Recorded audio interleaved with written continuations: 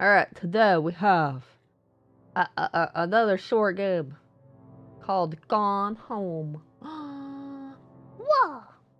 I know literally nothing about this game. Except I guess you explore a house or something. I don't know. That's it. That's all I know. I'm gonna press A to start.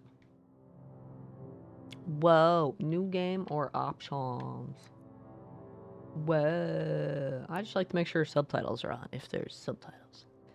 There's probably automatically subtitles then. I don't know any of that. I don't know any of that. Oh, there's a field of view, huh? I might want to adjust that later, but I want to see what it looks like first. Is everything on default? Insanity, I know. I know! Those bear emotes are super adorable. So you got a panda bear, and then you got brown bears. I have this distinct feeling you may like bears. Maybe. Just guessing. I like bears as long as they stay away from me. I'd be like, don't eat me! I taste terrible! Don't eat me, please! Ah! Alright, new game. Let's go, let's go. Walk using left stick. Look around using right stick. Modifiers and commentary. I don't need commentary. We don't need no gosh darn commentary around here. Loading! Wow, an audio cassette. Damn. That's so old. That's so old. So old. Loading, loading, loading, loading, loading, loading. And before I try to load, and the whole console just crashes and never play again. Oh, it did kind of freeze up there, didn't it? I jinxed it. I'm sorry, everybody. I jinxed it. I jinxed it. All I did was press start. Oh, maybe it didn't freeze. A full bright company. With a name like that, I would think lightning, Hi, or not Mom. lightning, light bulbs. So I got my ticket home from Europe. I get back on June 6th, but it's a really late flight because that was the cheapest, so it gets in at midnight. But don't worry, I'll get a shuttle from the airport so you don't have to pick me up. Where's my subtitles? Really, seriously, you don't have to. Okay, so, love you. See you soon. Bye. I'm gonna have to double check for subtitles.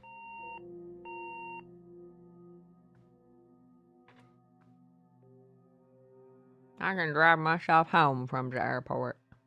This is the title screen. June 7th, 1995, 1:15 a.m. Whoa! First person, huh? You do like bears? I like bears as long as they are behind the bars or a pane of glass or something at the zoo.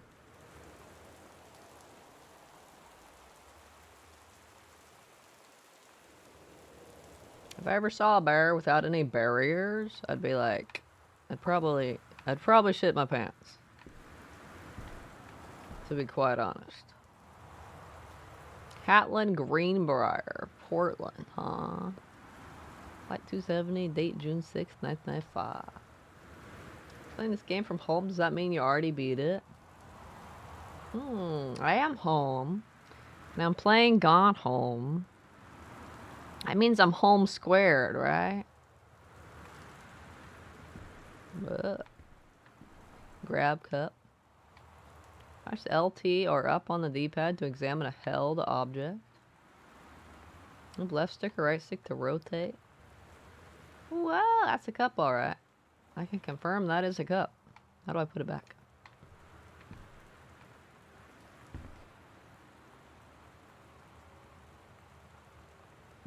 LT zoom. Oh, RT.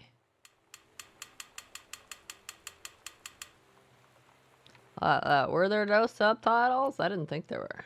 Man, while I voice file for myself, I quiet.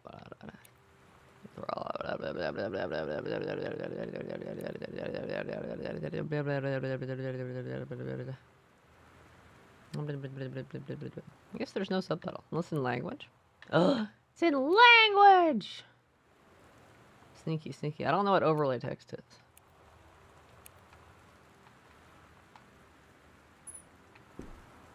Christmas lights. All in a tangle. Oh. Whoa. Cute duck.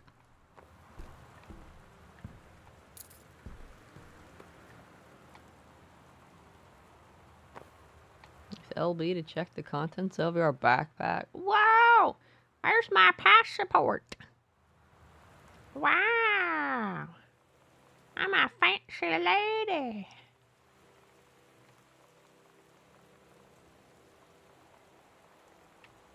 It's my passport. I got it to go on my Europe trip. This is my boarding pass back from my year in Europe. Whoa. A spare key that was hidden under old Christmas duck. Whoa. Wait, what's the other stuff? Map and journals. Ooh, I got a map. Ooh, I'll get journals. Alright. I'm a civilized person who closes doors behind me. And turns off unnecessary lights. I care about my carbon footprint, totally. It's pouring rain. It's really interesting. This is like a covered porch entrance or something. Grab soda can. Rotate what you're examining, huh? I cannot read this. Ginger ale. The best for your table. Wow, it's even got ingredients. Whoa. I can't believe it doesn't have caffeine. How am I supposed to survive?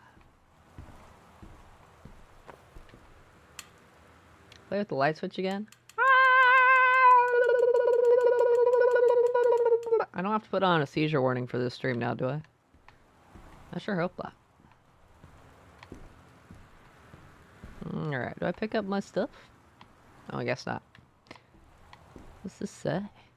Katie, I'm sorry I can't be there to see you, but it is impossible. Please, please, don't go digging around trying to find out where I am. That's some ominous lightning thunder. I don't want anyone, Mom and Dad scratched out, huh? To know. We'll see each other again someday. Don't be worried. I love you, Sam.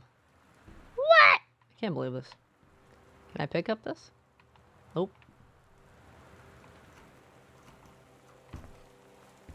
Okay, stuff, let's go. I guess I'm just leaving my bags there. There's no prompt to pick them up. I'm just gonna slowly walk in. It's so dark in this game. Front hall. I can just mess with all the lamps in the game. Open folder, read invoice. I'll spring movers. It costs $2,700 to move all your shit. Ooh, damn, that was a lot of stuff, honestly. Honestly, yeah, that price kind of makes sense. Huh.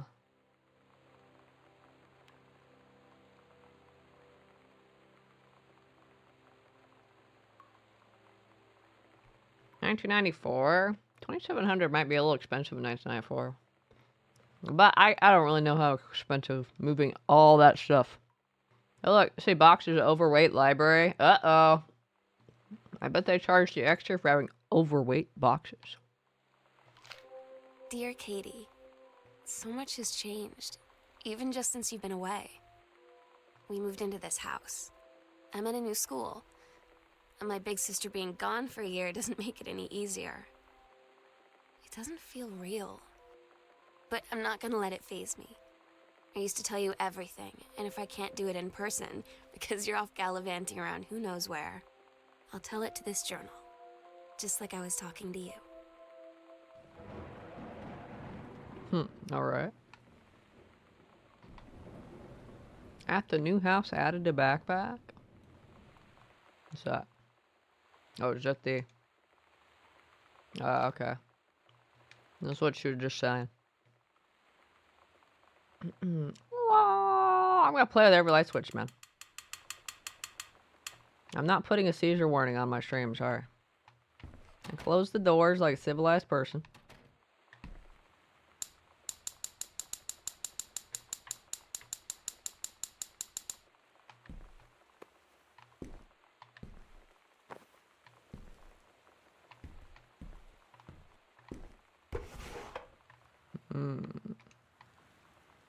Read note. Wow. Can I get that in English?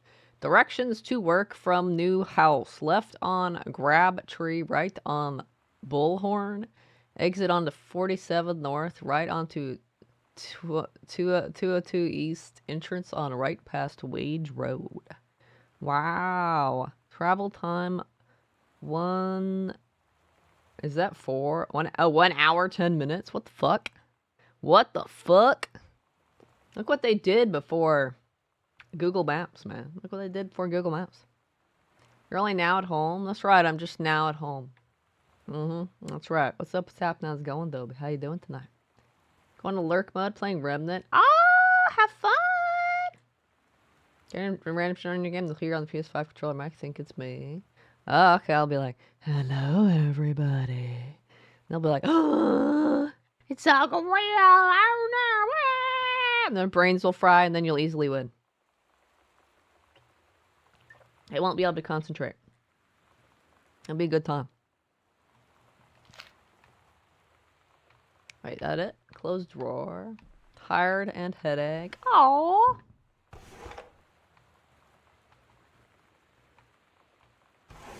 Go get your sleep.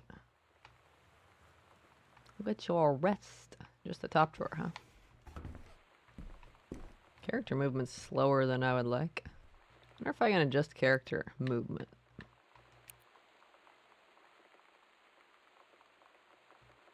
Doesn't look like it. There's field of view, but that's about it. Oh, well. I'll survive somehow. Grab a marker, grab a pencil. Pop! My pencil. Ah, I want the Sharpie. Read itinerary, huh? Worldwide timetable, effective June 1st, 1994. Wow. Hades, the Parchor. Okay. I did the Portland one, right? Look at these crazy maps they used before Google Maps. You had to read this stuff to understand where planes were going, where flights were going.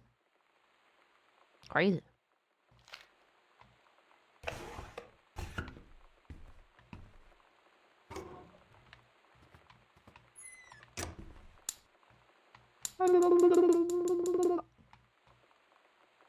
Sam, Daniel from the old neighborhood called. He wants to come see the new house. Call him back. Mom, Daniel is a total weirdo. The only reason I ever hung out with him in the first place is he had a Nintendo when we were little. Oh my gosh. I thought I'd ask that if you know what I meant. Y'all know what I meant. You're never gonna get over that, are you? You know, I still have Yona over on Groovy. You can go admire her over there.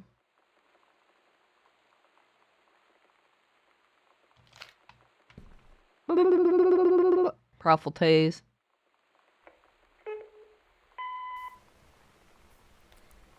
Sam. Sam. Hello. Sam.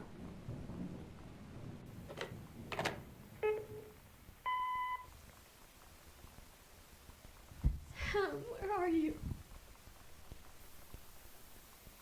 Really? I need to talk to you. Please be there. Aww. Hi, Mom. So I got my ticket home from Europe. I get back on June 6th, but it's a really late flight because that was the cheapest, so it gets in at midnight. But don't worry, I'll get a shuttle from the airport so you don't have to pick me up. Like, really seriously, you don't have to. Okay, so, love you. See you soon. Bye.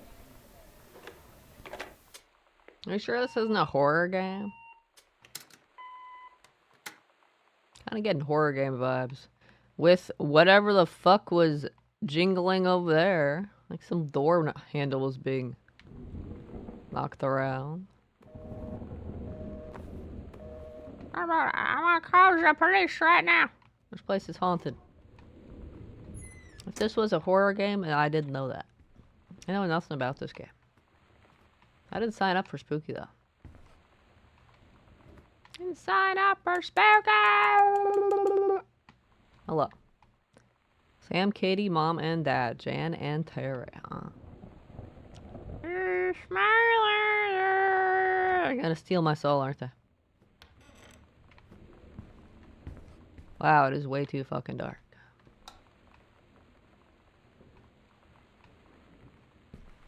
This game's actually kind of spooky now. Now I don't want to go down any hallway. Just want to stay here in the main lobby. Main foyer or whatever you call it. Don't admire her like that. It's about the history of the final beacon of better stream times. Aww. Profile hug. That's so adorable.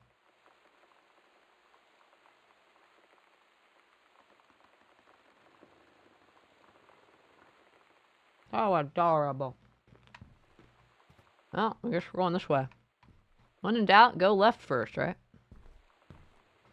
Press whatever the fuck that is or Y to check your location in the house. Oh, okay. Hey, it's one of the postcards I sent. I thought I could, like, look at it, but I guess not. Oh. Okay. August 2nd, 94. Hi, Mom, Dad, and Sam. I'm in Paris. I've done many Parisian, I don't know, things, including eating Le Petit Déjeuner. I can't pronounce French words. And wearing a beret. That's a hat, right? I'm going to have lots of film to develop when I get back. Sam, I'm bringing you back something from the Shakespeare Book Company, since you are my favorite sister. Love you all, Katie. Oh. Why is One Arbor Hill weird? That's just the name of their street address, right? Why would that be weird? Boone County, Oregon? Alright. One creepy door at a time.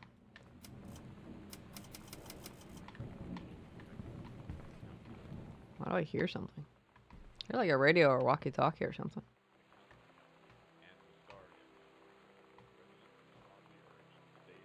Welcome, new student. We hope that you are as excited about your first day at Goodfellow High School as we are. Why is something jangling again? Please be sure to bring the following with you on your first day of classes so that you can get right into the swing of things. One sturdy folder with pockets for each of your 6 class periods. One lined notebook per period, or one large notebook with 6 divided sections. This is bringing back school flashbacks right now. At least 6 pens, blue or black ink, and 6 pencils. 1 box of colored pencils. A standard combination lock for your assigned locker. A nutritious lunch, or $2.50 for a lunch provided by the school cafeteria. A positive attitude. I like how that one's the one that's not crossed out. Okay, I got all the other shit, but a positive attitude? I can't promise you that one.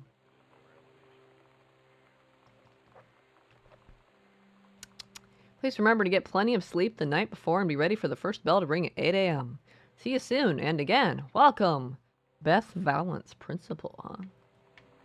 Cool. Oh my god. You are so lucky you finished high school before we moved into this house. So, it's the first day of school, and there I am, introducing myself to the class. And I say that I just moved into the house on Arbor Hill. All of a sudden, every kid in the room turns and just stares like I suddenly transformed into a mutant. I just stood there, wishing pretty hard for a rewind button. Because now maybe nobody knows my name, but they all know who I am. The Psycho House girl. Great. So I'm in the Psycho House right now? I don't want to hear that. I'm already spooked out. I don't want to hear I'm in the Psycho House. That's adorable. Thought you would have gone down. Thought I would have gone down? I don't think you can go down. Options were... could we not do that again? Options were left, right, or up. Down wasn't an option.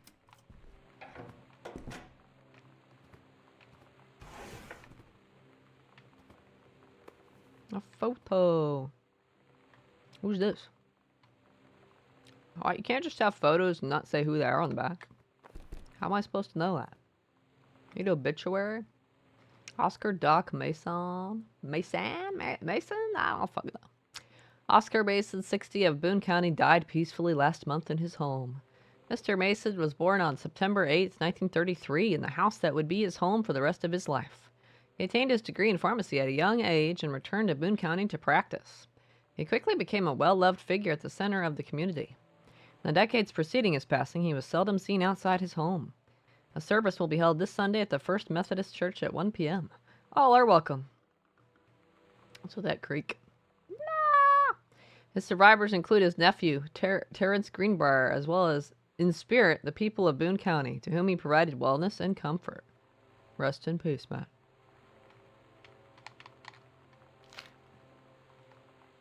Ooh, a pack of cards.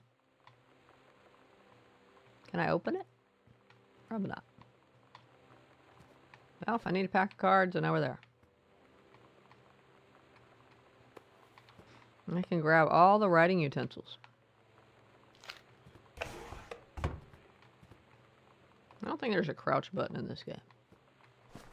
Oh, there is. Whoa, there's a crouch button.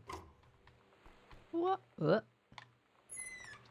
Pens and pencils do not want to fucking stay. You move so slowly when you're crouching. Oh, damn. This would be the ultimate leg workout. Imagine crouching and then moving this slowly. My legs would be dead.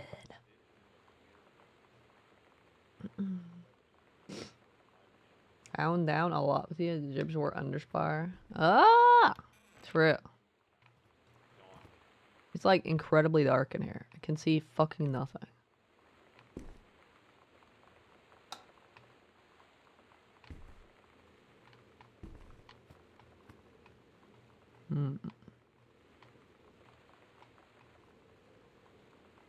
Oh, I'm suspicious because it's actually got words on the cover.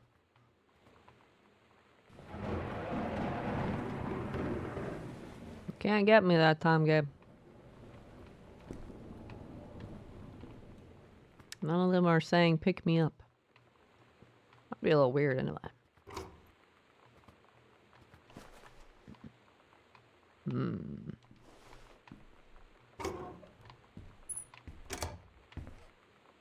Telephone directory? What decade is this? Turn on the fan! We need some air moving here.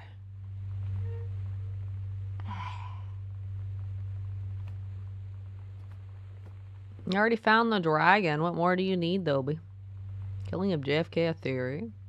It's in the movie discovers the truth, huh?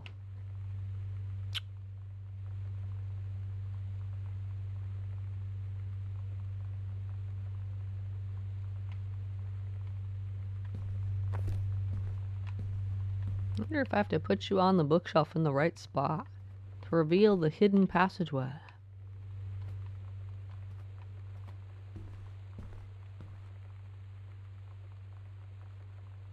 That's totally 7777, right? God damn it.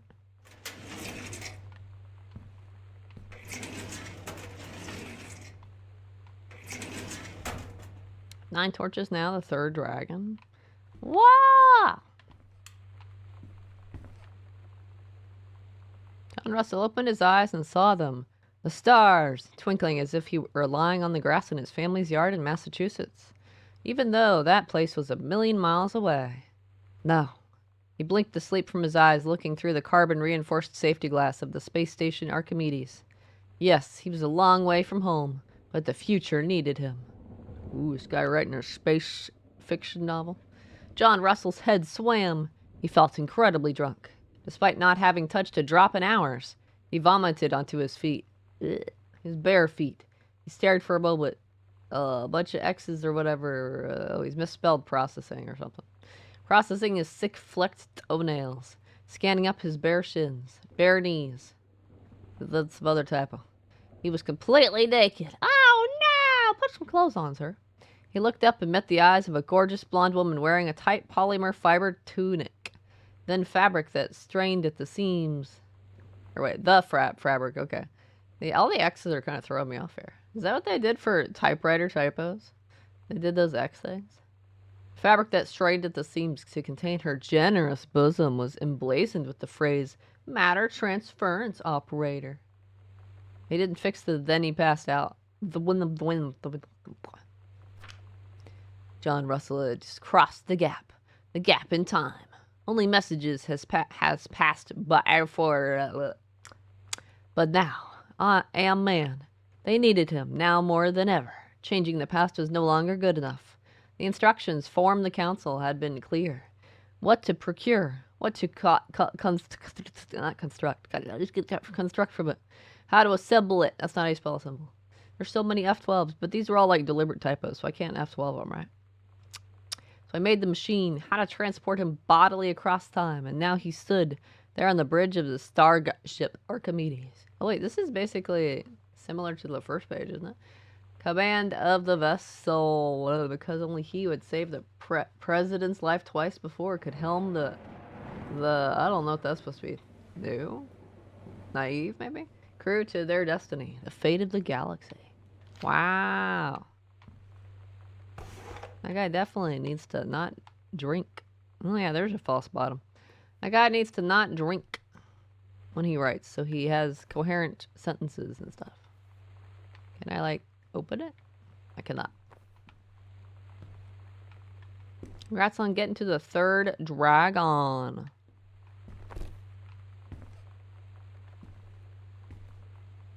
I hope you're enjoying your many, many rewards that are well worth it, right?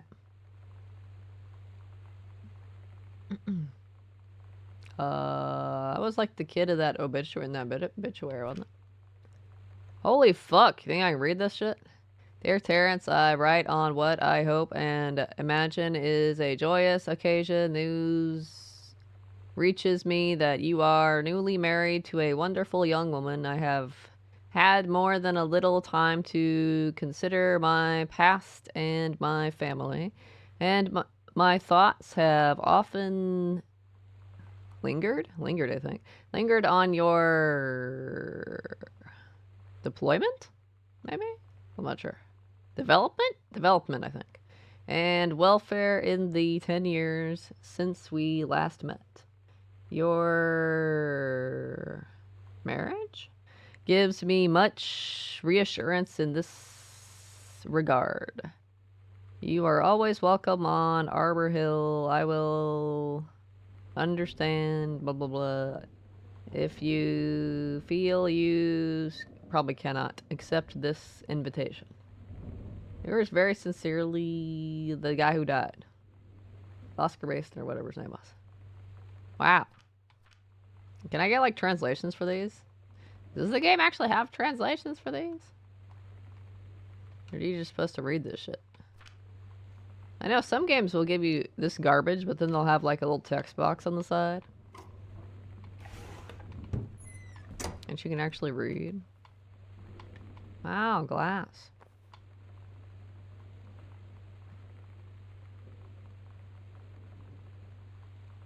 Why are you in the JFK rabbit hole, man?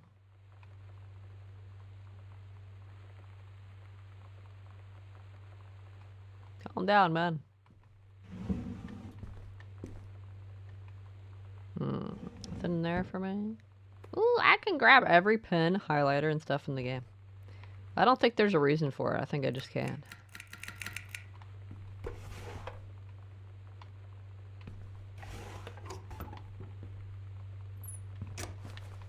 You got a secret button under your desk, Mr. Conspiracy Theory?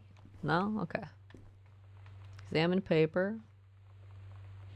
You didn't get to the 3rd dragon? It's what you could get to? Oh.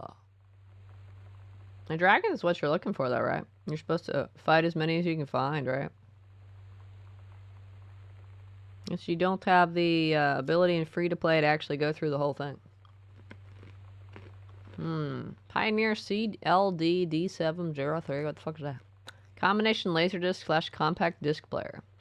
How much RP? $1,000? Nowadays we'd be like, what the fuck's a laserdisc player? Wasn't laserdisc like those things kind of similar to vinyl or something? I forgot. They were like really big discs or something. I never had one. I'm not that old, okay? I heard of them, though. Remote with backlight, blah, blah, blah. This is basically just an advertisement. Why do we have a typed out advertisement? I say that a jack of all trades is a master of none. True. I have to disagree. What? How dare you disagree?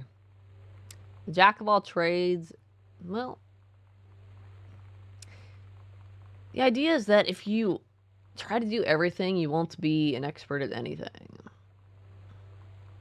I don't know. I have to disagree. Mastery is not a question of specialization, but sureness of purpose and dedication to craft. If you happen to be in the market for a combination LD/CD player, you'll be glad to know that Pioneer seems to share this particular. Ugh, this guy's making like some advertisement. He's gotta pay his bills somehow. He can't pay his bills writing space fiction.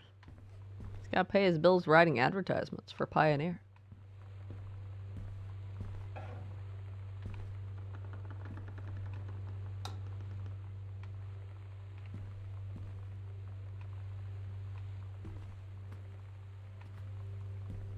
Secret bookshelf somewhere? I hope not. There's so many bookshelves.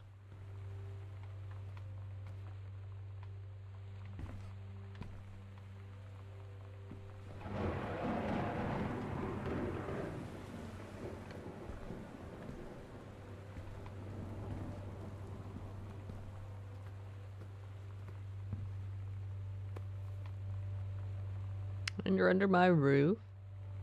Parents of teens, but what? Understanding teens. Oh my gosh. Yeah, the way you understand teens is you give up. You don't even try. Duh. November 1st, 1994. Dear Terrence, David asked me to write you regarding the reviews you've been submitting the last few months. Frankly, they're becoming more trouble than they're worth, from an editing standpoint. There's a word limit. It's your job to stay under it. It's not mine. Or it's your job to stay under it, not mine to cut back to it. Even then, it's becoming harder and harder to weed out the tangents and non sequiturs from the usable copy without heavy rewrites. The readers of Home Theater Aficionado want to hear about the quality and value of the hardware, not ruminations on your childhood. This guy would not like a lot of recipe websites today, where the person goes into the big story about how their Sunday was before they get to how to bake a good mac and cheese. This guy would be like, how dare you talk about this? Her Dragon's rewards are kind of weak. It's the fourth you want to reach because it drops an item that further upgrades your troops and saves you 20,000 souls, which is very handy given you need 6 million souls. Aw, I wish you luck getting to your 4th dragon then. I wish you lots of luck. Because you're going to need it. You know what? You're going to run into 25 dead ends. If it were up to me, I wouldn't be writing this letter. I'd just be cutting you loose. There's tons of guys half your age who would take your rate to write stuff I could actually use. But David's known you for a long time and he's the boss. So I'm giving you one more shot on his say-so. You should write him a nice note thanking him for his patience and generosity. Look through your old stuff and start submitting reviews like that again. Then everybody will be happy. Brent Kurtwood, reviews, editor, Home Theater Aficionado magazine. 0451. Is that the combination for that file folder? File drawer? Maybe.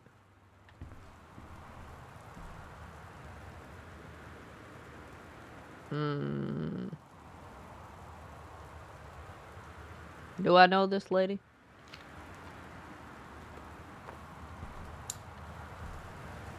Coaster! Look at that adorable coaster.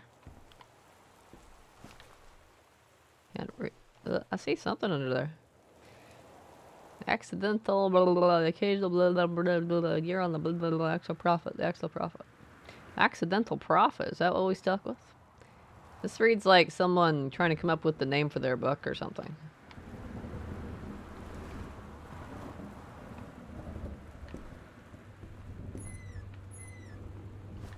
What's in here?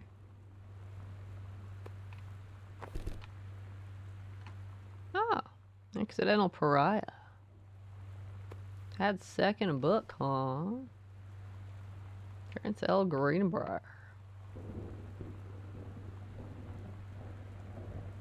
So he's writing like a fictional what if JFK actually didn't get murdered, assassinated, whatever. He's a thriller novelist. Cool.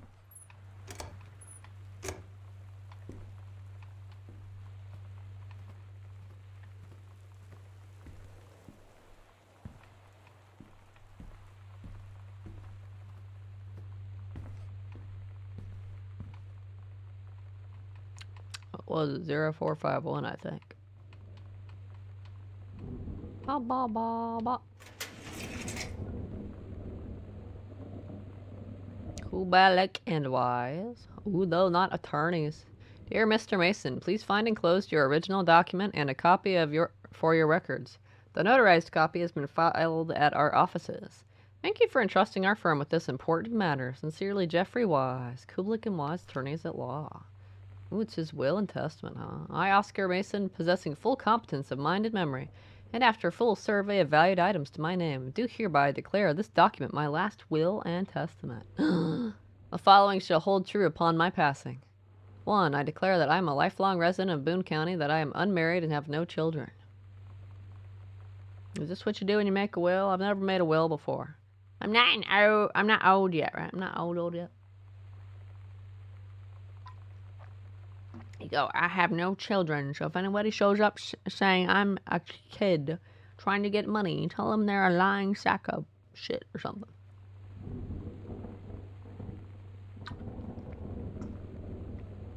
2. I declare that I have no outstanding debts to my name, to any creditors living or dead. 3. I do hereby bequeath every item of value of which I may die possessed, including the dwelling and surrounding acres, not across, and surrounding acres located at Arbor Hill, as well as any and all personal property and moneyed accounts, to my nephew, Terrence L. Greenbrier, Jr. of Ellis County.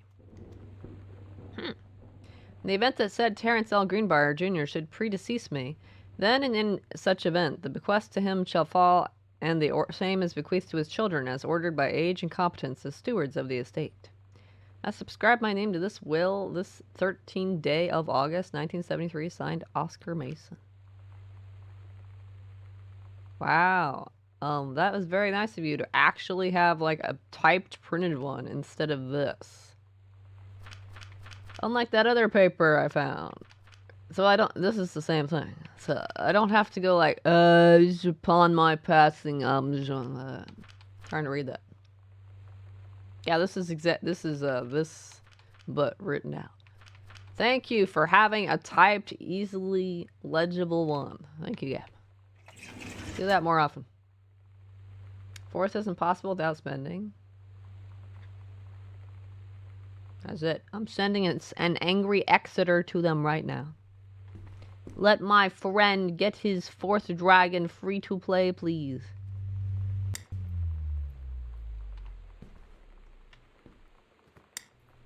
That fan spins so slowly. How are you gonna get air like that? What the fuck? That's garbage.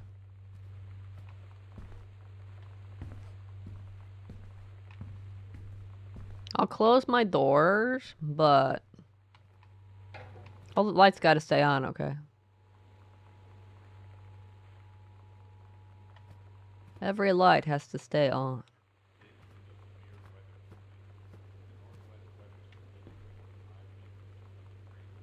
God damn it. Hey, are you the new girl, Sam? At the back behind you have... You wave if you get this and write back. Hi, Tommy. Yes, I'm Samantha. And yes, I'm new. What's up? I just thought, since you're new, maybe you could use a friend. I don't have a lot of friends. This person can't spell properly either, and so I thought I'd ask something if you don't mind. Do you mind? No, I don't mind. What did you want to ask? Was it just your uncle who went psycho, or does it run in the family? Damn. I can't imagine why she didn't reply to that. What a shocker. windows and doors. Flood conditions are expected at lower elevations. Interesting. Whoa. What is this? Is this the fabled VHS tape I've heard about? Girl Scout? This Role is a model? severe weather warning. The Northwest Weather Service reports high winds and torrential rain conditions affecting the following counties: Austin County, Boone County, Vaughn County.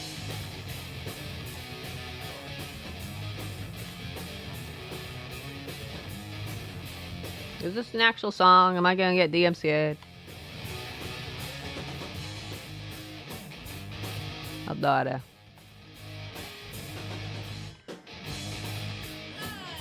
Shut up. Which side was that? This is a severe weather warning.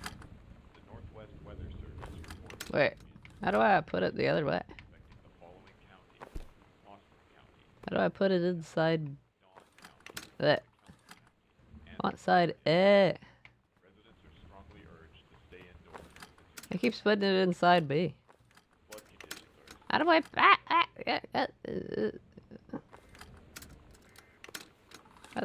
How do I? It goes in there. Wait.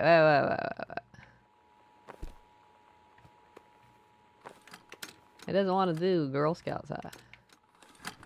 Well, fuck you then. This is a severe weather warning. I'm not gonna listen to that music while trying to read a note. It's not happening. The torrential rain conditions affecting the following counties: Austin, It's the book that Dad wrote. Dawn, Not the first one. The Accidental Savior. Astoria County. Do-do-do-do-do-do-do-do. Strongly urged to stay indoors. I bet there's like 500 books out there about what if JFK was saved by some James Bond type character. February 3rd, 1978. Terry, hey man, how have you been? I know you're a published author and everything now, but my editor at Hi-Fi Aficionado has too much review work to go around and he's looking for another freelancer. Naturally, I thought of you. This font is aggravating, man. Not only is everything capitalized, but the spacing is like... I want to strangle whoever wrote this letter, okay? This Mike guy at the end, I want to strangle him for writing a letter like this. Residents are strongly urged to stay indoors. Secure all windows and doors. Blah, blah, blah, blah, blah, blah. Too much review work to go around, and he's looking for another freelancer. Naturally, I thought of you. You were saying in your last letter how much of a pain it's been trying to find a publisher for your latest work of literature. And writing stereo reviews is dead simple. Sit at home with a glass of scotch, listen to some records, and write up how it sounds. And then get paid. I've included some issues of the mag to use as examples. If you're interested, send some samples to my editor and tell him your old college, I cannot read that. It looks like CNOM. That doesn't make sense. Let's call it door, maybe? I don't know. Oh, college friend. I don't fucking know. Mike sent you. Here's the address. Blah, blah, blah, blah, blah address. Do it, Mike. Oh, is it chum? Old college chum? Does anyone use that word anymore? Nobody uses that fucking word anymore. This is a severe Wow, that's a big fancy, Northwest Weather Service. couch sectional, whatever it's called. Pillow! Austin County, Boone That's a County, lot of VHS tapes. Vaughn County, Tacoma County, and Wistaria County. Residents are strongly urged to stay indoors and secure all windows and doors. Flood conditions are expected at lower elevations. Damn, thought this might help, Dad. Oof. Oof. Damn, it's You know kind of that cold. feeling where the first moment you see someone, it's like they have a big gold star around them, and you have to get to know them. Well, there's this girl. I think she's a senior. She's usually dressed kind of punk, but sometimes I see her in this, like, army uniform, and she's always drawing in this notebook, looking so intense. I had no idea how I would ever, have an excuse to talk to her. Till I noticed she and her friends hang out and play Street Fighter at the 7-Eleven every day after school.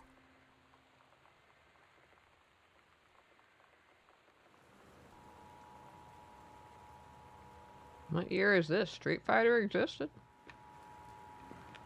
That just was like the old days. This is a severe weather warning. The Northwest Weather Service reports high winds and torrential rain. Apparently it's not that old. It's old enough for Street Fighter to exist. They're probably talking about like arcades, right? Takelma County and Wistaria County. Residents are strongly urged to stay indoors and secure all windows and doors. Which one took the VCR player? Affected at lower elevations. Shut up.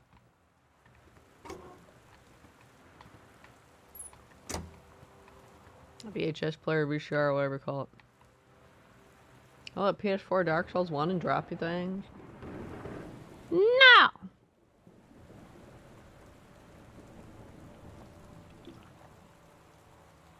I cannot! There isn't a way to, like, duplicate stuff? Or duplicate stuff? Uh-oh. Oh, that's that unit review, right? Hi Terry, been close. Please find a Pioneer CLDD703 unit with remote and cables. We need a half-page review for the October issue, so that gives you about 2 weeks to get us the copy for edit. Standard stuff like you gave us on the CLD502. It's a combi player, so check its CD playback with a few discs as well as a laser disc, and they want us to definitely hit the signal-to-noise ratio and toss-link stuff for high-end buyers. Looking forward to your take on it. Enjoy the unit. Is that all, man? Yeah, all the way from New York. Pizza! What? There's no pizza! There's no pizzas! There's no pizzas. Pizza. That's not fair at all. I wanted a slice of pizza. Ooh, what's this? Crab button. Bratmobile. The heck?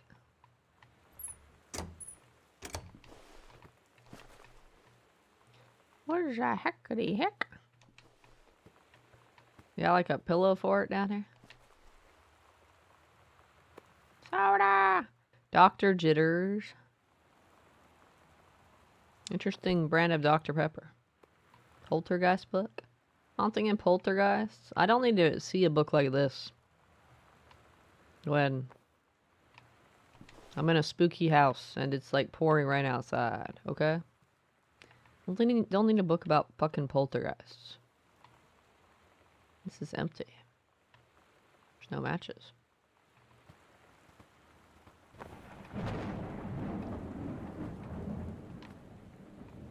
No machos. Why am I grabbing candles?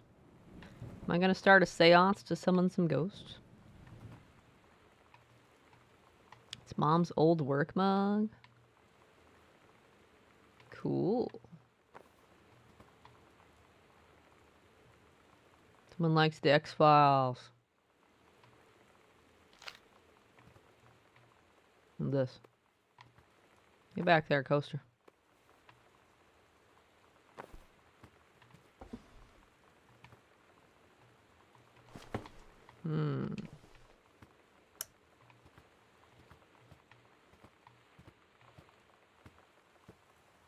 So let's go open the next creepy door.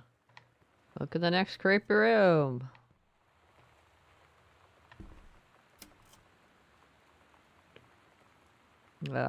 Heaven at the edge of the world? That's an interesting way to spell heaven. Samantha Greenbrier, Grade 2, Story of the Turtle People, Part 1. The Turtle People! Captain Allegra looked off at the ocean. It went on forever, or so it seemed. Someday she would find the edge and get to the paradise there. Then she heard a cannon fire. Boom! It was the Black Pirate Ship. She yelled, "I thought we lost them at Horse Island." The first mate said, "Looks like you thought too soon." A black ship came up along the side. Captain Black himself came out on the deck of the black ship. Wow, the captain's name is Black and his black ship. Wow, what creative naming. Great grade 2 ingenuity here. He yelled to Captain Allegra. "You're never gonna find the edge. There ain't no paradise, and your father were a liar." Uh-oh. Captain Allegra yelled back, "Then why do you keep following us, you imbeciles?" That's totally how I spell imbeciles. The first mate yelled out, "We'll stop you, Captain Black. We'll find the edge of the world, and you'll see your father was no liar." The battle kept going until Captain Allegra's ship got away. "Now west," she said, and the ship sailed towards the sunset. Wow, we just skipped past the entire fight. They won and they escaped. Wow, amazing. 10 out of 10 writing. Oh, you said fertile people? Instead of turtle people? That'd be something, alright.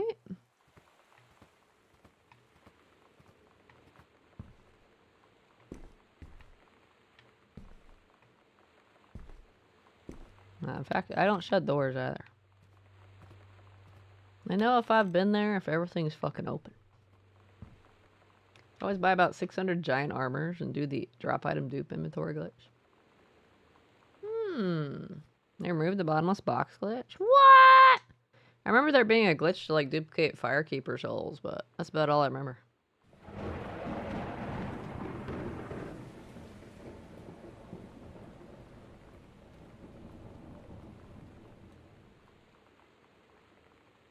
Looks like it. I'm a eraser. What am I erasing? Bunch of coupons. 25 cents on tortilla chips? Wow.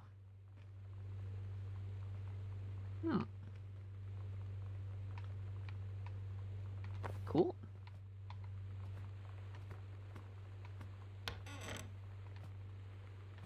Would any room be less dark, please?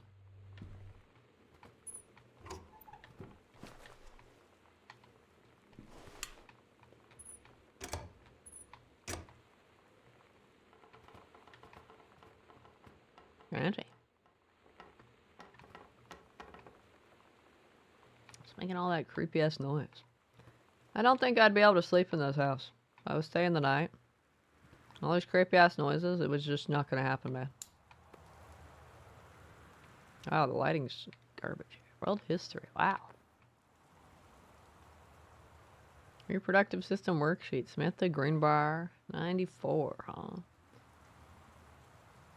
Actions below are 2 stories. The events are all out of order. Get a sheet of lined paper, write reproductive system worksheet number 6 at the top, then choose one of the 2 stories, A or B, and rewrite it.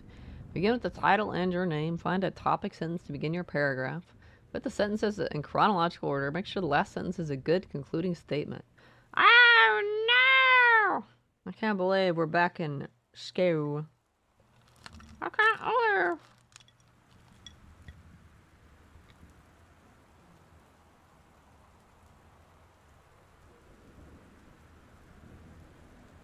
Oh my gosh, this is so scandalous. Oh, what is this document?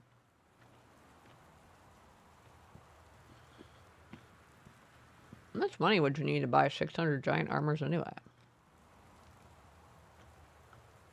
A lot, probably. Wait.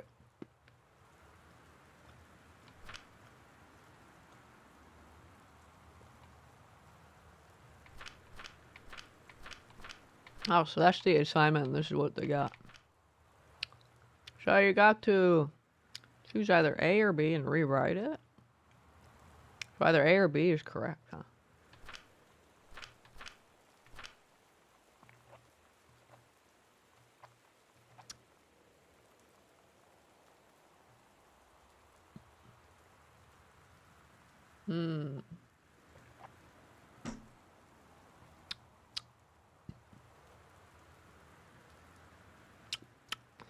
Whew.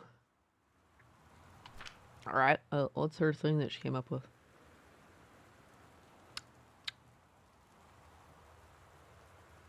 That is not the assignment. That's definitely a novella. I see why she got DB. D. Because you're supposed to pick which one's correct, and then you're supposed to order them in the order that they actually occur. And then she goes and writes a story instead.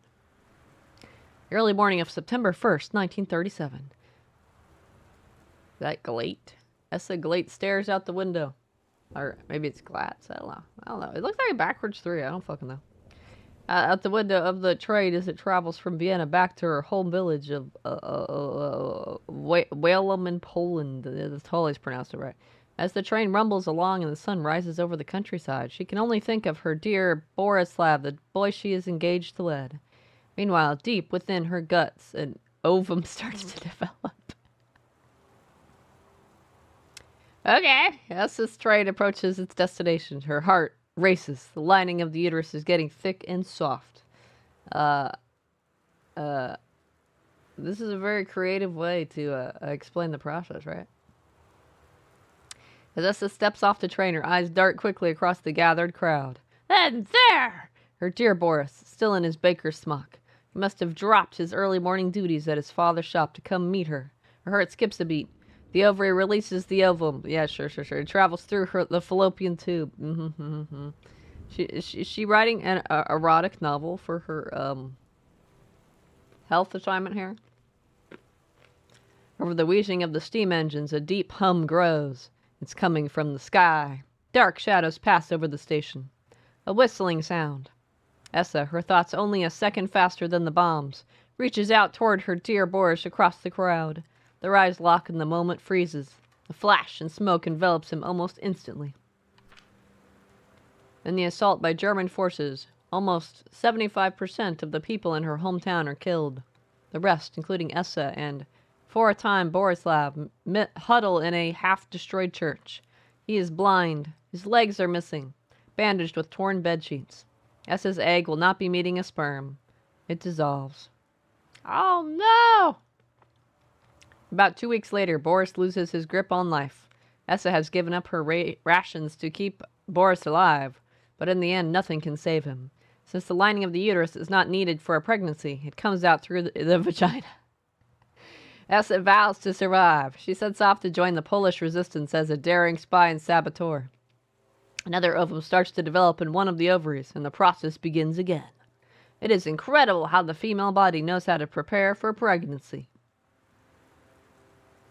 Me.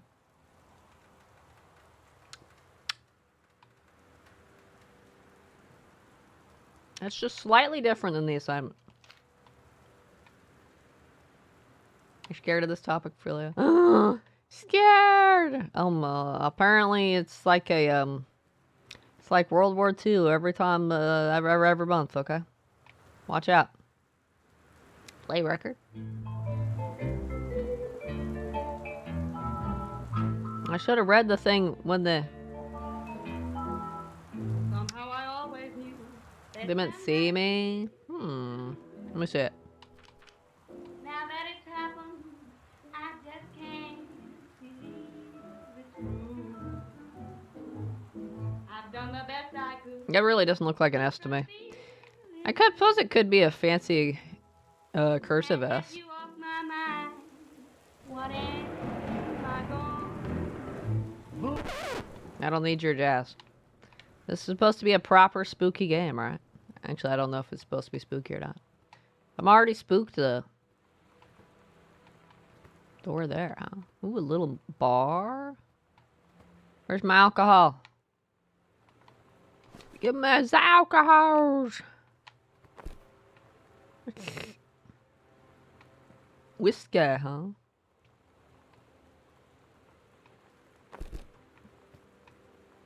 Like how it's clearly a plastic bottle. Another copy of a second book. March 8th, 1976. Dear Mr. Greenbrier, I write to inform you that, unfortunately, Mercury Books will be unable to publish your follow-up to The Accidental Pariah. Despite the low sales of The Accidental Savior, we went ahead with publication of the second book in hopes of the John Russell series catching on. However, sales of the second book have in fact been lower than those of the first, and so our stewardship of the series must end here. It has been a pleasure working as your publisher, and we wish you and John Russell the best in your future endeavors. Sincerely, Donald Phipps, publisher, Mercury Books Incorporated. It didn't sell, man! It didn't sell! Too bad. What the heck's this? Vodka? Are all the bottles made of fucking plastic? The process is like World War II. Does that mean the period is Dunkirk? Yeah. Sure. Totally. Definitely. Damn. So he's just got a bunch of extra copies of his books. Samantha, please give this to your mother. Fuck. Jadis, thank you for having Danny over to your new home. He has missed having his friend Samantha in the neighborhood very much. Danny asked if he could lend Samantha his Nintendo Street Fighting tape. Tape? That's how you know this person don't know what a video game is. It's not. It's a cartridge. It's not a tape. And I gave my permission. He needs to spend less time with those games anyway. No hurry returning it. Let Samantha know that she is welcome back to our house to visit anytime. Sincerely, Mary Schultz, maybe? I don't fucking know. Can't read that. Sheets? Something. When you live in one place your whole life, your next door neighbor is kind of like your default friend. And Daniel only got weirder over the years. So moving away has been a good excuse to, like, not see him anymore. But he did always have the good Nintendo games. Maybe I'll give him a call. Why would you give someone a call if they creep you out if they just have the good Nintendo games? Go get your own Nintendo games. Tell them to pound sand. That's how you get serial killed, okay?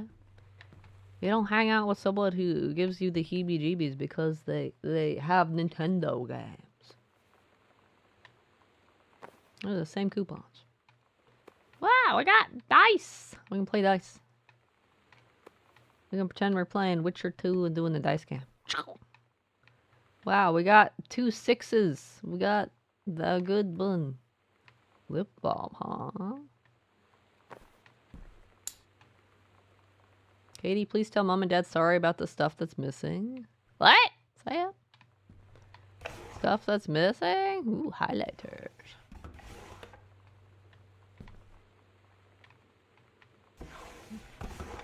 These guys are like the most disorganized fuckers ever. Who has 2,500 drawers in their house all filled with papers like this? You're supposed to designate no more than 3 drawers to random papers, okay? Hi, Lonnie. Who the heck's that? So if you wanted to come over to my house still this afternoon, that would be cool. I can drive. It's kind of far, but I can drive you home too, so hopefully that's fine. Right back and leave this in my locker if you still want to, and we can meet in the parking lot after 6th. Samantha. Yeah, I totally am. I am totally in. Okay. I was like, wait, how do I read that? See you there. Then I'm gonna kick your butt. Get ready, you're our butt. That's right. I guess they're playing some Street Fighter, huh? So you know what they say about the best laid plans of mice and men? Yeah, turns out it applies to Street Fighter too.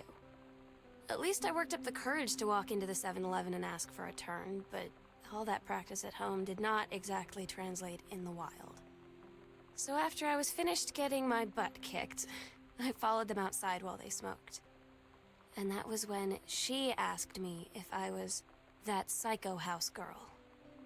But then she said she's always really wanted to see the psycho house. Her name is Lonnie.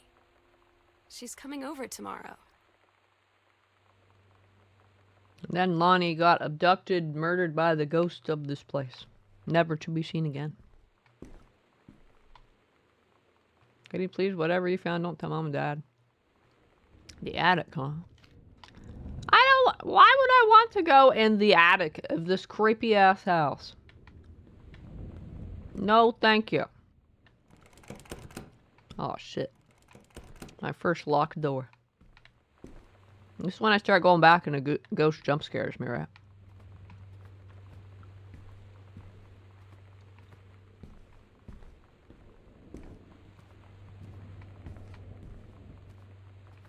Well, I've gone as far left as I can. To basement? Damn, I didn't want to go to the basement anyway. Why the fuck would I want to go to the basement? Fuck that.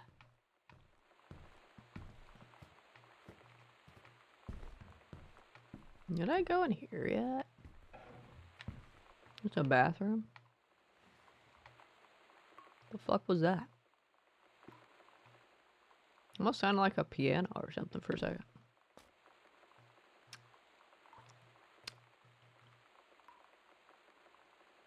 Okay. Toilet paper! Soft plus. The softest tissue. Toilet tissue for your money. Ooh. Wow.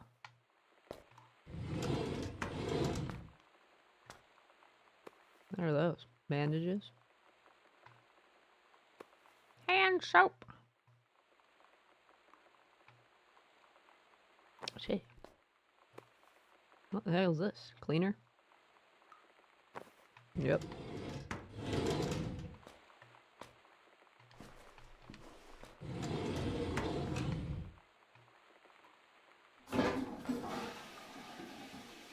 Another game where I can flush the toilets. Good, good, good, good, good.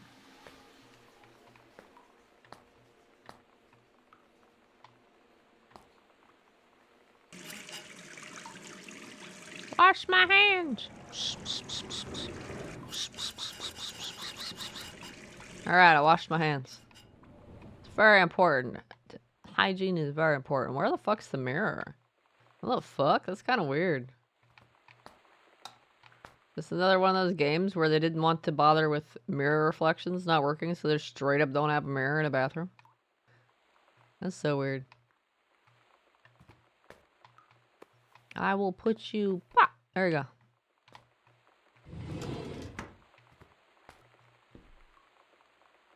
Dunkirk was the evacuation of troops by sea when they got surrounded by the Germans. Ah, okay, okay.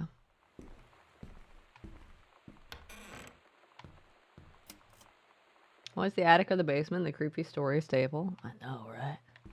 Why? Why? I guess that was their mom's work attire.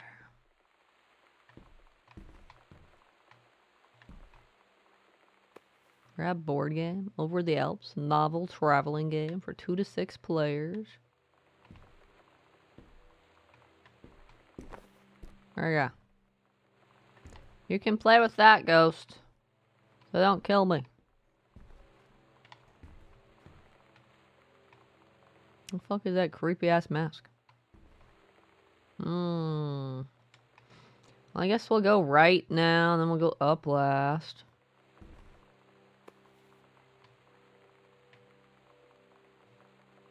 Made in Mexico. Fascinating.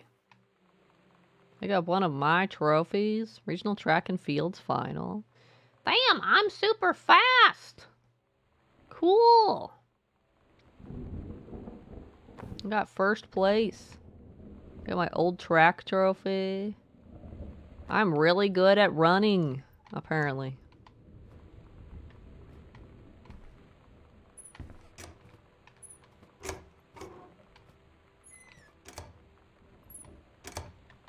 I'm very good at running.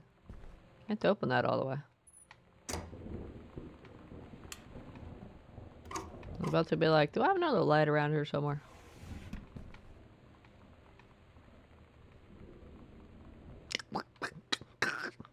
So much cursive writing in this game. There, Jen, it's so good to hear from you again. All this new house business sounds like quite the adventure. Remember the little dorm room we shared freshman year?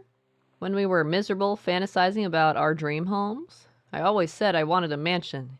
You said you just wanted a house in the woods. Look who got both! Somebody up there likes you. I could use some of that magic. Send me some lotto numbers. I'll play them. Seriously.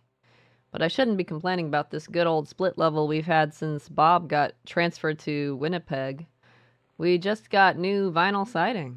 Jealous yet? Let me know if you ever want to trade places. So how are the girls doing? Has Katie left on her big European adventure? I thought it was adrenaline for a second. I was about to be like, what? Has she left on her big European adventure yet? Speaking of jealous, right back soon. I miss you, Rumi. Carol. Carol, could you please stop writing in fucking cursive? Nobody does cursive anymore.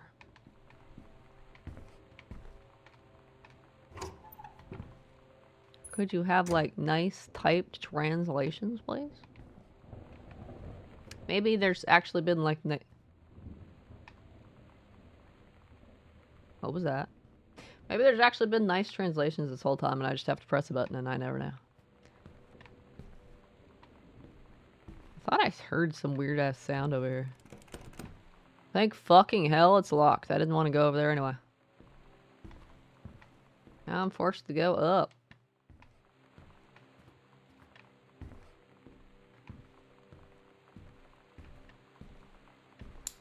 Every damn light in this house will be on.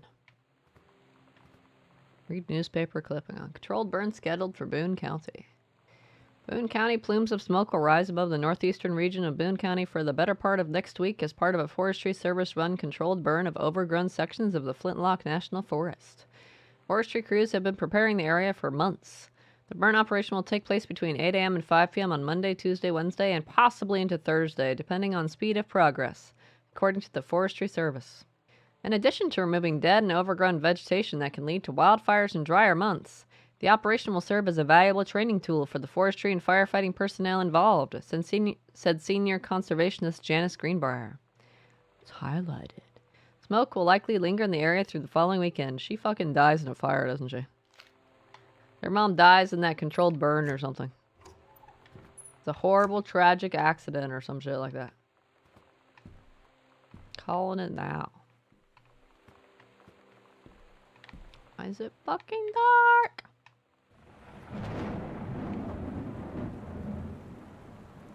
Personal calendar, weekly planner. Why does everybody write in cursive?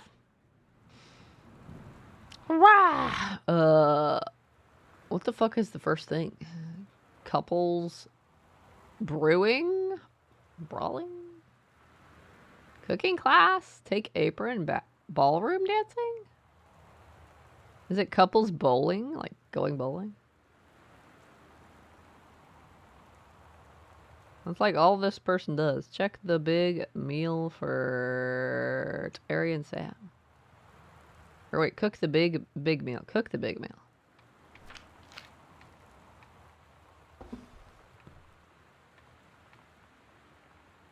Notice of temporary personnel transfer. To aid in the upcoming prescribed burn operation, a ranger with expertise in the procedure is being transferred to the station at Flintlock National Forest effective September 2nd, 1984. Please see attached personnel file. The overseeing officer at Flintlock Forestry Station, Senior Conservationist Janice Greenbrier, is charged with the supervision of transferred personnel. The duration of transfer will be based upon performance evaluation as well as the recommendation of the overseeing officer. Signed, Bruce Pendleton. Cool. I still think she fucking died in that burn, but I guess we'll find out. So everybody's dead and the lady is just nuts. There was a notice on the door at the very beginning about someone leaving. The lady I'm playing is Samantha. Right in the beginning, you see a notice here that talks about us running away, and we're writing it to Katie. But it does say mom and dad there, so I don't know. So maybe Katie's still alive, wherever the hell Katie is. Maybe they're all dead, I don't know.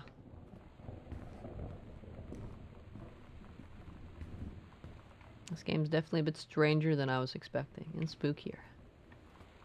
Is there a radiation sign?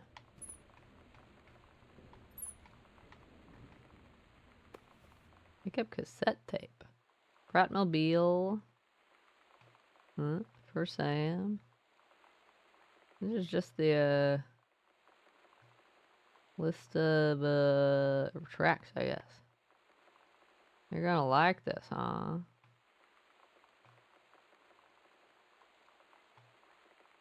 That's it. It's weird hanging out with girls. Daniel was around ever since I was little, and other girls? I don't know. But being around Lonnie is like instantly just right. I gave her the grand Psycho House tour and took my revenge on Super Nintendo. And it was like, I don't know, I finally found someone I feel normal around. I drove her home and she gave me this tape and said, "You have got to listen to this." I haven't stopped playing it since. Oh, it's too sappy. And then they all die in a forest fire. And I bet they're all dead. You think I'm a ghost walking around?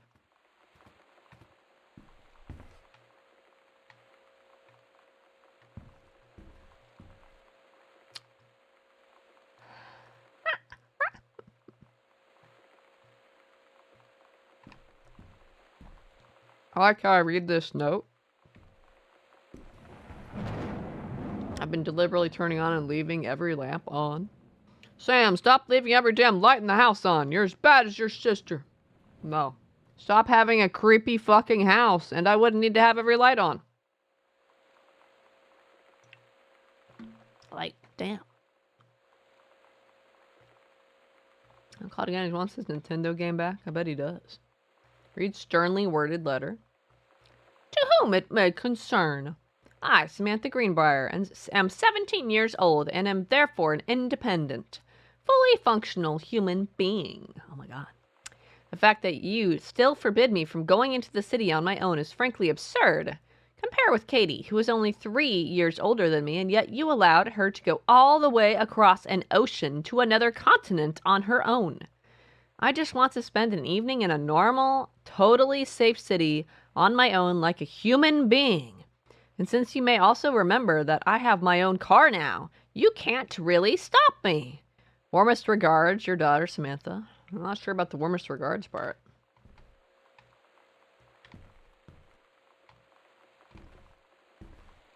I mean, I don't know about that.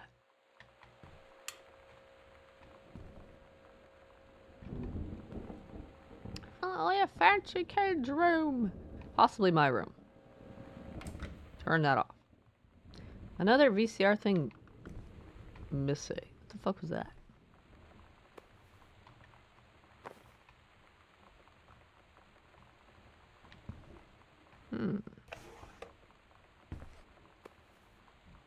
Rap Bill Co. Schmo. Not the one she wanted me to listen to? We're so cool, yeah, yeah.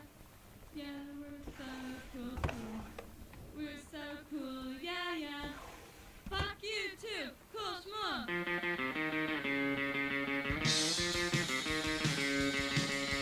I don't wanna sit around and talk about the weather. We're such a good old day. I don't wanna wonder. Shut up. My ears. It's our game. Green codes, Chun-Li moves, fireball. Left, hold, right, plus punch. Lightning kick. Kick, kick, kick, kick, kick. Kick, kick, kick, kick. Helicopter kick. Down, hold, up, plus kick. Air stomp, down, plus MK wall jumping. What? This is our game? Oh, Adventurous the cat. Returns. Wow. Cool. Yeah, hiding under there.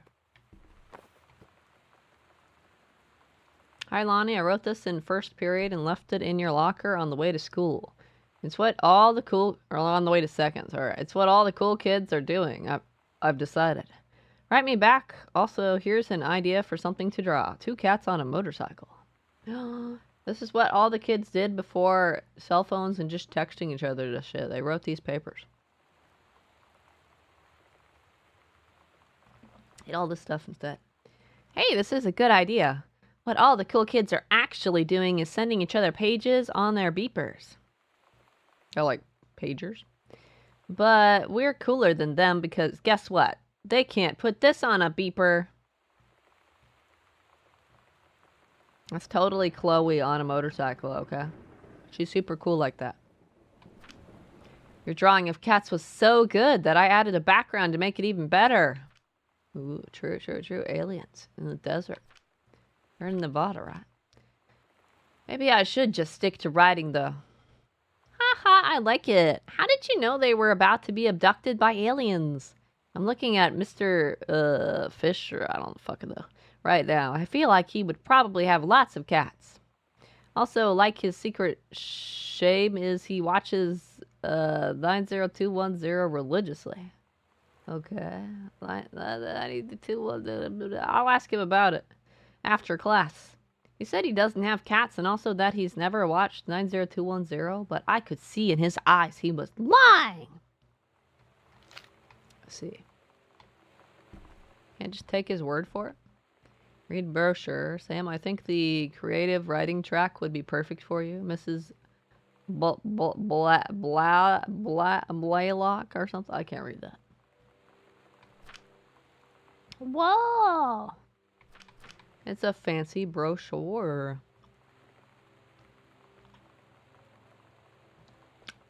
Which college should we go to? Reed College? One of the nation's most lauded private liberal arts and sciences institutes is proud to announce its 14th annual summer program for young scholars. This program invites students of grade 10 and 11 to attend lectures. Attend? Not attend? That's not a typo, is it? Is attend a word? Is this like some alternative to attend? My brain is melting now. What's going on? We must check. This is how my game ends up being 5 hours, Toby.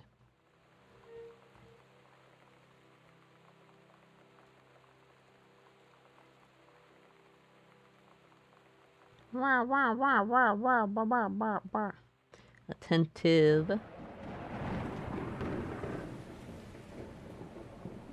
It's archaic, apparently.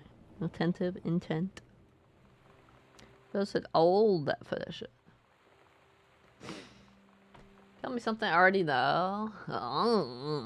Lectures, workshops, and discussions covering a wide variety of intellectual pursuits. By focusing on small group sessions and close faculty-student interactions, the program encourages young minds to thoroughly explore areas of growth and enrichment as they approach the threshold of higher education. The program is divided into distinct tracks by subject matter, but students are encouraged to select sessions from secondary tracks along with that to which they are admitted. On-campus housing and meals are provided as part of the program's tuition. Wow, that's very generous. Scholarships for the summer program are available based upon merit and need, judged by each student's submitted portfolio and financial documentation. The summer program's tracks are anthropology, art and art history, classics, English creative writing, history, humanities, mathematics, philosophy, religion, sociology, and theater.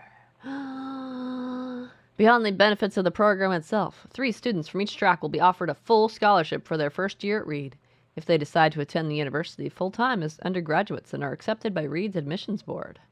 Educators at student schools have been provided with documentation outlining the specific requirements for each track and processes for submitting portfolios and applications.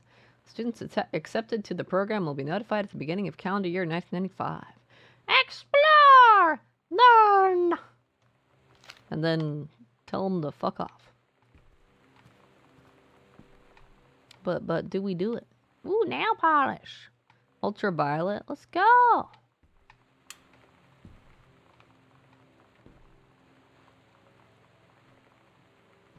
Bunch of really famous classic books.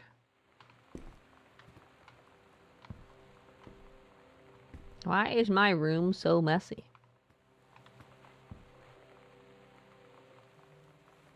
Can't I have a less messy room, please? It's supposed to be my room, probably, right?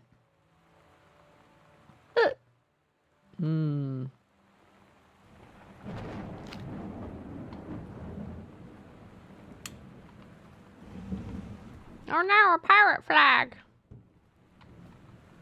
pirate flag. First in purse. Oh, look at this. Wait, what did it say? Steggy! Steggy! Steggy! It said something else at first, like, is that blah blah blah blah? Whose name is that? Confirmed, Steggy.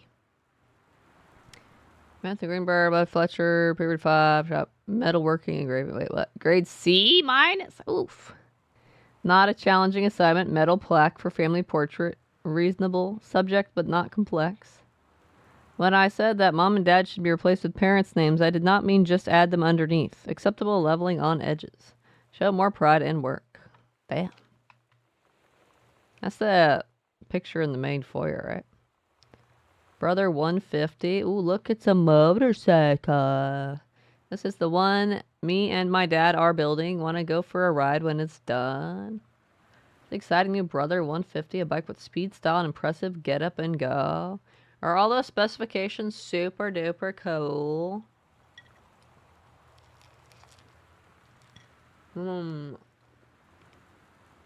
4-stroke DB cylinder. I totally understand all this stuff. Why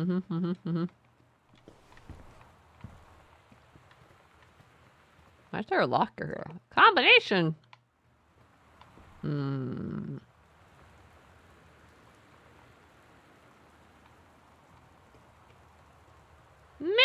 is adorable.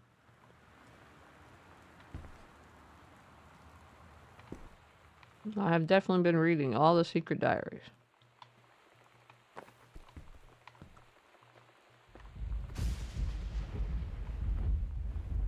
Did we stop with the creepy?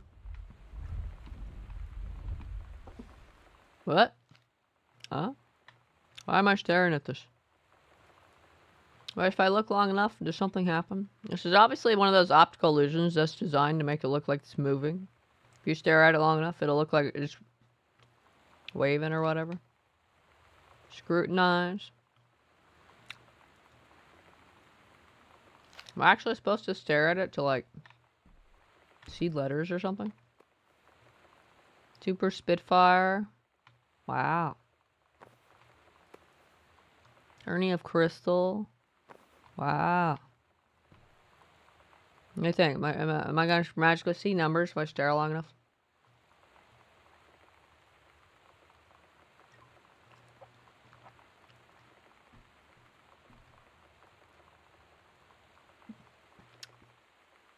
No, I can't stare long enough.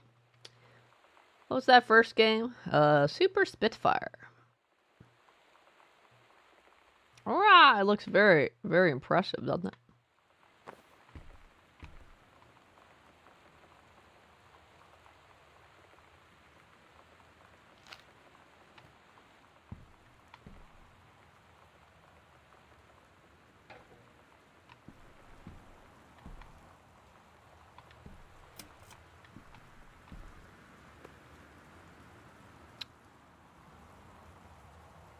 Okay.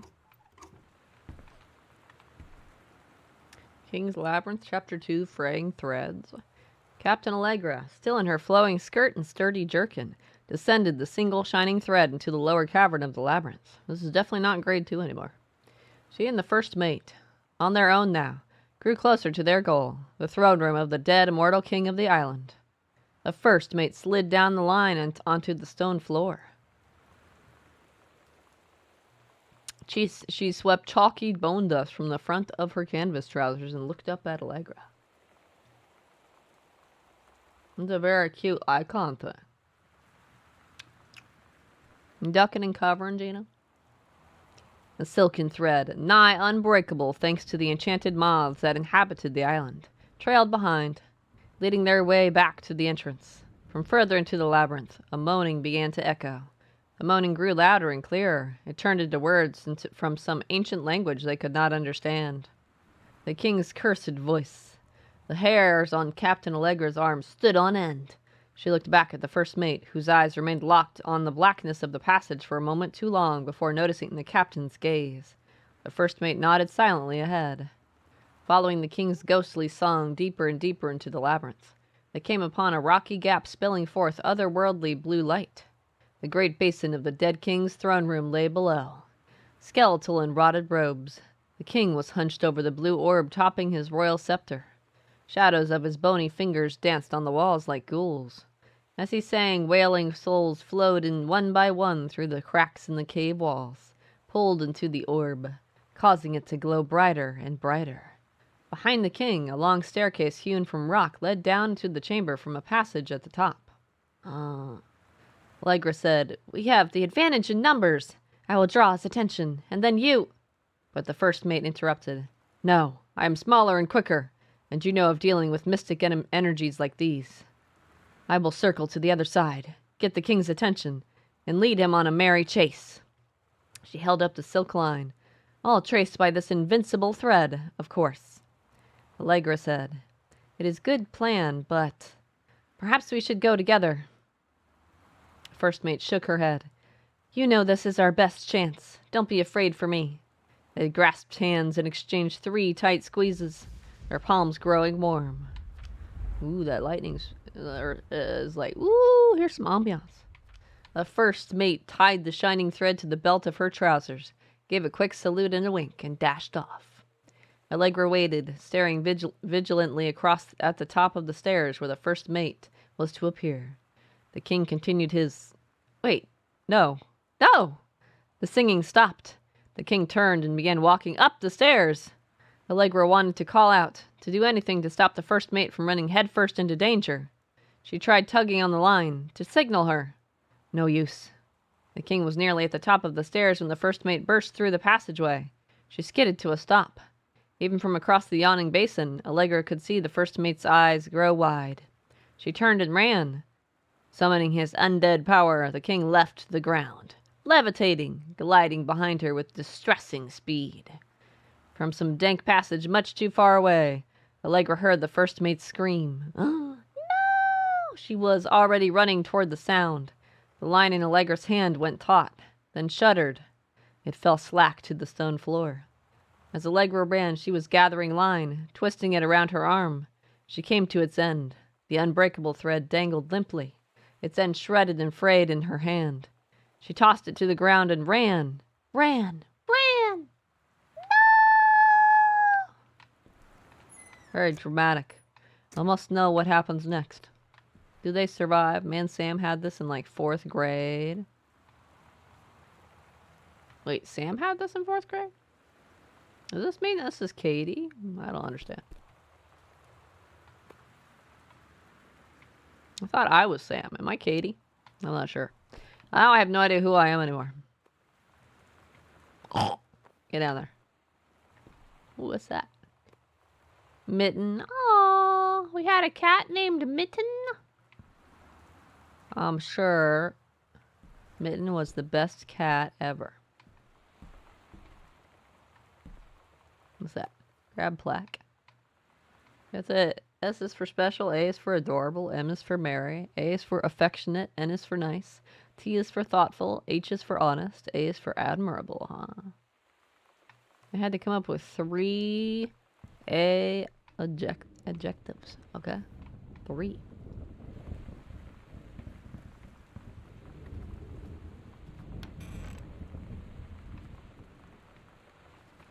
Basketball hoop?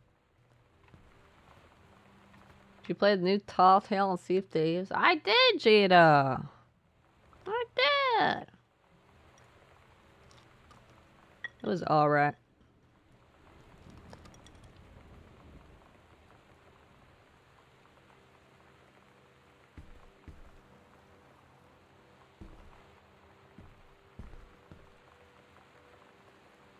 That's a surefire way to get lost. So I came from here, right? It goes around, and then there's the extra door, huh? Why are there 2 doors to this lady's room? Burn that book? I can't burn anything in this game. I can throw it outside, okay? They let me open a window. Hey Sam, do you want to see Pulp Fiction after school at the Coliseum? It came out last weekend and Todd won't shut up about it, so either it's good or we can make fun of him for liking it. And Mom is supposed to cook dinner for us tonight for a change. but I can just ditch out on it probably. What time? Also, isn't that movie supposed to be really violent? Am I going to barf? According to Todd, it is pretty hardcore. I guess Uma Thurman gets stabbed in the heart with a heroin needle, so that's kind of hilarious. Also, something about cheeseburgers is important. Todd wants to see it again. 7:15 is okay? Don't barf. Ha ha ha. Alright, see you then.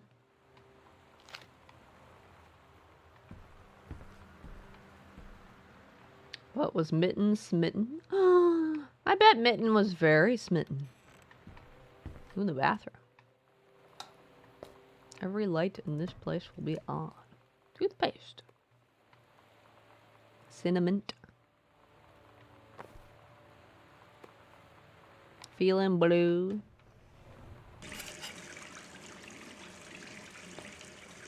Now I'm brushing my teeth now. Brushing your teeth is very important, okay? It was brushing your hair. Gotta take care of yourself.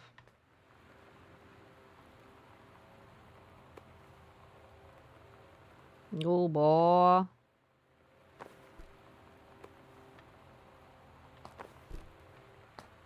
And definitely Samantha's bathroom. I must flush every toilet. Guess this one's broken. I have my doubts about that. Doesn't look like there's anything hiding in there. Just looks like towels. That's interesting.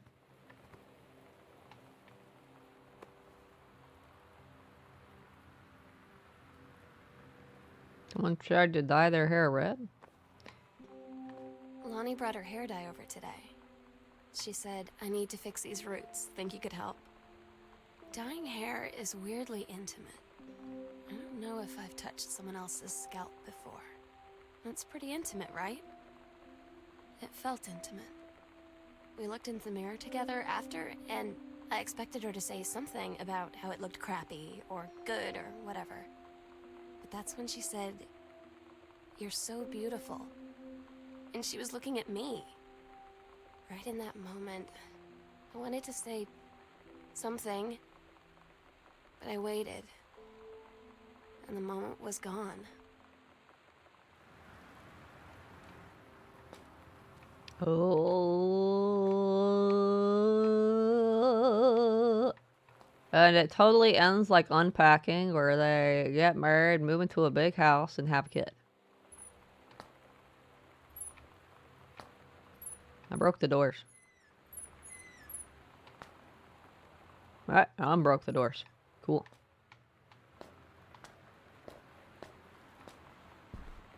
I'm only flushing all the toilets because of unpacking, just in case there's an achievement here for that too. That's right! How did you know?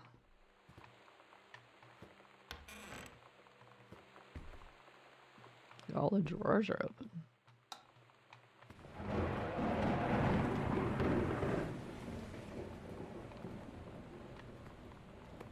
Mom's purse. Dead woman don't need that, huh?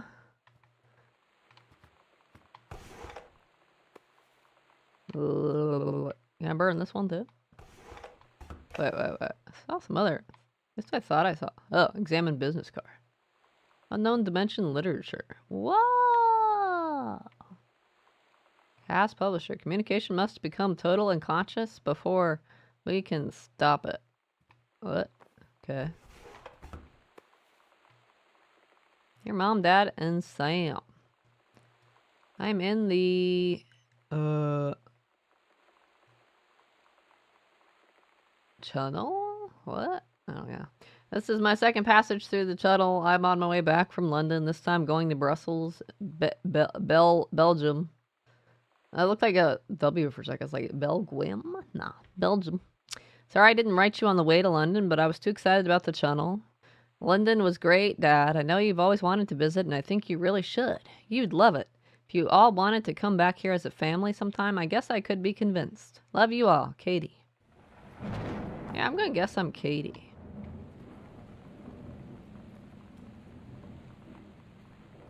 Okay. That's a weird thing to have as a poster, but alright.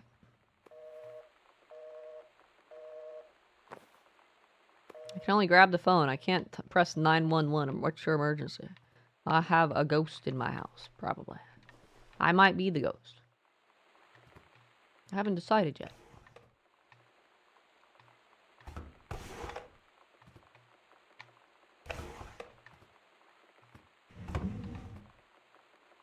Such JPEG clothes. That looks interesting. Oh, barf. Oh, ha, ha, ha, ha.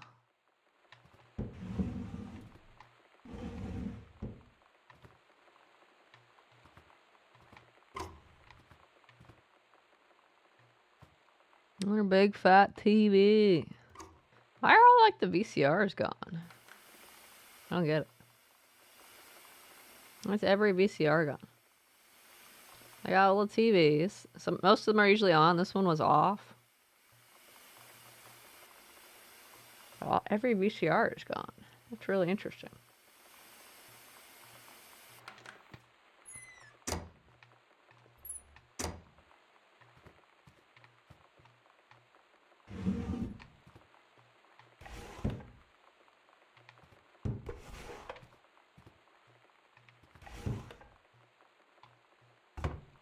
Aw, Mitten!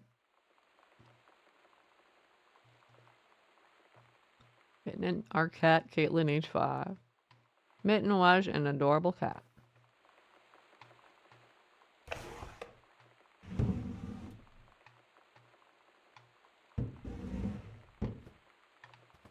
That one's out too far to close.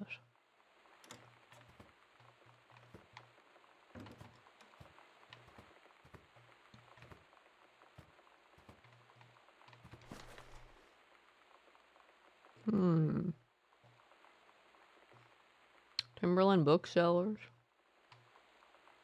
Take your time. I'm glad to have it in good hands. Rick. With the book. Individual Grass collection of poems. It was banned because it's obscene, huh? In 1892.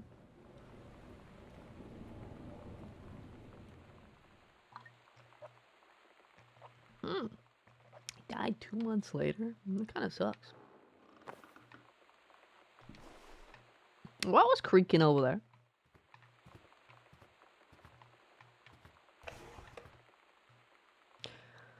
Ooh, I hate carols. Every fiber of my being.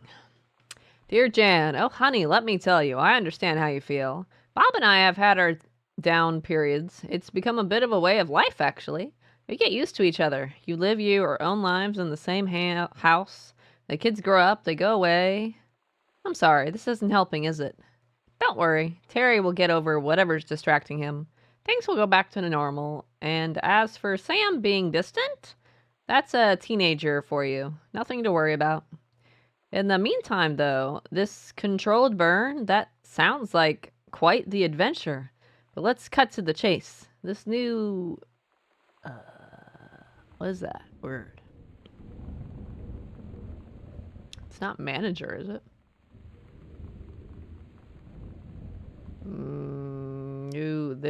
I can't read that. Do something, I don't know. So they said, that's what I want to hear about. Ramger Rick, you have to be kidding me. It's too perfect. You have to tell me everything. And send pictures. I want the whole package. Wait, that sounded wrong.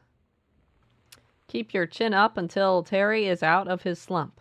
In the meantime, write more letters to your old friend Carol. She adores them. Carol. Oh, is it New Ranger? Because she is like a forest ranger, right? Might be New Ranger. Why does Carol want to hear about the New Ranger, huh? Huh? Why does Carol want to hear about the New Ranger? What an adorable family photo. I will continue turning on every light in the building.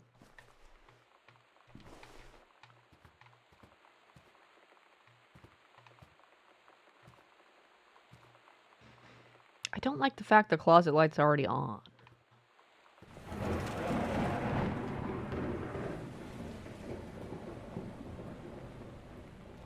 Interesting timing.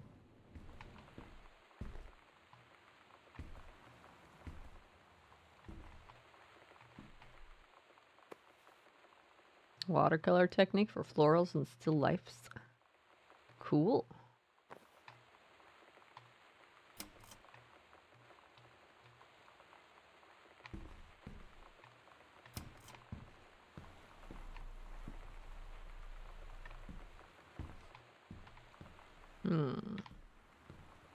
Oh, look, a ghost game. No!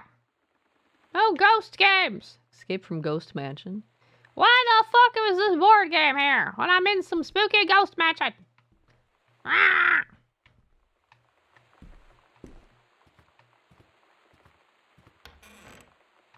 The bathroom.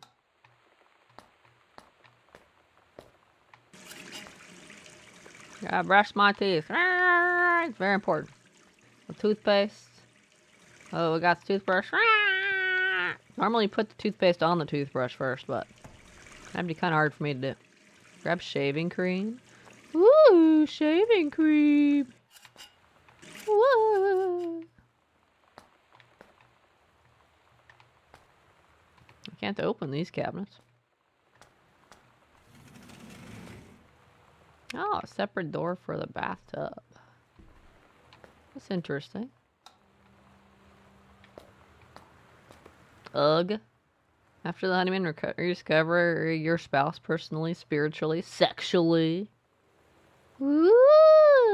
You gotta spice your life. You know what we're gonna do here?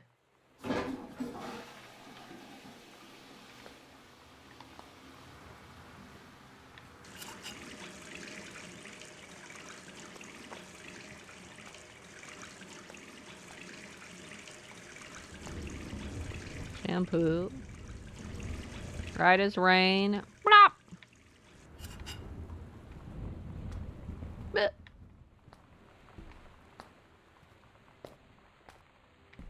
What am I going to be shaving?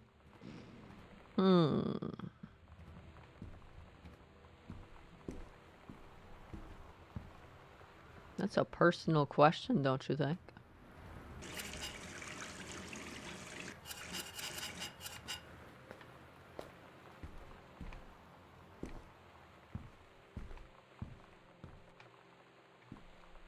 Let's we continue this way now.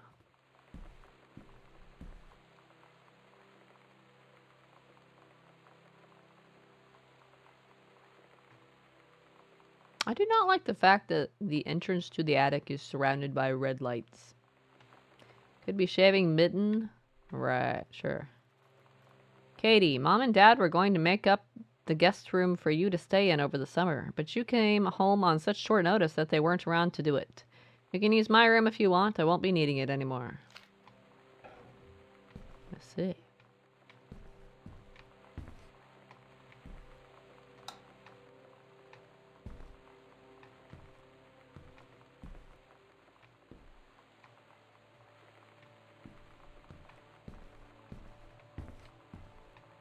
This is my junk, huh?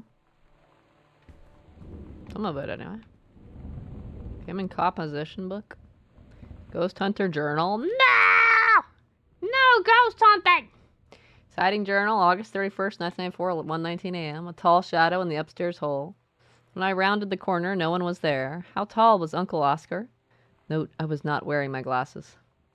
How convenient. September 3rd, 1994, 12:44 a.m.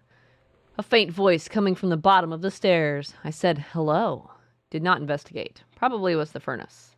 September 9th, 1994, 4:11 p.m. Poured milk from carton in fridge. It was spoiled. Pretty sure I read that spirits can sour milk.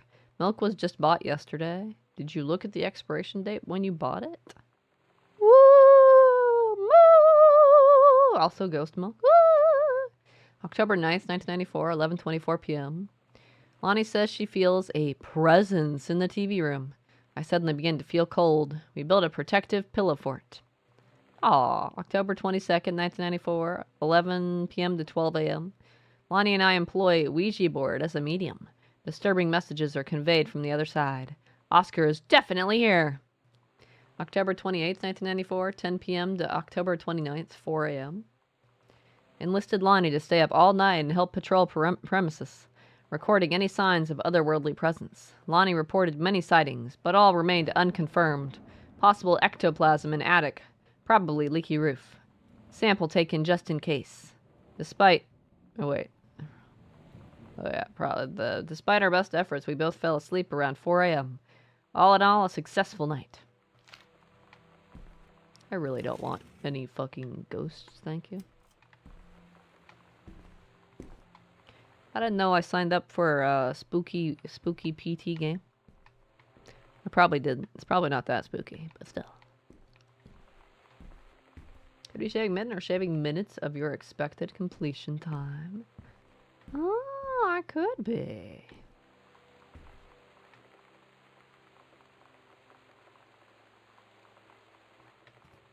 Alright. If the sign says do not enter if red lights are on, then I should listen. Another audio cassette. He's around here somewhere. Performance evaluation named Richard Pater Mock Supervisor Janice Green evaluation period blah blah blah blah blah blah blah blah blah blah exemplary, huh? She's awesome. Supervisor comments, Ranger Pattermart Mac or whatever has been indispensable during the course of the prescribed burn preparation and execution. I believe his expertise and dedication has been the deciding factor in the success of a very complex and challenging conservation effort. In the opinion of the Flintlock Forest staff, Rick's contributions to daily operations have become essential to the outfit's continuing success. To this end, I will be formally submitting paperwork requesting his permanent reassignment to this facility. Signed, Janice Greenbrier, Senior Conservationist. Cool.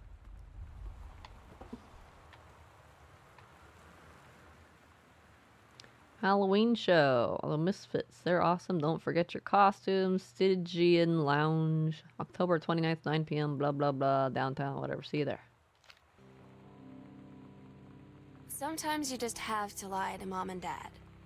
Like when Lonnie asked me to see a band with her and stay over at her friend's place in the city after. That's a lie to Mom and Dad's situation. But it was so worth it. The girls on stage were just so loud and real and awesome. And everybody was moving together like one huge tide of sound. Between two songs, Lonnie leaned over and said, "How do you like your first show?" I was so happy. I felt tears starting in my eyes.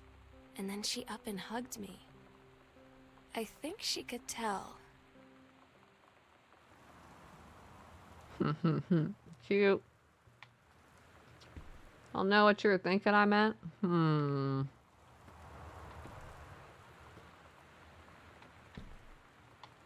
Pretty. I was thinking you meant,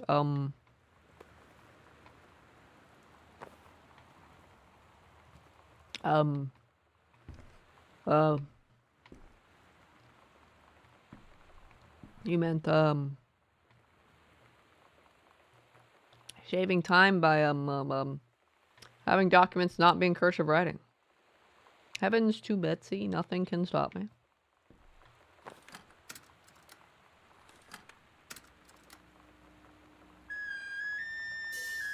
Ow.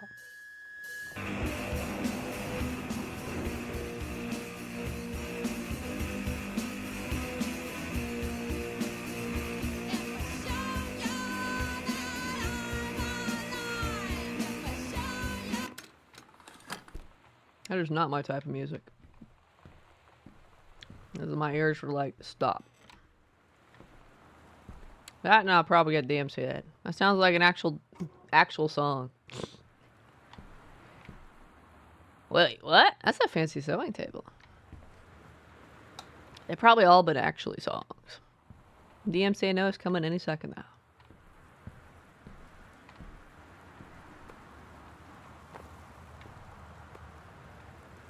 I can't see in this terrible light. Oh my gosh, this looks like a spicy novel. He saved her from the raging flames. And then things really heated up. Oh my, oh my. Oh my, oh my. We should read this book and see what happens. Cursive makes it more fun. The game is kind of boring otherwise. We're trying to discern the mystery of something. What happened in this family, I guess? A map? Lonnie, holy crap! I was in the library and I noticed something in the corner and I found a secret passage! And it hid Oscar's creepy old stuff in it? That's the closet that had the light on. Oh my god, I have got to see this. We're skipping 6th. Secret passage marked on map. First, review. We're not doing the secret passage until we finish exploring everywhere else. Would they enjoy a skill for a healthful life? It probably says crazy things like don't do drugs, don't drink.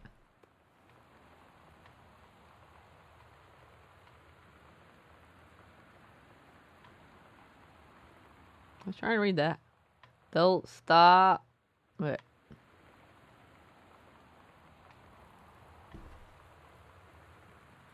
Don't look here. I looked there. What are you gonna do about it? Can I like put the cassette in its case? I wonder. Probably not.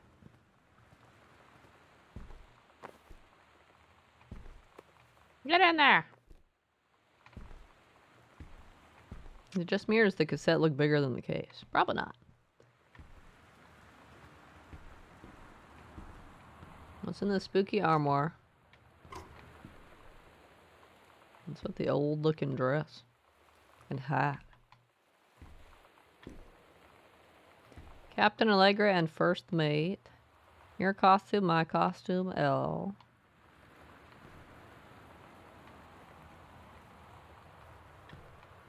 I don't really see the First Mate's costume. I guess that's Allegra's costume. That's totally my costume.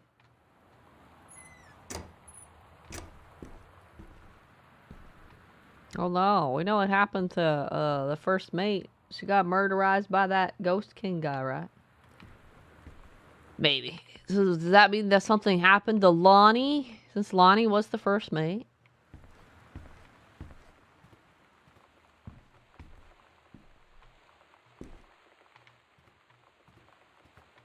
Sam's dark room. Do not enter if red lights are on.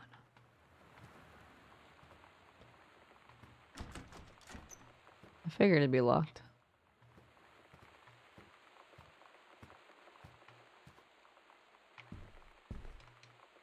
Well, now I've fully explored. Except for the doors that are locked. I guess we go... Hello, smoke detector. Good to know you're still working. Now we go to the creepy closet.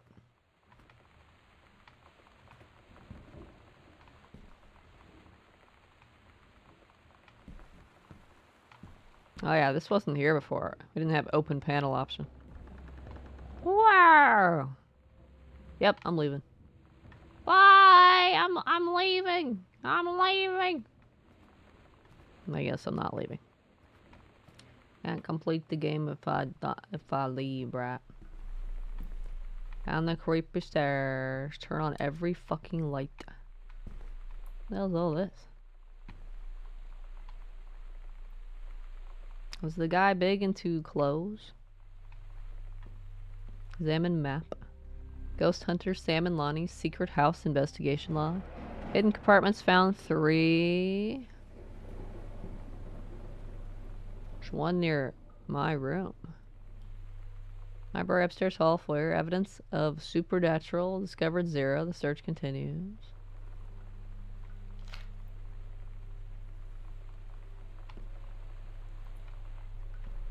I kind of want to go check out that first. Hydrate! Okay, I can hydrate.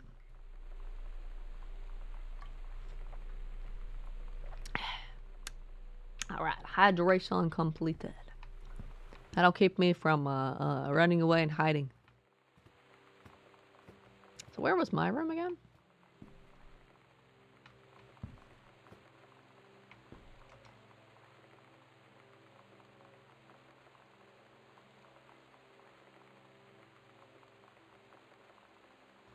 Wait, purple's where I am, right?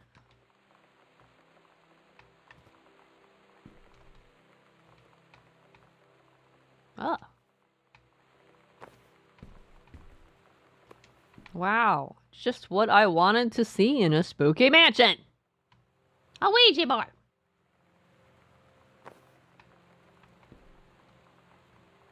Wait. Take what? Wait, what? I didn't read that. First half of the combination of Sam's locker.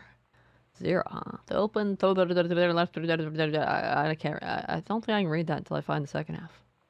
1, hello, Hello. Who are you? OSCAR. What do you want? To come back.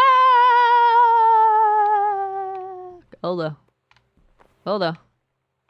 Hold on. Oh no. Oscar's going to get us. Wait, the other one was the library and downstairs or something? Let's go back and look. Oh, wrong way. Wrong way. Let's go down this creepy passageway. I like the cross. The crucifix. Jeez, that was spooky. Why did you turn off like that? Could you not do that to me? I was reading that! For God so loved the world, he gave his only son. Oh, okay. You say so. Why'd you do that? That's rude. Library. Wait, upstairs hall is the one I found, right? Foyer? The foyer's the big main room, right?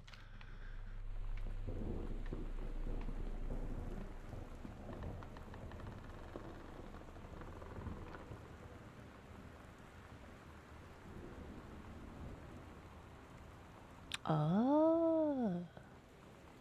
Wait.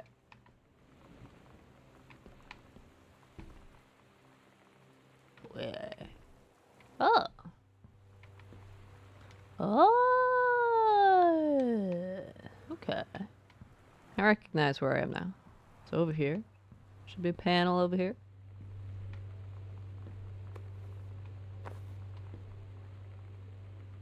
Misfits, Saturday, October 29th, plus special guests. At Todd's brother's place after the show, there was only a futon to sleep on, so Lonnie and I shared it. The lights went out. I was turned toward her. My eyes started to adjust, and then I could see she was looking at me, too. In the dark, she smiled. My heart was beating so fast.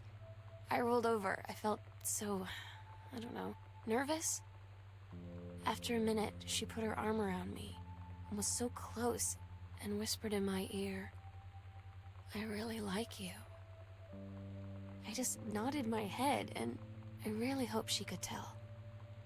I really hope that she meant what I think she did. I felt like a shook-up can of soda ever since. I hope we have the chance to talk before I explode. Woo! Woo! Sure that there's like, what?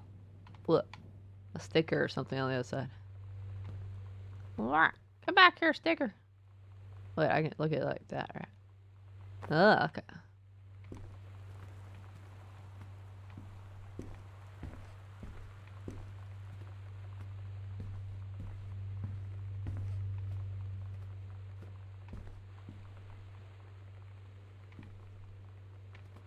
Are we done with the creepy now? Probably not. Wrong button. Y button.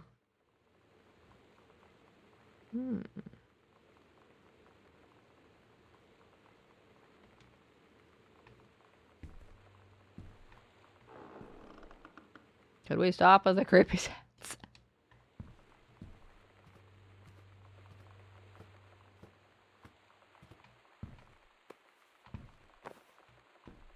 The other half of the combination.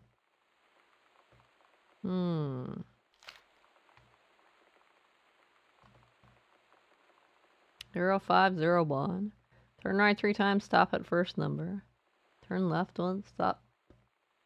Full turn passing first, heard right, second number. Full shackled, stop at third number. Property of Sam, private. Oh no. Not private thing. Actually, I should have realized this was Katie the whole time because I have her passport. Duh, right? Heaven at the Edge of the World, private, do not read. The Green Glacier, part 2. Samantha Greenbrier, 9th grade. I'm gonna read the private thing. Better watch out. Allegra and her scouting party peered down warily through the dense canopy of rustling leaves from their perch high in the forest's branches. Mere feet away, sunlight shone brightly off the inner ice walls of the glacial basin in which the forest grew. It was a strange sight indeed, such lushness juxtaposed with the frigid ice formations. Allegra leapt forward without hesitation, bounding through the high branches. The first mate had been captured by the Green Glacier's Amazonian tribe. Ooh, that doesn't sound like a bad deal, right? His life hung in the balance. We have to hurry! Allegra's party followed behind, moving quietly as a breeze through the greenery. Allegra landed in the clearing and shouted, "Stop!" She saw the Queen Amazonian, up on her pedestal, reaching for the lever that would drop her first mate into the vat below. No! She shouted, "No!" and flung her saber at the Amazon's reaching hand. But it was too late. It's the wrong two, but okay. The first mate screamed as he fell toward the water, then splashed down, and all was eerily silent. Allegra looked on, frozen in fear and remorse. She had been a moment too late. No! I noticed this first mate is male. The other first mate with like the dead king ghost or whatever was female. Is this one before Lolly? Or Lonnie? Lonnie. What was her name? But then, from the vat, something began to emerge. A head of dark brown hair, just like the first mate's. Then the shoulders and sleeves of his coat, soaking wet. But as the figure stood and the water poured down, Allegra saw that the first mate had changed. Ah, okay, so he becomes a woman. I see. He was no longer a man at all. In fact, what looked back at her were the eyes, the face, the hair and hands and body of a woman, still in the first mate's clothes. Still the first mate. She spoke in a soft, clear voice. Captain? Amazonian Queen said, "She is one of us now. She is ours." Allegra drew her magical flintlock pistols from her belt, and her crew readied their swords. Allegra glared into the Queen's eyes and said, "That's the love of my life, and you can't have her." Aww, that's so adorable. That's a very private story there, right? Nothing on this side of the panel?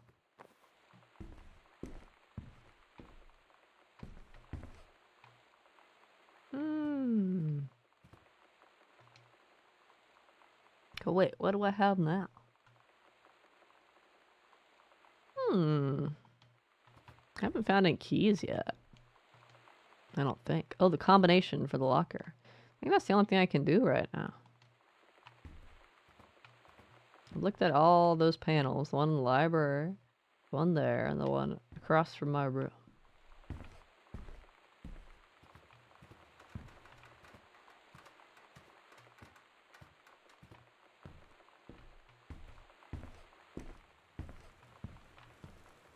What was it again? 015, no, 0501.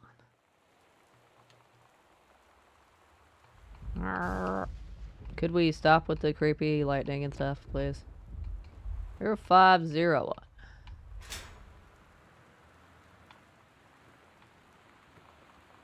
There's a key. Examine photo. Lonnie 94. That's the red dye, huh? Lonnie came over today, but everything was different. She was sitting at my desk chair, and she wouldn't look at me. Finally, I asked her what was going on. She said she felt like she'd done something wrong that night in the city. Like I must think... But I said no. There was nothing wrong. I just wanted to say... But I couldn't find the words. It felt like I was gonna cry, but I wasn't sad. She got up and sat next to me on the bed. I looked at her. Lonnie, do you think you could ever... And that's when she kissed me.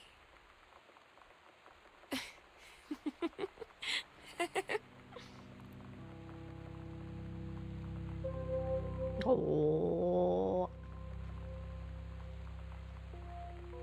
Got a sappy story going on while I'm worried about this Oscar ghost coming out and murdering me. Can't believe these teenagers were smoking.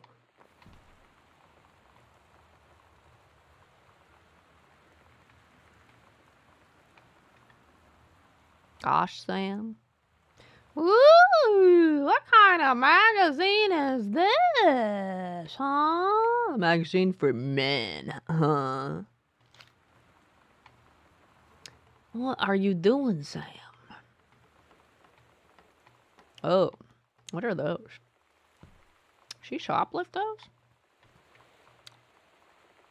Basement key? God damn it. I don't want to go to the basement!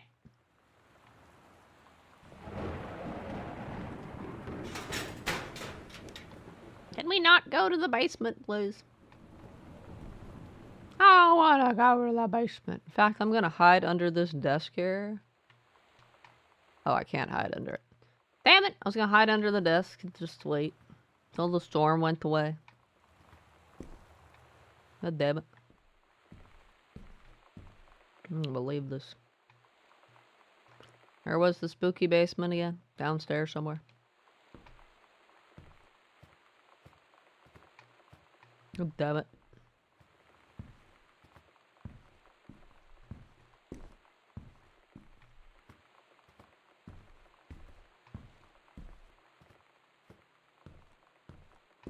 Clearly, I should have played something calm and relaxing.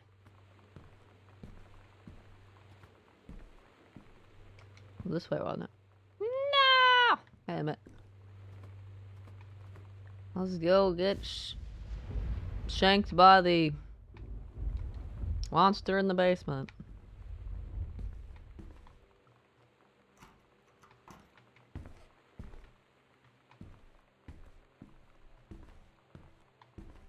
Watch this one not work either.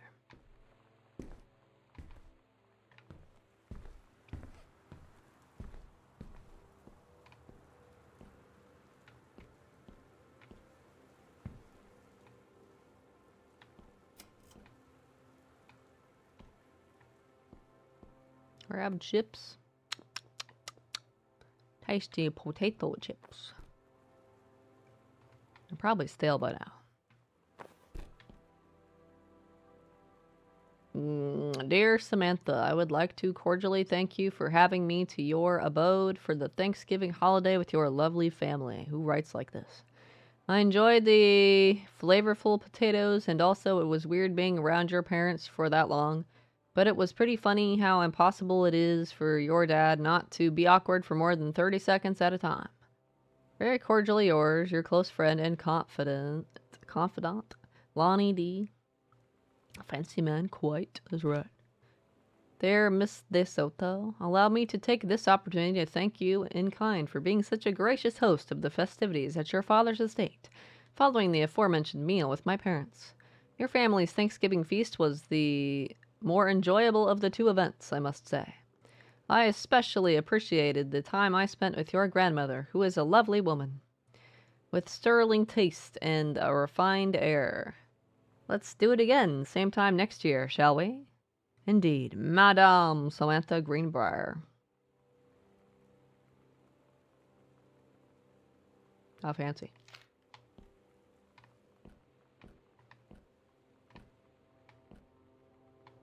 I like an armoire faced the wrong way.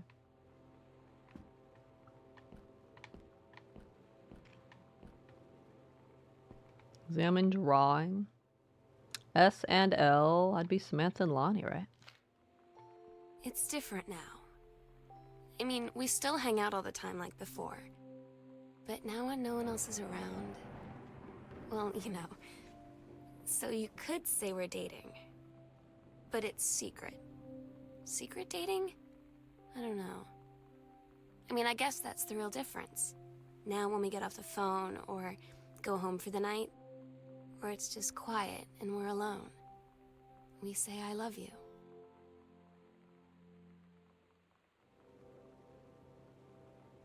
Very, very sappy.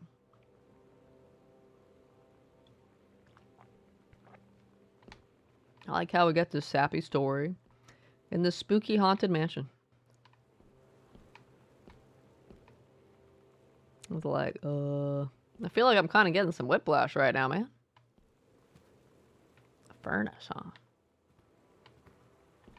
Can I turn on this light, please? Ooh, an award.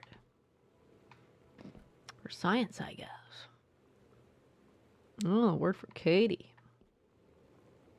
Man, one of my old sex ed assignments. Oh, this is the same thing, but instead of Samantha's story version, it's Caitlin's. So both Samantha and Caitlin got the same assignment at some point. Well, Samantha made that big World War II style story or whatever. Caitlin's, meanwhile, is like a check mark, huh? The menstrual cycle. An ovum starts to develop. While the ovum is developing, the lining of the uterus is getting thick and soft. The ovary releases the ovum. It travels through the fallopian tube. If the egg does not meet a sperm, it dissolves. About 2 weeks later, since the lining of the uterus is not needed for a pregnancy, it comes out through the vagina. Another ovum starts to develop in one of the ovaries, and the process begins again. It is incredible how the female body knows how to prepare for pregnancy. Stab, stab, stab, stab, stab, stab, stab. Grab plaque. K is for kind, A is for amazing, I is for intelligent, T is for talented, L is for light-hearted, I is for important, N is for nice. Wow. So she's got one of those too.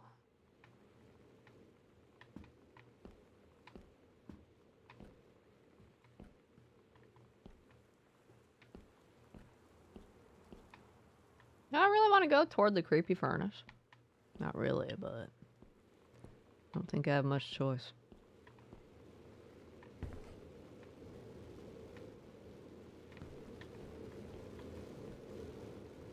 I don't like any of this. Hate it.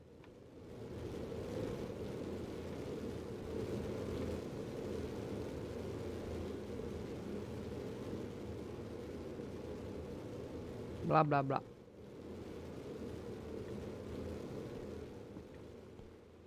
Okay, Oscar, don't kill me.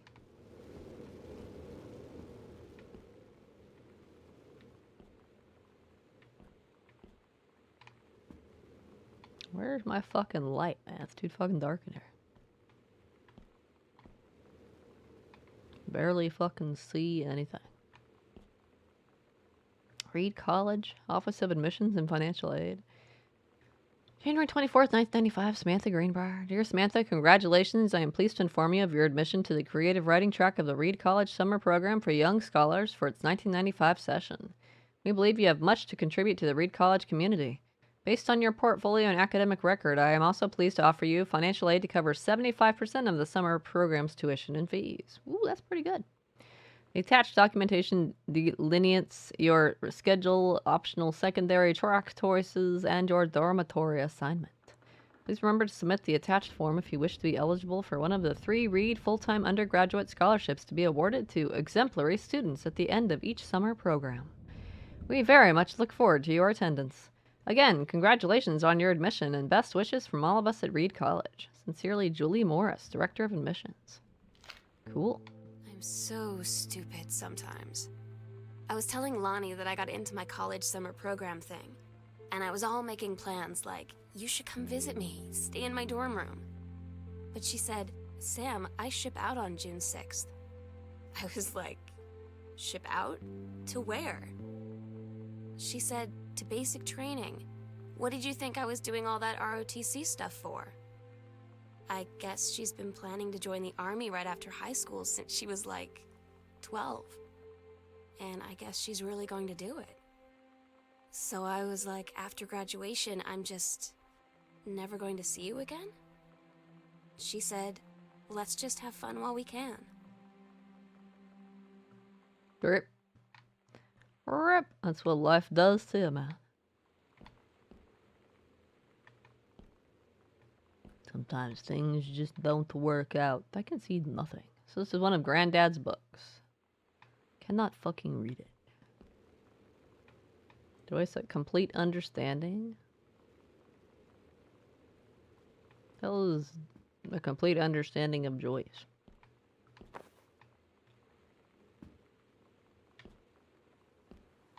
there like a light somewhere? There's like no fucking lights anywhere. Huh? Why is that missing the face? It's a picture of Richard Greenbrier, huh? Could we stop with the creepy lighting? Oh, there's a lamp. There was a lamp tucked in there. Professor Laureate of English University of Oregon, huh? Oh look, a mirror. I don't exist, I'm a ghost. Spooky stuff.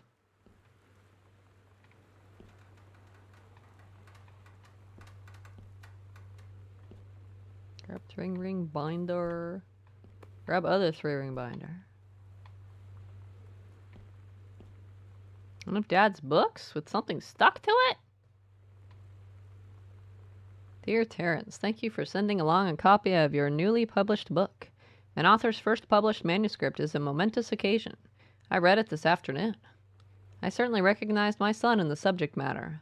An author's work is the externalization of that which he holds dear, and that which he fears. And in this respect, I believe your work was successful.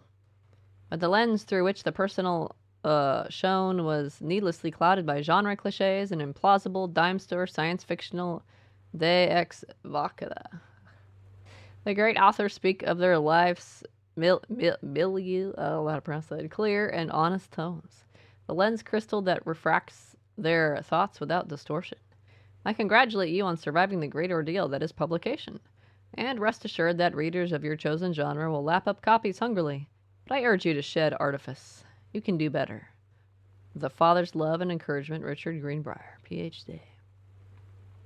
So, it wasn't accurate enough for him. It had too many implausible things. Too cliche.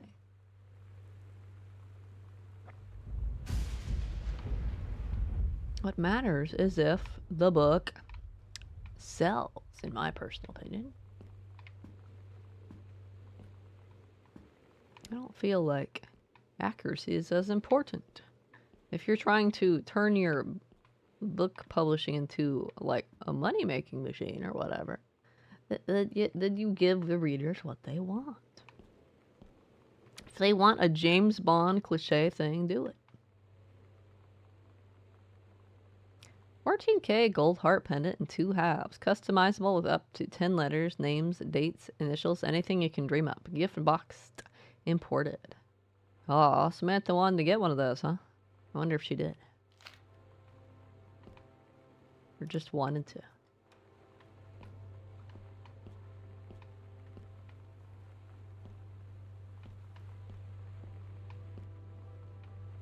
I feel like that's the way I'm supposed to go. To progress. That is a lot of fucking newspapers. What the fuck? What's going on in here?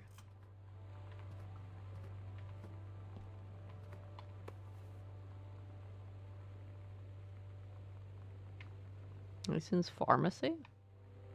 A ledger.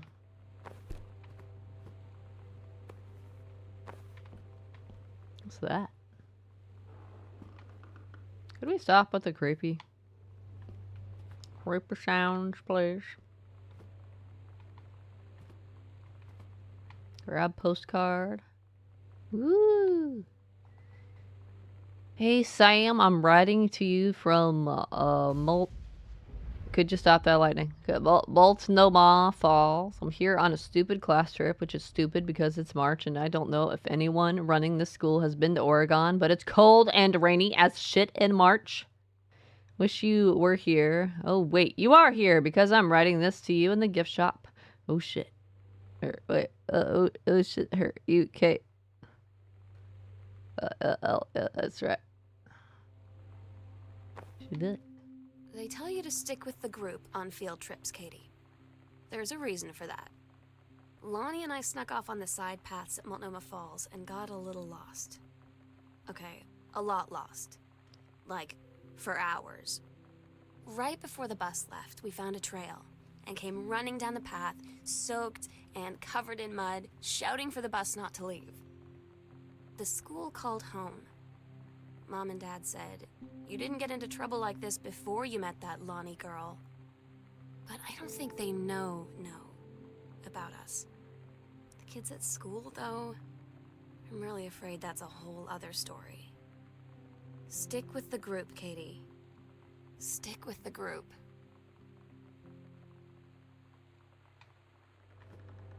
Okay.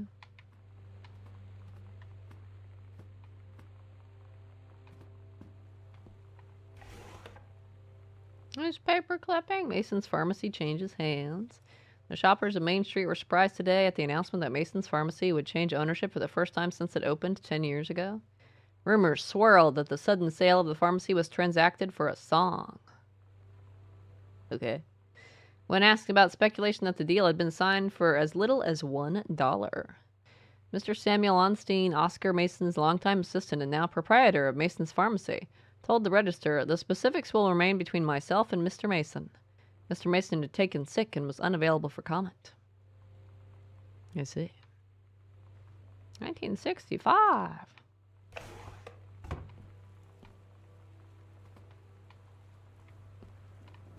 There's a lot of newspapers. Down in the basement with the furnace. There's a shit ton of newspaper. Well, that looks pretty fucking ominous. I did not like it one bit. Maybe that's the way out. And this way just goes to some other place.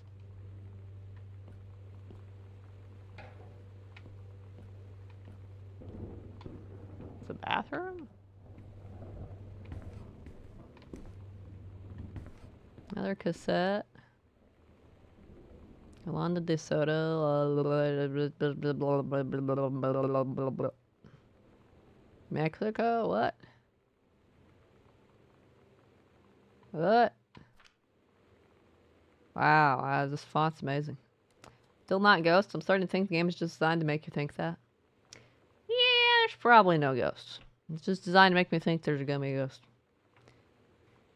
I can't play scary games, okay? There better not be a ghost. Today's Spanish lesson. Fly, Mosca. Okay. Hubcap, Tapacubos. Sunbeam, Rayo del Sol. Your love, Tu Amos. Maybe? Or Amor, I can't tell. Amor? Dear Sam, I'm so happy you liked the drawing. I was thinking of you when I drew it. I knew you'd be able to tell. You'd love Mexico. I think, probably. The nature here is totally different than back home. I keep thinking about Allegra and the first mate lost on a mysterious island, where even the plants are out to get them. And then I think of them together, but out there in the wild wilderness together. And I start thinking of you again. I lie here in bed and I can almost feel you. I've been trying to save it up for when we're together again. I haven't done a good job, okay? But I tried. Okay, enough about that. Your last letter got to me the day before we started driving back north. We'll be racing this letter home. If I get home first, we can read it together. And yes, I'm taking tons of photos. We'll have to spend so much time in the dark room. Lonnie, huh? Got that two or more thing. Ha ha ha ha ha. Interesting. X-ray. Specs. Okay. No crumpled papers to read. What's this with that? Thank God I don't see you hiding back there. Ah! More fonts! Ah! This is actually just the font deciphering game. I legit didn't read it. Okay, not reading any more of that. Not gonna happen. Not gonna happen. Definitely not reading any more of that. Nope. No. Nope. Nope. I actually didn't read any of it. I was taking a sip of my water. So I actually didn't read it. So I have no idea what my character's freaking out about.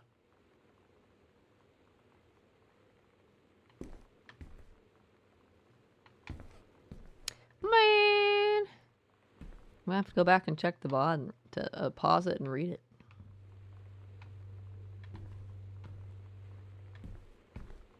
See what was actually going on. I'm genuinely curious now that it won't let me read it. Girl Scout Self. Horrible music that we have now.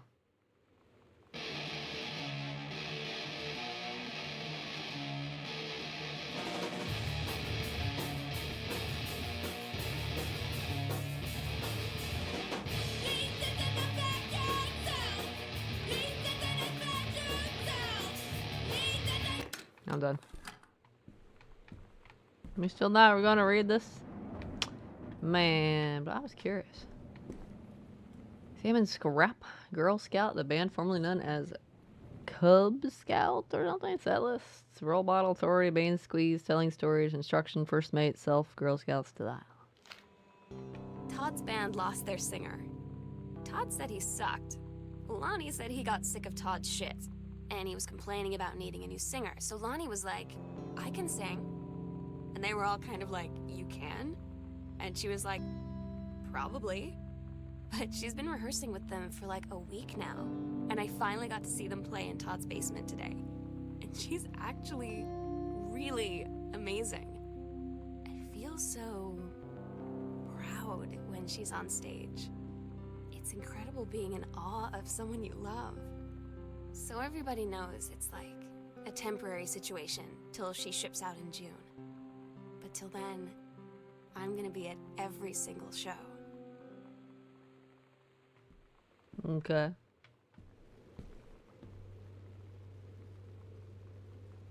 And Julie, are we Two Heart and Gravy? Okay. You paid $80 for that? You paid $80 for the Broken Heart pendant? Library doesn't have a bell, huh?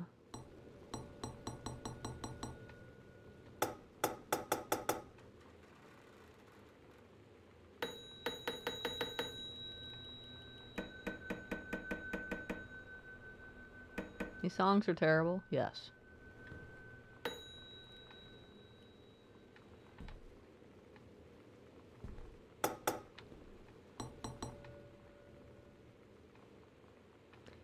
I don't really want to go in the dark room. Servants' quarters? I don't have to go in the dark room. Fine. Safe.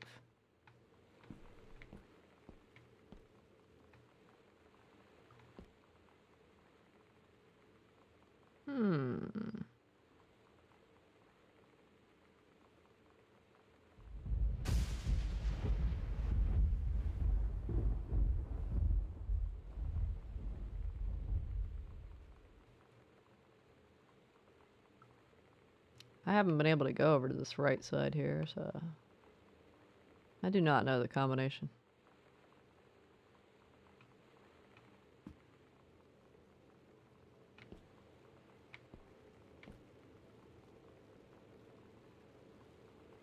Look how tall their dad was growing. Getting tall.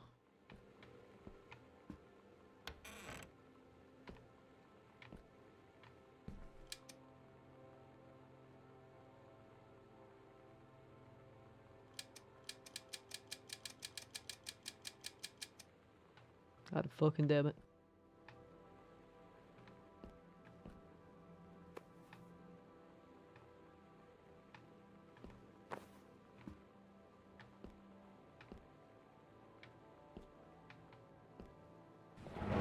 Just some firewood.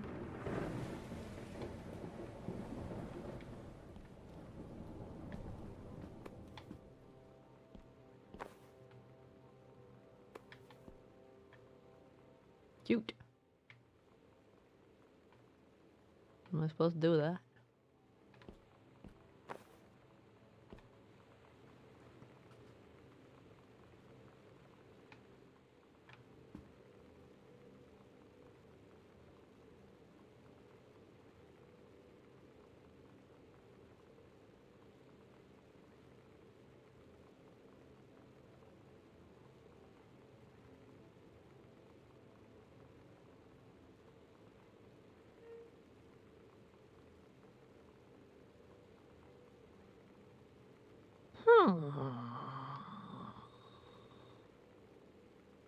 I find it interesting that they don't list the years, except for 3 of them.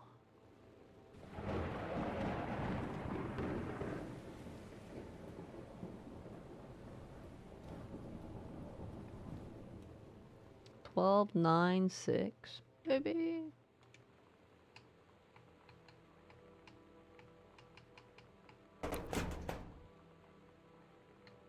Backwards.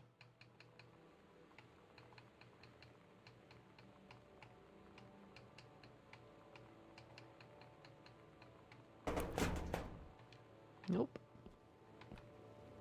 I was gonna be like the ages for the years that are written down.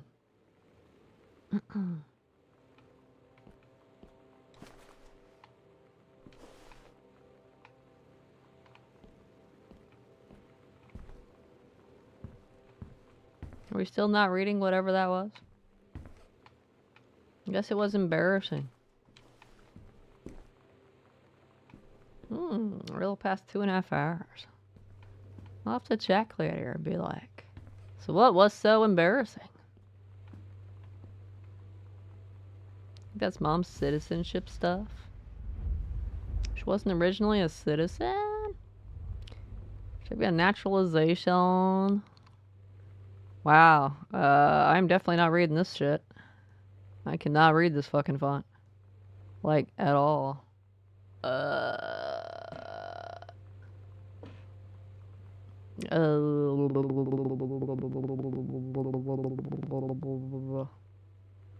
From Canada.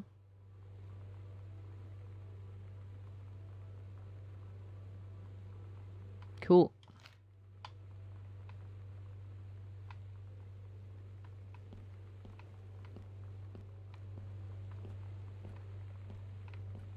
Okay, I guess now I'll go down the creepy hallway.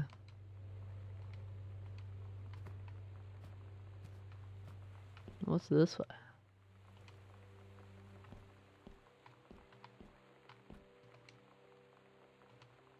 Secret passageway. Sweet.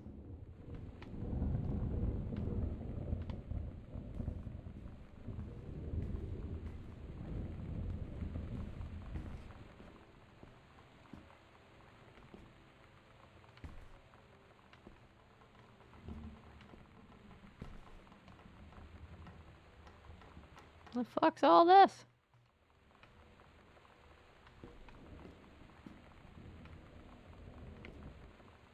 Bratmobile. Not nearly as cool as Batmobile. Costume skeletons and devils, cheerleaders from the Smells Like Teen Spirit video. One girl dressed as Jackie Kennedy. What? Psycho House Girl. The coolest stuff about being the Psycho House Girl. Cool thing number 1, everybody in the hall thinking you don't know. They're looking at you and whispering as you walk past because I guess they haven't heard of peripheral vision. That's a lie to Mom and Dad's situation, but it was so worth it. The girls on stage were just so loud and real and awesome, and everybody was moving together like one huge tide of sound. I see.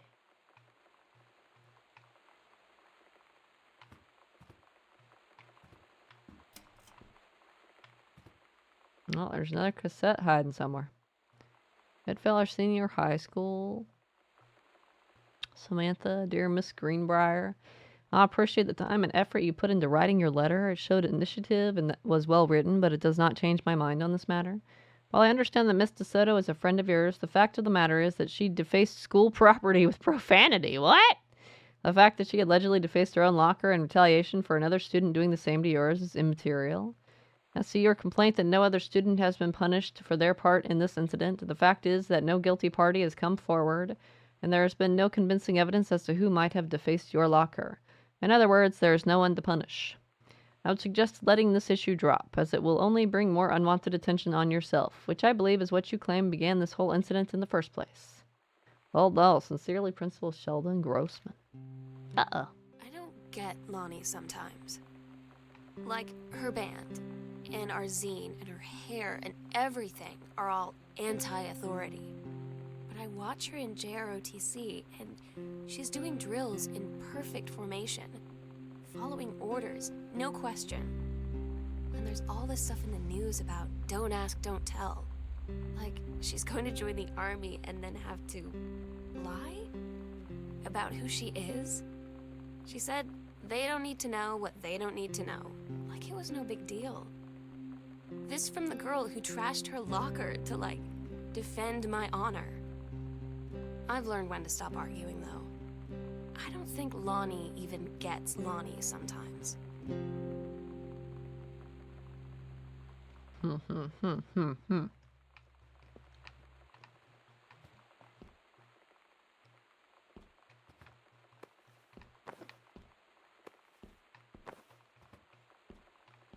Wow, amazing cassette here.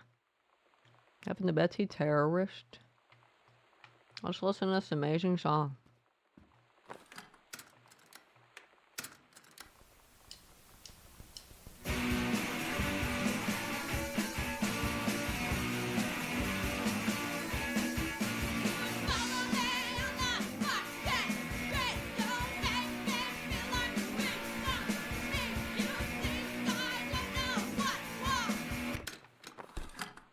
GG. Examine comic book. Women outlaws. Let's show you runs things around this joint. She's tougher than a wild Mustang. A female's good tell me. Okay. Oh. Cool.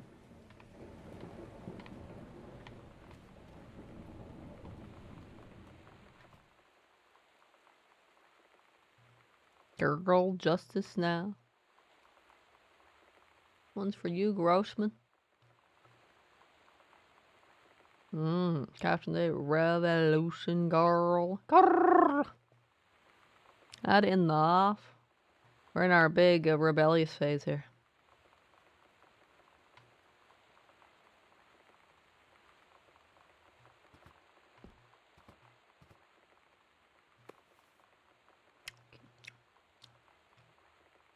Yeah, a similar version of that. Oh, it's a different name. Kicking against the patriarchy. Great Goodfellow Ride of 95. Interesting.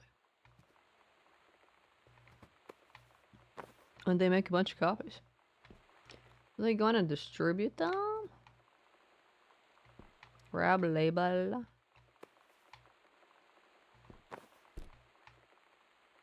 Potato chips!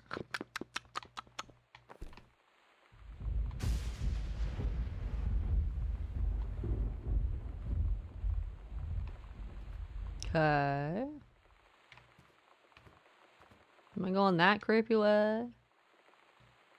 Or am I going this creepy way?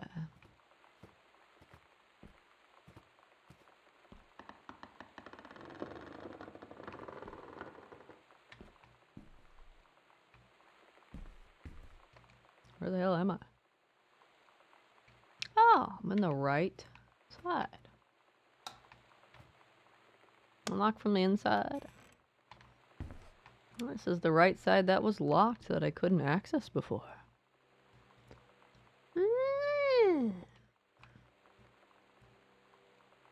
on, Josephine. We got some shampooing done, huh?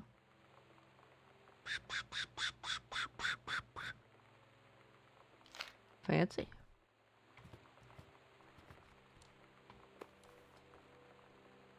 Something in Spanish. I'll totally can read this. Offer of promotion. Whoa! Dear head conversation conservationist, not conversationalist. Conservationist Greenbar.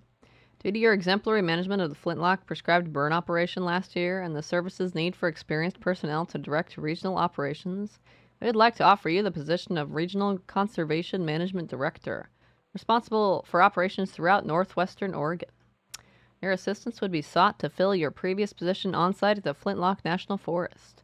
Your new posting would be at the Regional Management Building, located at 128 Bullhorn Road, which should be much more convenient for your daily commute. Please respond very soon as possible, or please respond as soon as possible regarding your decision. We very much look forward to your reply. Signed, Bruce Pendleton. So she didn't die in the fire. The burn fire. Darn it. My prediction was wrong. Can't believe this. Instead, she survived and got promoted. Hey Lonnie, sorry my mom was such a bitch last night. She's hardly ever around since her forest is like an hour away, and then when she is home she takes it out on you, like because you're not a member of the family she knows you won't call her on it, and I'm sorry. Haha, it's okay, I know. She's just jealous of our cool and freewheeling lifestyles. I feel sorry for you. I'm lucky my mom lives in Florida. You have to have a mom every day. Oh no! Sorry, I didn't mean to bring up the mom thing like that. I know I shouldn't complain. No, I'm being serious. My mom is a psycho Christian and her new husband, Don, that's parentheses. Don is a complete tool. Living in Florida with him is her eternal punishment in my mind. So your mom wouldn't rather live with your mom in Florida? Or you wouldn't rather live with your mom in Florida? Ooh, damn. No! She's like, no! Can't blame him. Can't blame her for that.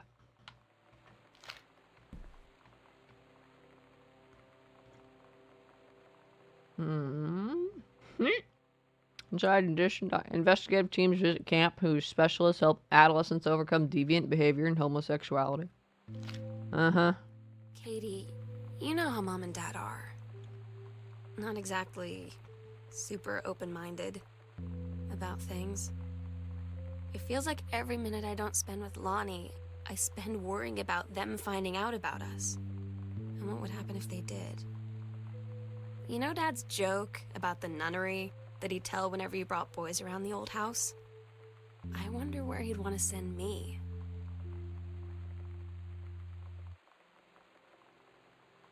Yikes. Yikes.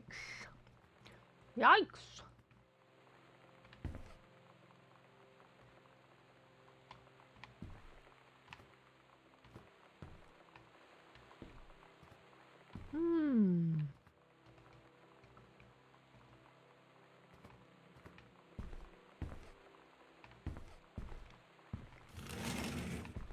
Why are the ones on this side sliding doors? Sam, the skull was the coolest thing I found in Mexico, and it was like $3 American. Love it. Merry Xmas, miss you. P.S. Treasure it always. I like that green skull on that bookshelf or whatever.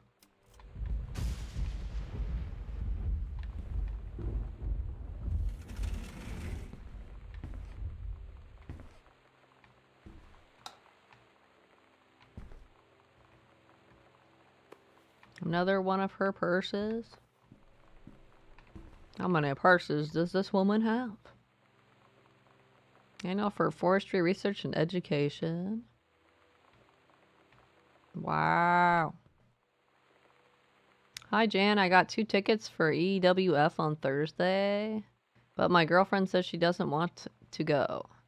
Her taste in music rears its ugly head again. Oh no! So that leaves me with an extra ticket that I thought you might be interested in.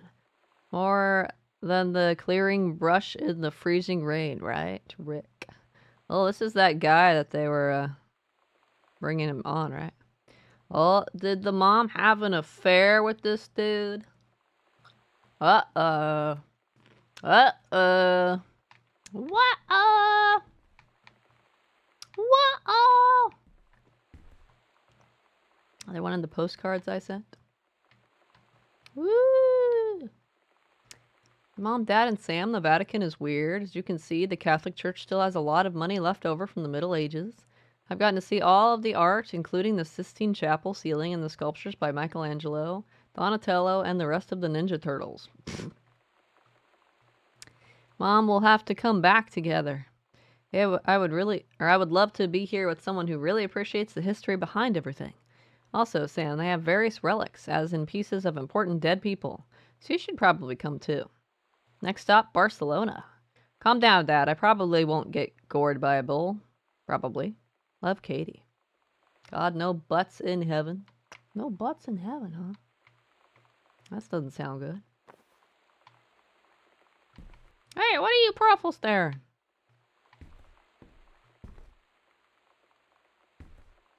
I believe you left your cutlery on the floor.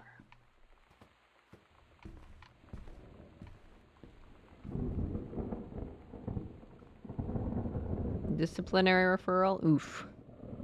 For Samantha. Distributing inappropriate material on school grounds. Where's that cup going? The cup's falling. One call to students' parents out of school suspension. Whoop.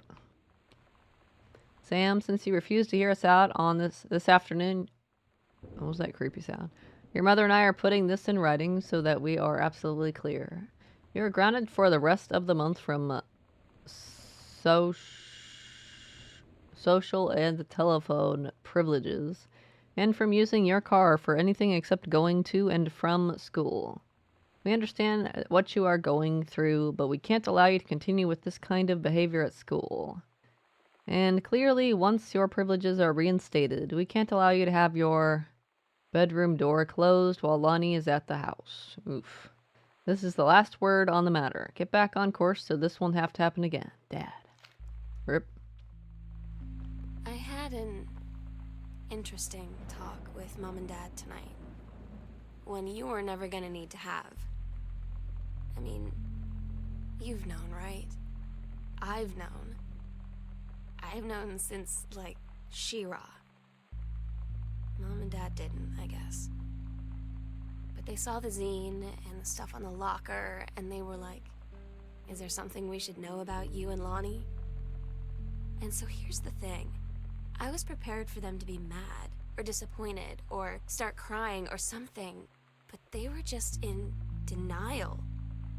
You're too young to know what you want.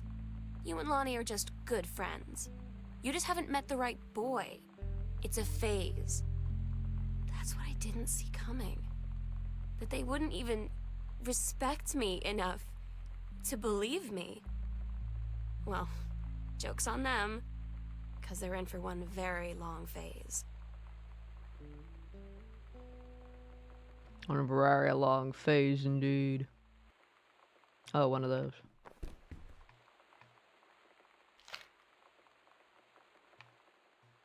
The affair. It's not confirmed yet. But that guy invited their mom out for EWF, whatever the fuck that is, some concert. This doesn't sound like something she should go to.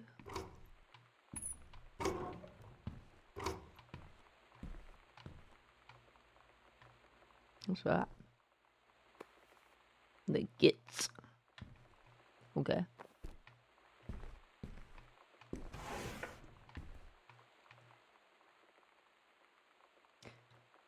Carol rears her ugly head again.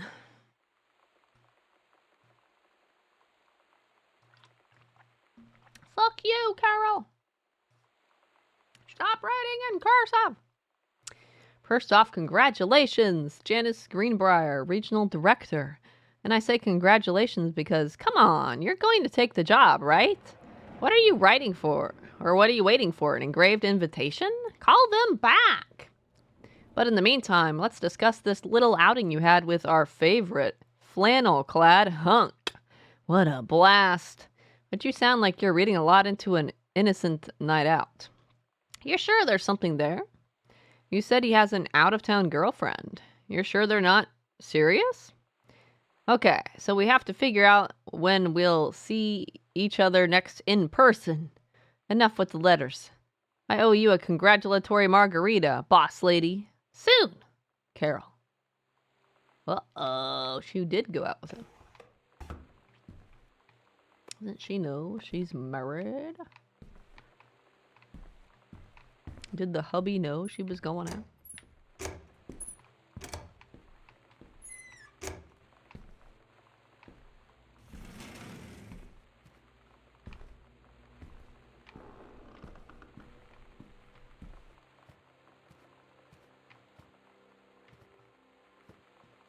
Evening with folk music.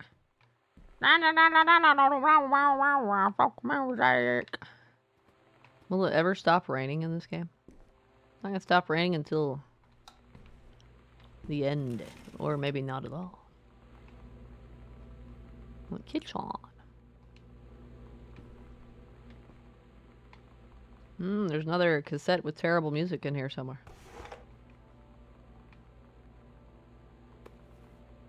Bratmobile, some special, huh?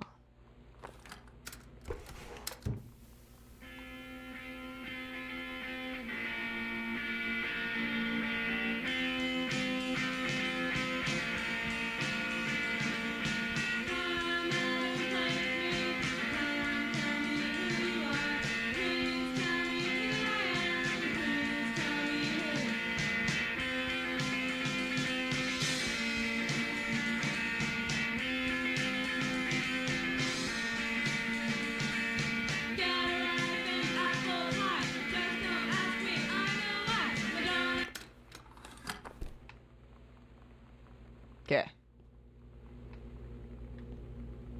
First water dispenser. Rah! Rah! Open freezer. Grab veggies. Grab ice cream! Cookie, caramel, fish sticks.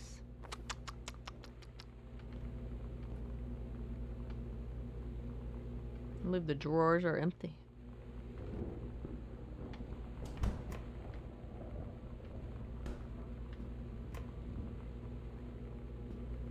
I think that milk's still good. I have a high doubts.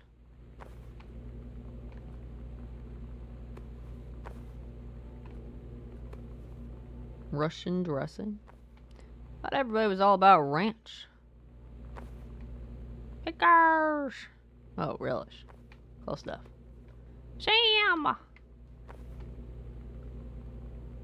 Bananas and apples.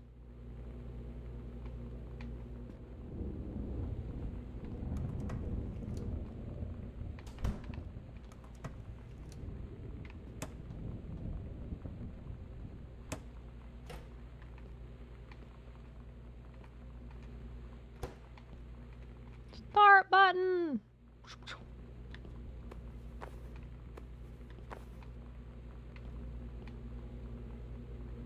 I'm scheduled working at Crown Burger on Bethel Road, Monday, Wednesday, Thursday, Friday, 3 to 7 p.m., Saturday, 12 p.m. to 6 p.m.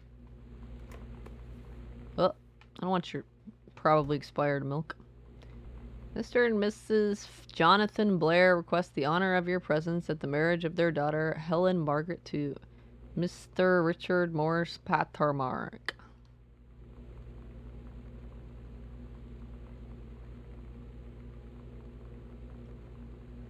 Is that the guy who was maybe having the affair with their mom? I'm not sure. I can't keep track of all these names. Sunday, the 4th of June, 1995 at 4:30 in the afternoon. Sunset Lutheran Church, Seaside, Oregon. Why was every single number spelled out? You're trying to drive me insane.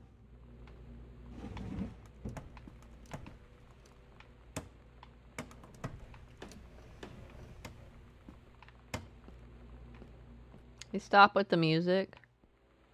What? But the music's amazing, isn't it? I just want to listen to the old-timey music stuff.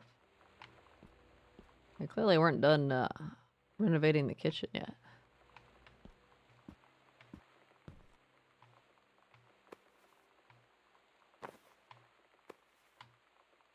corn. Bran fiber cereal. Honey snaps, I see. Grab broom. Go smack some bitches! I can fight the roast now! Hurrah!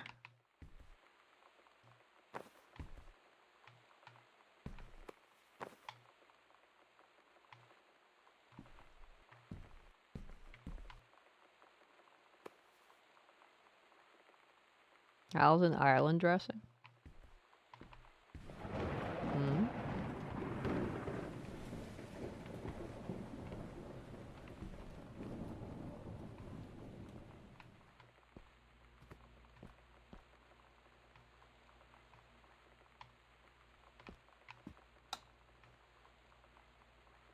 Congratulations on your new position. Ooh, she took that promotion.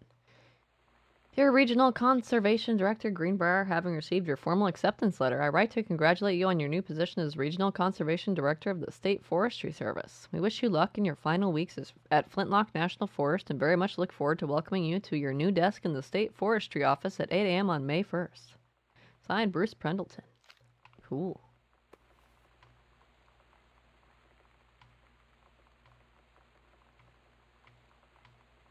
What is that? That's a lot of words. I'm not reading all those words. 911, there's still a ghost here. Amy.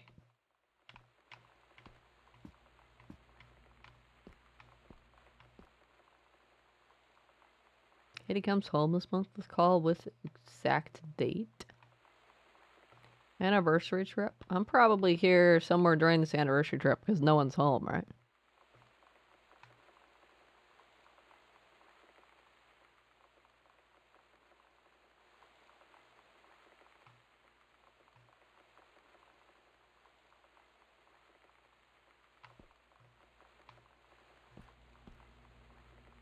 There's never any pizza. How am I supposed to eat this terrible pizza? Samantha and Danielle were in the woods one day. It was sunny, and they were on an adventure. Who's writing like this? They went to the part of the woods, and it got dark. They said, "Are you scared to go?" Are you but the bad part when they went to a part there was never their port, and there was a ship, a pirate ship, on a ocean. Samantha said, "I'll be the captain and you be the first mate." Daniel said, "I captain." And they went on the pirate ship and started sailing away. I guess this is a paper from when they were like fucking 5 or something. Finally came over to get his game. I'd been dreading it. But he brought this story with him that I wrote when we were little. I started reading it, and then there I was, crying at the kitchen table. He asked what was wrong, and I was thinking about how we used to be friends, how much I'd taken for granted. But instead, I told him about school, and Dad, and Lonnie, and then how sorry I was that I wasn't his friend anymore. He gave me a hug and said it was going to be okay. For some reason, I almost believed him. Ominous. You sure there isn't a button you can press to bring up the writing in text form?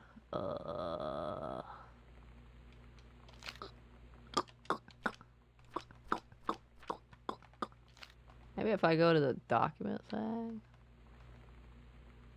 It's just this is the journals.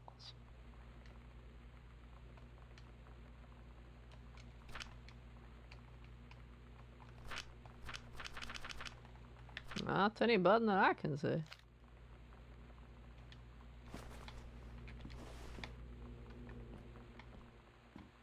Mushrooms! Gee, I wonder what this is supposed to be a picture of. This picture wouldn't be a hidden subliminal message for anything. Maybe I just live in a gutter. It's just me, that's who's the problem. I should check my Steam profile. Does it tell me how awesome I am?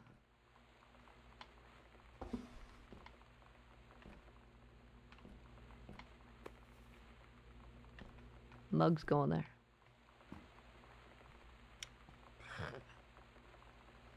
There's my Steam profile. Like the profile? Shut up. Thunderstorm. Profile.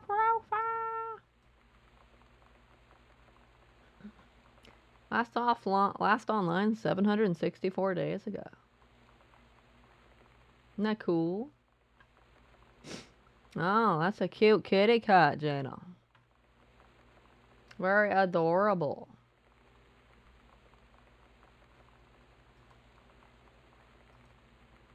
Left a comment. Yeah, cute kitty cat. Fuck your mugs.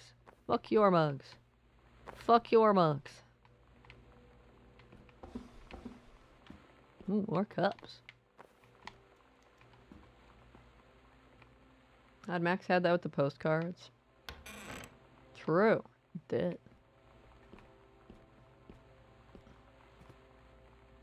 This game does not seem to have that.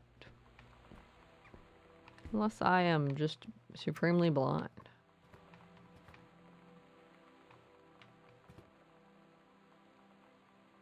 There's 20 feet. 1985 unknown dimension. There, Mr. Greenbrier. First, let me say that I hope this missive finds you well. Hell, it feels like a goddamn miracle that it finds you at all. Do you know how long we've been trying to track you down?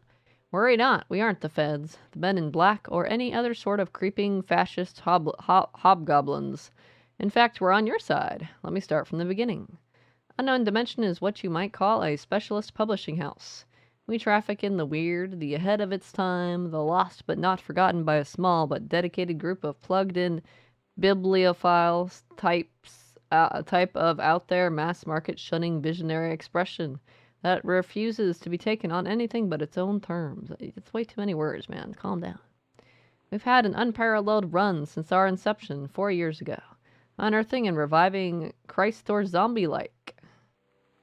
The timeless works such as N. Bestman's Message of the Snake Men, It's Inside Me by Jens Keller, and Emil Krieger's Oft Band Venusian Flesh Traders. Okay. But ever since we discovered tattered copies of your accidental series at a church rummage sale in Long Branch, New Jersey, we've been trying to track down the author of this weird and dark American outsider art. It's just the kind of forgotten portal into 20th century civilization's anxieties and delusions that our readers lose their minds over. James Bond and Harrison Ford might be the dick-swinging heroes that modern suburban America wants. But John Russell, mild-mannered insurance agent by day, reckless history-revising sociopath by night. It's the twisted peacekeeper that it deserves. It is our mission to bring him back to life. Okay, so I've typed plenty. What do we want from you? We want your permission to reprint the work, since your original publisher, Mercury Books, folded a decade ago. We want you to supply a new foreword for the books, to appear in brand new editions of The Accidental Savior and The Accidental Pariah, to be produced by Unknown Dimension as a limited run and marketed directly to our highly discerning customer base. We want to offer you a portion of the proceeds, contract to follow, assuming you're interested in coming along with us on this weird odyssey. We look forward to embarking with you. And what? I like how Look has got the dollar sign there. And to thrusting your work, screaming back into the sweating palms of an unsuspecting American public. It's about time. Blast off. Medish Kaczynski, I can't pronounce that. Publisher, Unknown Dimension Lit. New Jersey. What are you staring at before, Dobby? They reprinted his book. That's cool that he got his book reprinted a long time later. Rusting. Hey, it was technically correct, but I found the wording interesting. Oh, a shovel, a rake, a hoe. Garden hoe, by the way. Well, we found the garage. Sweaty palms, blast off. I don't know what you're talking about. Sam, your mother and I will be away for a long weekend celebrating our anniversary June 3rd through 7th. We will be camping in the gorge, but we will give you a call on the way home. Sorry, the kitchen is still mid-renovation. Never trust a contractor. $40 is on the table to order pizza while we're gone. Be good, Dad. Is that the beret? Or OTC? This is Lonnie's then. I asked Lonnie what she had to do to get ready to ship out for basic training. She said, not a lot, really. You're not allowed to bring anything with you. You have no possessions, no contact with the outside world while you're in basic. You just train hard every day, and then you deploy from there. So, they'll just send her away. To who knows where. The other side of the country? The other side of the world? My mind, can't process it. She's really going to be gone. Just gone.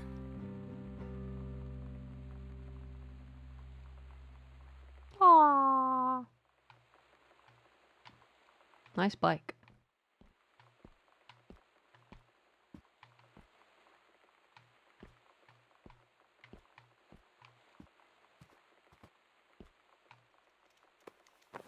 Recycling!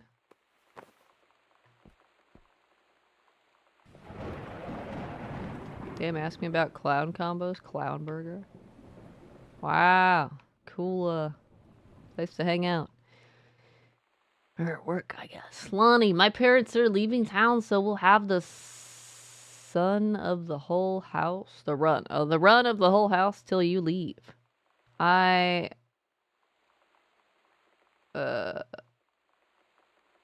Maybe actually, spending the night in my room instead of sneaking up to our usual spot in the attic.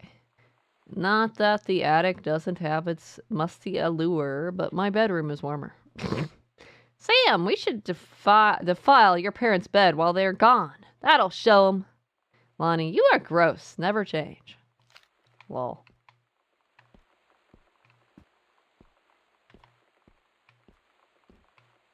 My 5.5 hour prediction might come true. Read faster, bro. Maybe this character should walk faster. Maybe Katie should walk faster.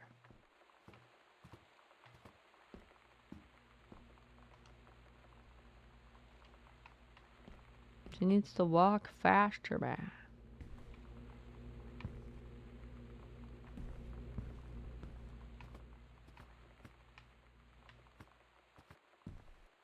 Sent this one from Barcelona. Hi, Mom, Dad, and Sam. I have had a wonderful time on the beaches of Barcelona. Dad and Sam, I think you would like the gaudy architecture. It is from a strange alien world. I am headed to my final destination, Amsterdam. For how long? That depends. I'm running low on money, and I will look for a cheap standby ticket and call you when I'm headed home. Sorry for the short notice. Can't wait to see you all again. It'll be good to be home. Katie. This panel is already pulled out. Booted out. A going away show for Lonnie D. Girl Scout. Last show ever. All ages. Saturday, June 3rd. The Tonic. Their last show. Lonnie had her going away show with her band tonight. She's so incredible on stage. When she was singing, I could practically forget everything. That we only had 48 hours left. That I don't know what comes next. That I can't live without her. Then she dedicated the last song to me. And I couldn't take it. I was out on the curb in the alley, sobbing till my ribs hurt. I would follow her anywhere, Katie. But I can't. Where she's going. After a long time, she found me. She said she was sorry. She said, I wish things could be different. I just wanted to make you happy. I said, I don't think you can anymore. Oof.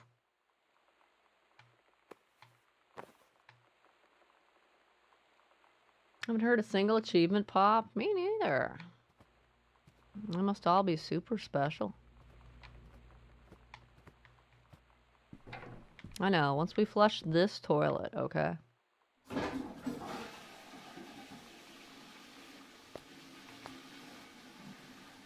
Never mind. I bet that rice is super tasty looking.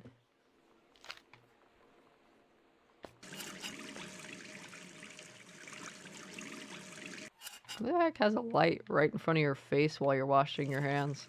Rah!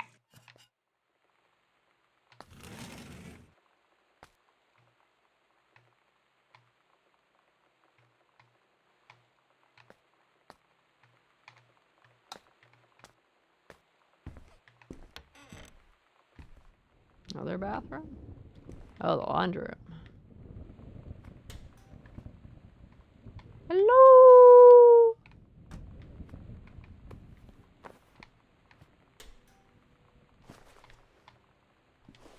What's in there? Is there a note in the dryer? Sam, I wish I knew how to explain it better. The army is this thing I grew up with. It is part of me. My dad's army friends are like family. I've always known it was where I'd end up. I never thought of it any other way. I wish things could be different. Maybe someday when I'm settled at a bus...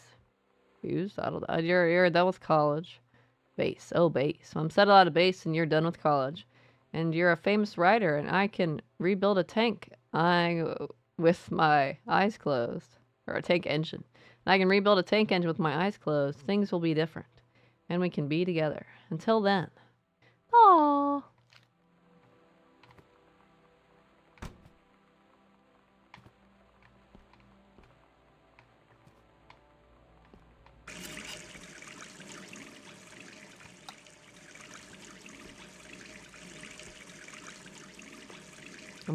Bix, the fastest or freshest clean around. Wow, amazing.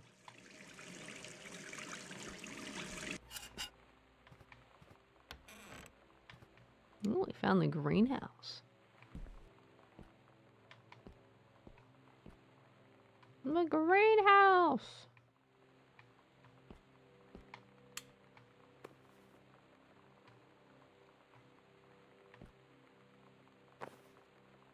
That's the other one, too.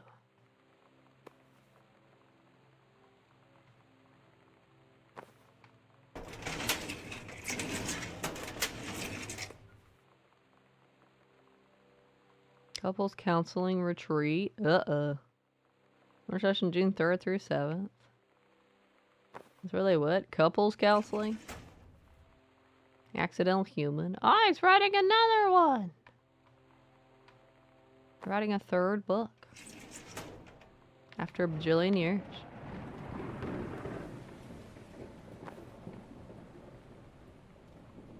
From the pen of Terence L. Greenbrier, dear Kaz, I can't tell you what a joy it is to see John Russell back in print. Thank you very much for sending along copies of new editions. The cover art is really something.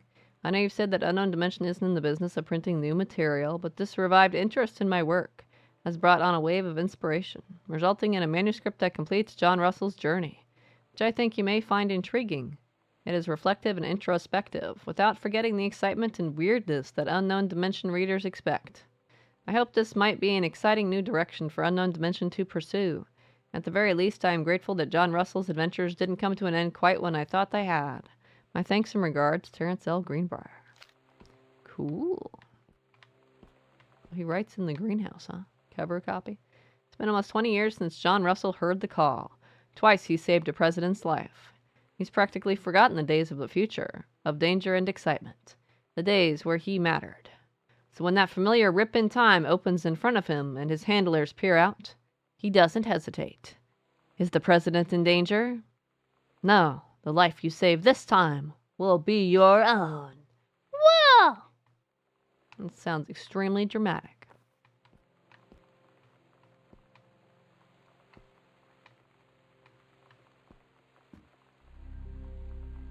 Or we'll do it. Midnight, June 5th. Final preparations are complete. There's a secret door in the foyer. We agreed our last night together would be our happiest ever, and we'd forget tomorrow was going to come at all. It worked for a while. We had a good time seeing Oscar off, then ran up to the attic to look through our photos, to find one for Lonnie to take with her. And looking at them, I realized they were all in the past, and there wouldn't be any more. And I didn't know what I was going to do. And I cried, and she held me. She said she knew it was hard, but life would move on. I said I didn't want my life to keep moving without her. That's when she cried too. I was so exhausted. I must have fallen asleep like that, in her arms.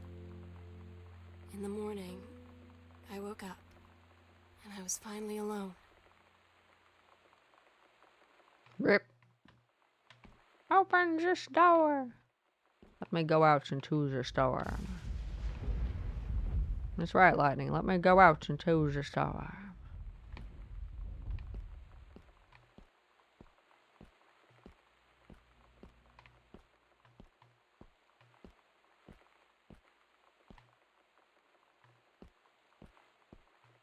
I guess I'm going under the foyer.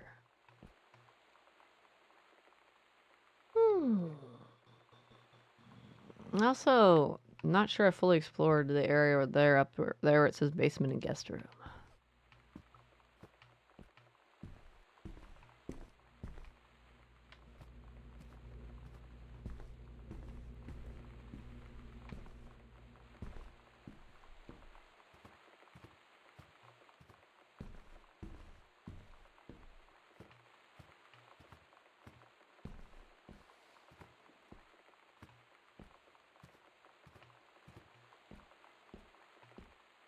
Yeah, I don't think I went this way.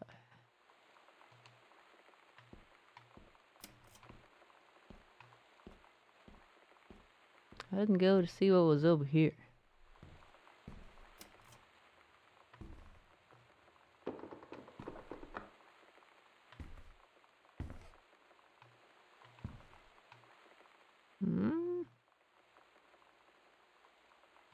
Read the live away.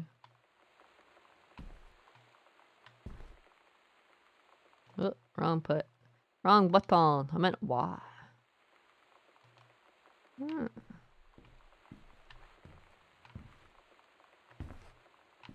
Oh, wait. It leads to my room. Whoa.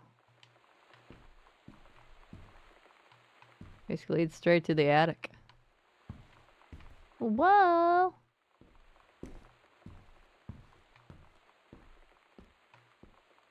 Whoa. Ooh, basement.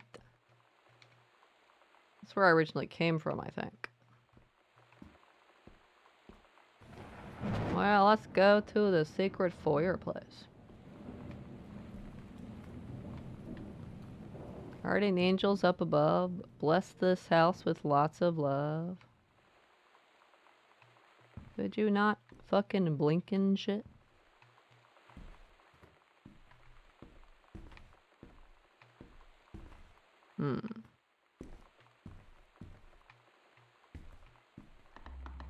Ah, sneaky.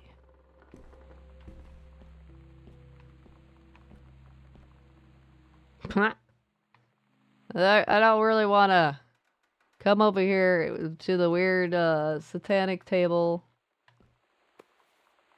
Possession and exorcism. Wow. Yeah, awesome. Look, an attic key. Wow, just what I want to see. The key to go up. Isn't that food pyramid been like debunked as like garbage? Like Oscar Mason's pharmacy. They're trying to summon him. Yep, that's him. Spooky, spooky.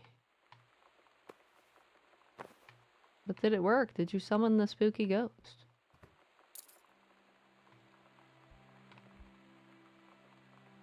The sunset light in this house is the saddest thing I've ever seen. I just want to sleep. When I'm in the attic, it almost feels like Lonnie could still be here. She's just downstairs. I'm just waiting to hear her pull down the hatch and come running up. Maybe I'll go up to the attic and wait. I don't want to go up to the attic.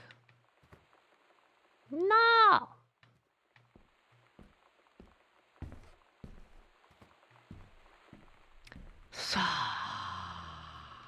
That's the only place I haven't been to, though. Pretty much. The only place left to go is the attic, I believe.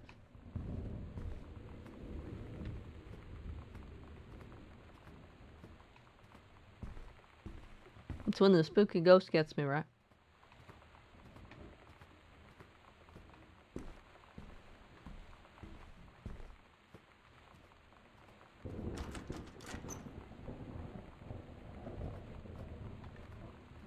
Alright, rest in peace me.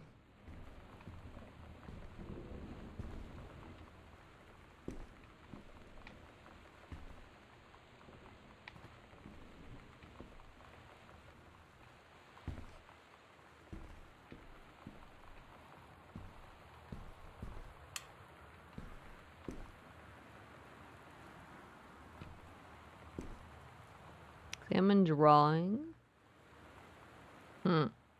I'll always remember what we had. Stay strong, kick ass. I love you, Lottie. Aww. Oh my god. Katie.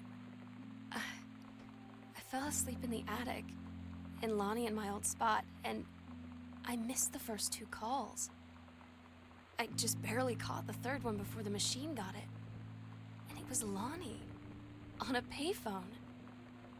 She'd been on the bus to basic, and she said she couldn't think of anything but me and us, and that she couldn't go through with it, with the army and being apart and all of it. And so she got off the bus in Salem. She said, "Sam, I want you to pack up everything you can and get in your car and come find me. And let's just drive until we find somewhere for us." And she asked me if I could do that. And I said yes. Yes.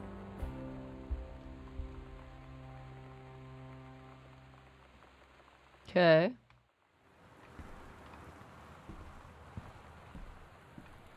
Let's make a reckless decision. Let's do it. Let's go. You're only young once, right? Let's do it. Come this far without a ghost, I think we're okay. Yeah, no, probably. Woo! Alkaline fixer. That sounds like some photo stuff. High contrast.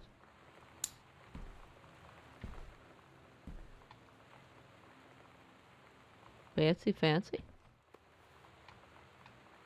Bisulfite stop bath. Ooh, it's red. Cool. That's very sharper. How'd they take this picture? They're like holding the hands there, and then the other one's like, okay, hold still. Maybe they had the camera on a tripod. Oh, wait, is that the camera right there? Or not? I don't know. Oh no, those are colors. Cyan, magenta, white, yellow. I guess that's some fancy photo tool.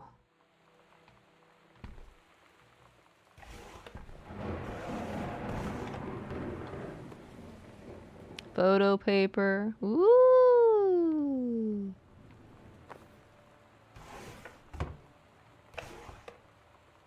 More photo paper. Ooh. Ooh, look at all this photo paper. They are stacked, man. I got all the paper. More than I could ever need. If this was a puzzle game, there'd be a mix the ingredients in these bins to create the next solution or something.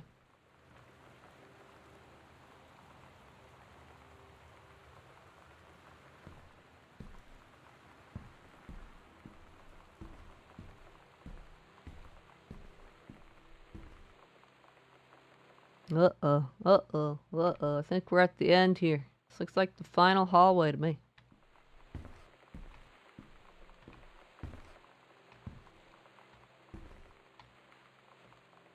Need letters to Katie. Do not read if you're not Katie. Katie, I'm so sorry that I can't be there to see you in person, that I can't tell you all this myself. But I hope as you read this journal and you think back, that you'll understand why I had to do what I did.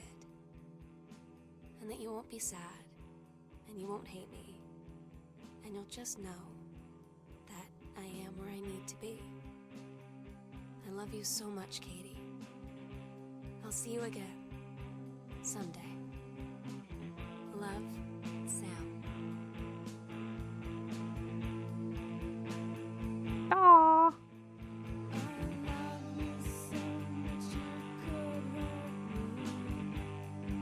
Oh, GG. Oh, thanks for the gift sub, kitty. Hope you're doing awesome.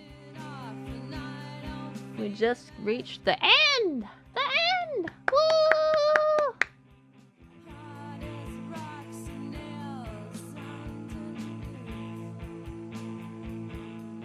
I like how both the characters, Sam and Katie, are voiced by someone named Sarah. Different last name though, not the same person.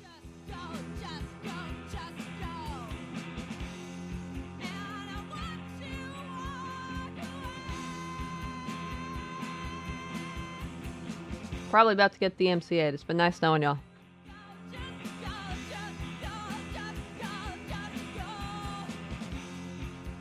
Thanks for the head pat, Gina. Heart, heart, heart, heart. Hope you're doing awesome, kitty. And have a good time. This game was interesting. Surprisingly lacking ghost stuff.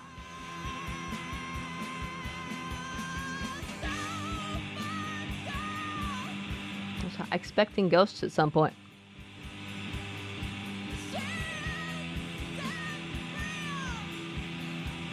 Well, not really. But it was like a spooky haunted mansion, you know? Gave off that feel.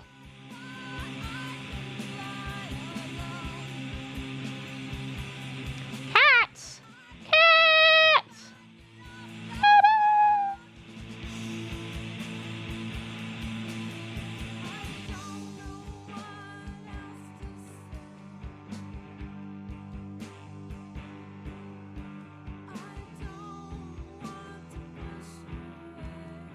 Thanks for playing. Or welcome, guy.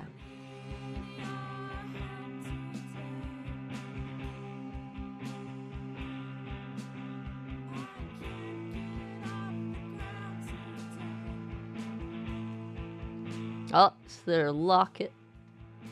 Drawing of it. Aww. So then they go off and do whatever, I guess. Hooray!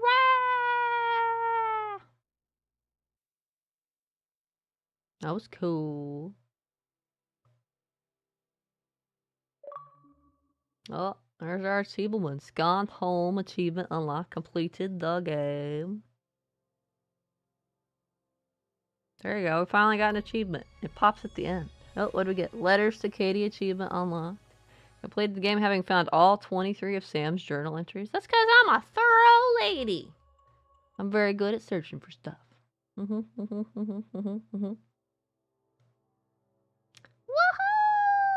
Wow! We found the things! Now we have to look and see what the other achievements for this game are. We've gotten two. Let's see. Two out of how many? How many we got? Let's head over to True Achievements and look.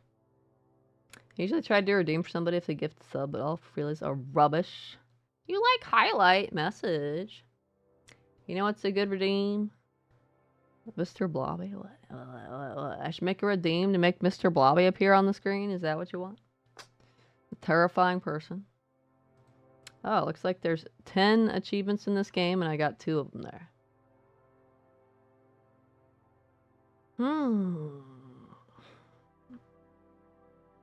Darn it, there isn't one for flushing all the toilets, Dobie. Oh, that's true. I never did find the safe combination, did I?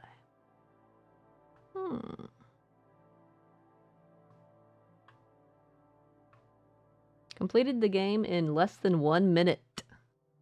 I presume that'd be people who know you just go to that area in the foyer to get the basement key and then just go upstairs. How do you get there in 1 minute, though, without... when you walk so slowly, though? Activated all commentary nodes with the developer commentary modifier enabled. Well, that sounds interesting. Found Mitten's secret diary. I did not find Mitten's secret diary! Returned Christmas Duck to his rightful place. I wasn't aware he had a rightful place. Complete the game having found all 24 journal entries without modifiers in less than 10 minutes. Wait, what? Ooh, that sounds kind of like a speed run. That's a speed run achievement. Open the secret bookshelf in the guest room from the outside. I don't think I would have known about that one. Turn on every faucet in the house at once. There's turning on all the taps. Yep. Turn on every tap. Turn on every tap. But nothing for toilets. I call shenanigans. I call shenanigans. I call shenanigans. There's a distinct lack of spooky haunted ghosts.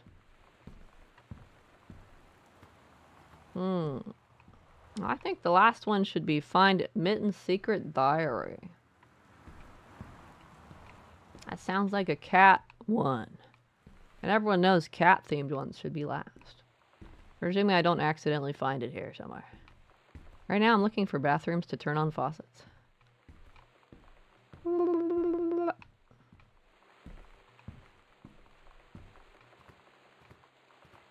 I'm gonna turn on every bathroom faucet. Interesting, I found the,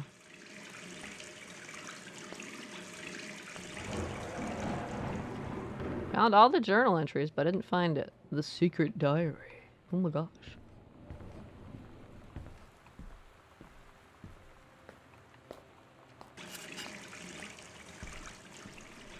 Oh, but you could do that? Oh, so what's the good redeem then?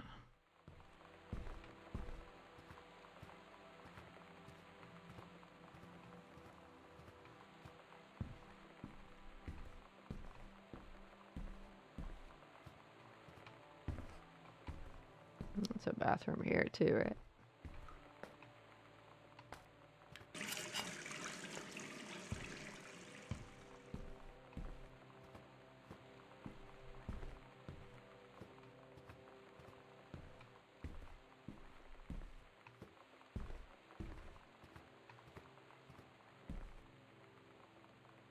Examine stub.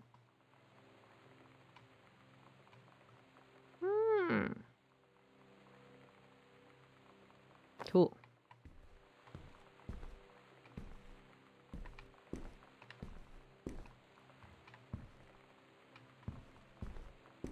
Didn't like the name for turning all the taps, but I hope it's called Wet Bandit. Why Wet Bandit?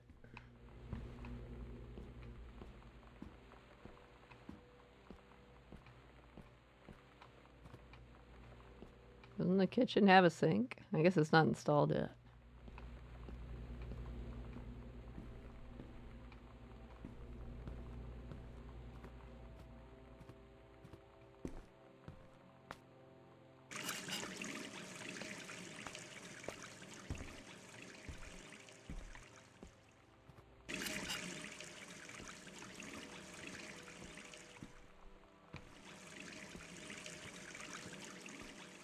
All the great ones leave their calling card.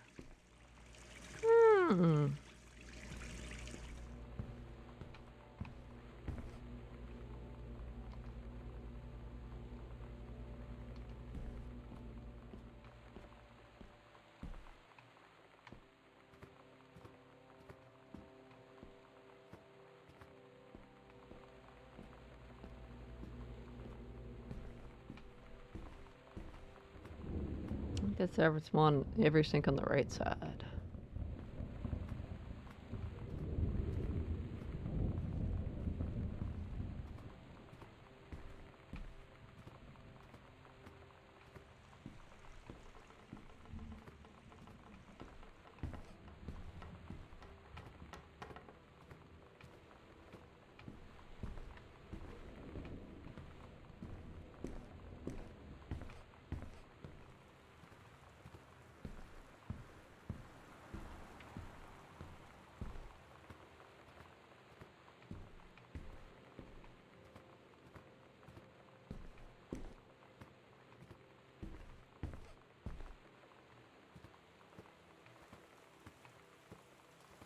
Did I never open this door?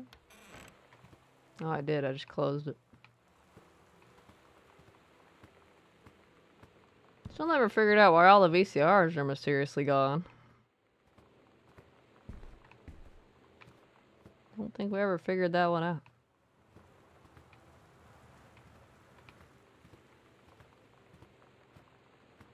A YouTube link.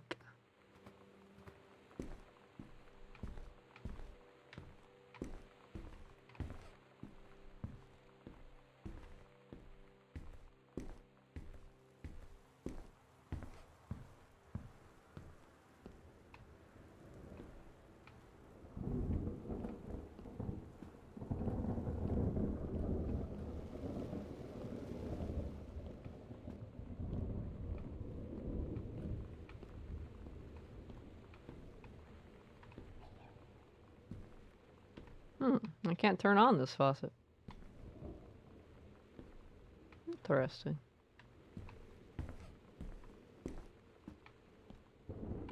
Never did figure out the combination for that safe. Maybe it was a year?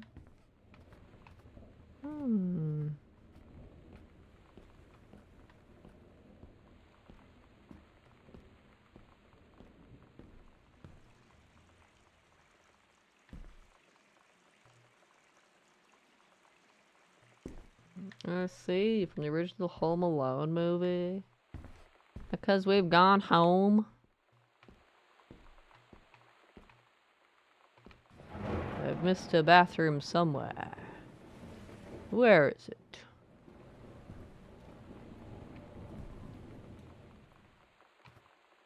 Where have I missed a sink?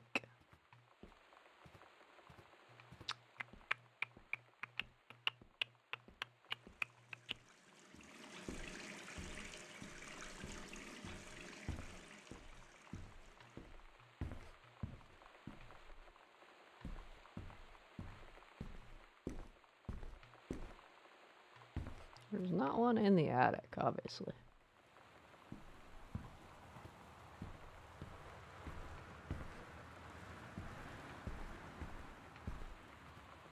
What's the origin of wet bandits?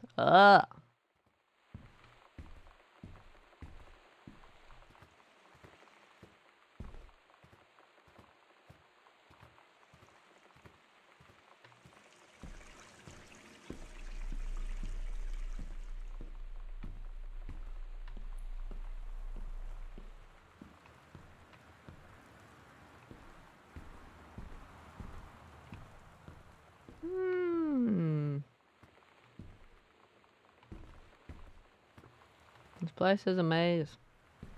Especially if I start taking the secret passages.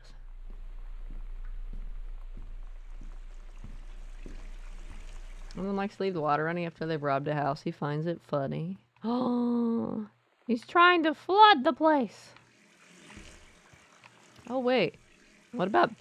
I forgot. Bathtubs. Bathtubs probably count.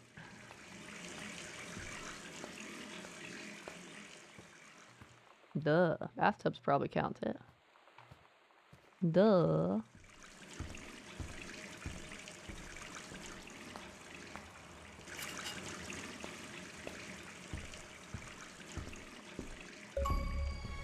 Oh, that was the last one? Oh, it's called Wet Bandit. Turned on every faucet in the house at least once. What a coincidence.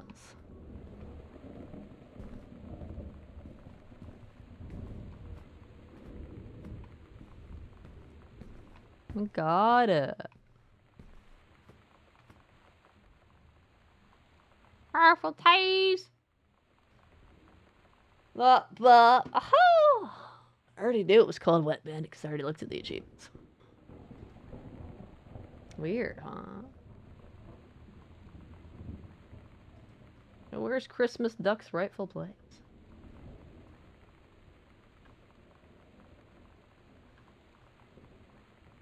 I hate how the very first solutions are like just videos listing like a bajillion achievements to get. Christmas Duck goes in the attic? Oh, where was the Christmas Duck?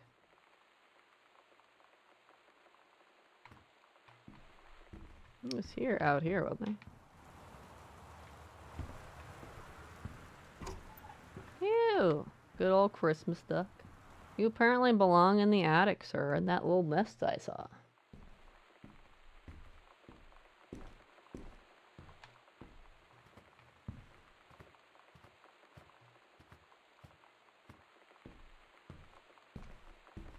And our adorable duck.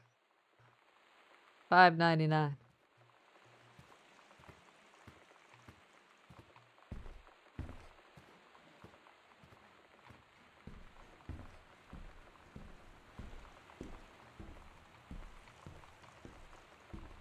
There you go, Christmas Duck. So cute. Nesting Instinct achievement unlocked. Return Christmas Duck to his rightful place. I looked at the achievements, not the names. Oh, you're sneaky. You're sneaky.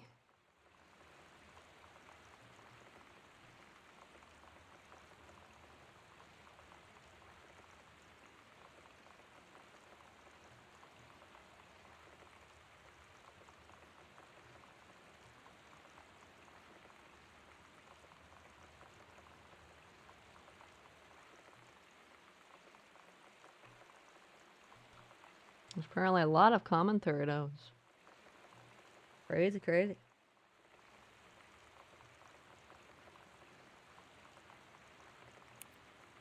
I activate them whenever I want.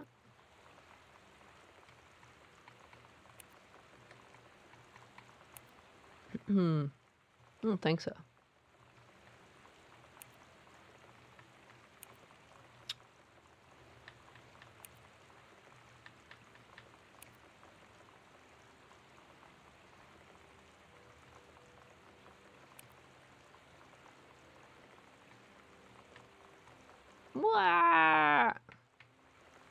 I don't really care about that.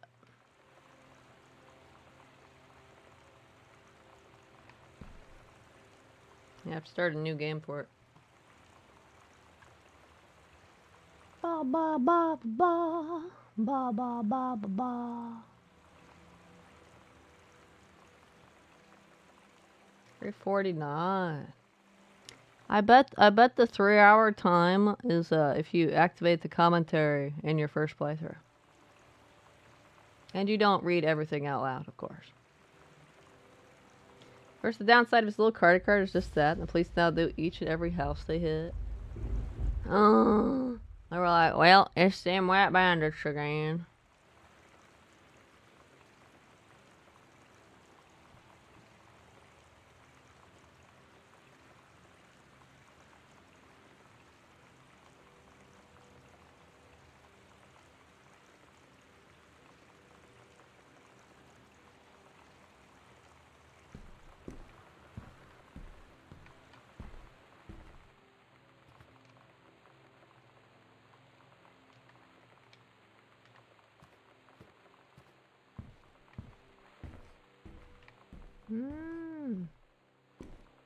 What's this one? I need to activate without being from the other side.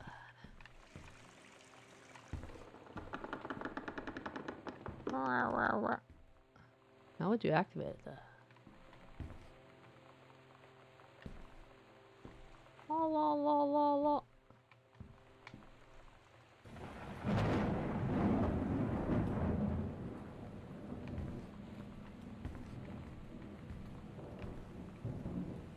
Oh, that.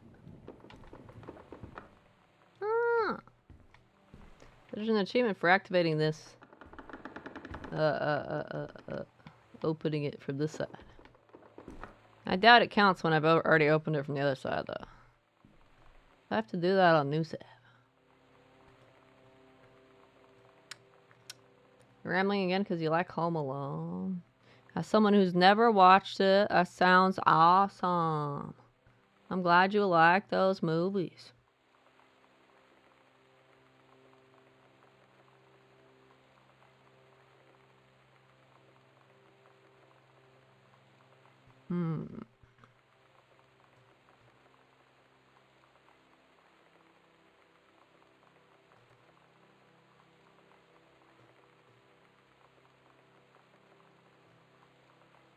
Damn, I definitely wouldn't have found Mitten's secret diary. That's sneaky.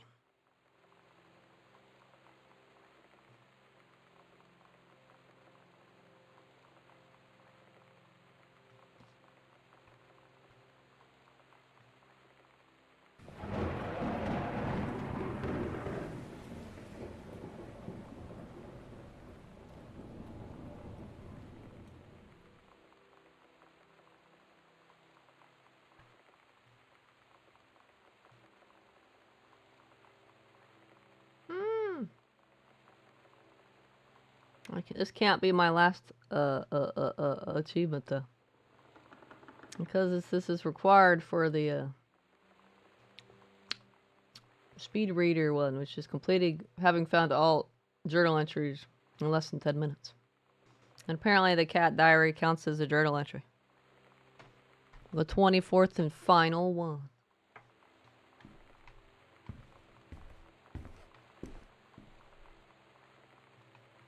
Our cat walked him in the butterfly yesterday. Poor butterfly. It was like, unhand me, you fiend. Unhand me right now.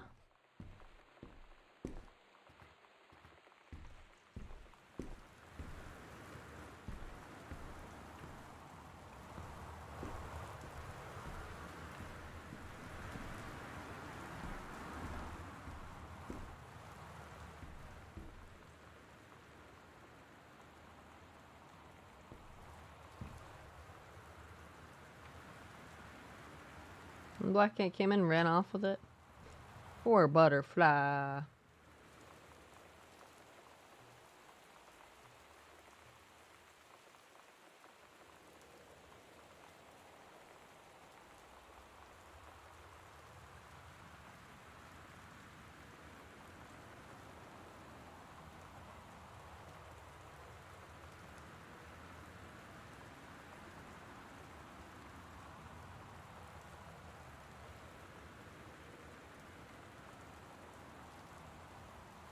Oh, I've probably already read the code.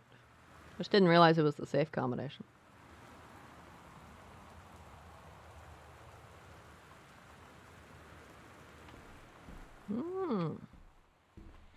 So I probably won't get the achievement, 'cause I'm pretty sure I've read it already. Wait, why you cry? It was the paper under that secret bookshelf, wasn't it? I'll have to do a new playthrough to unlock the safe. I have to do new playthroughs anyway, though. It's the paper here, apparently, right? See this thing? On 963. I've already read it before. That's apparently the combination for the safe. Which is a year. That's not too far off from my guess, though. My guess was related to years, but I thought it was going to be related to the... I thought it was going to be sneakier. And it actually ended up being. I'm just going to open the safe because I'm curious what's inside.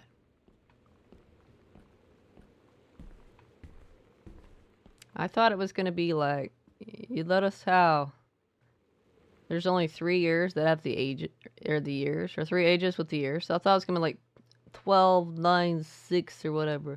Apparently the code is just 1963, though. That's much less creative than what I was thinking. That's so sad.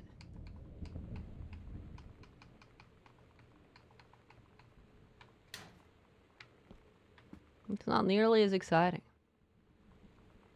Return to sender. Murray something Washington. Holy fuck. Do you possibly ever let me get a break?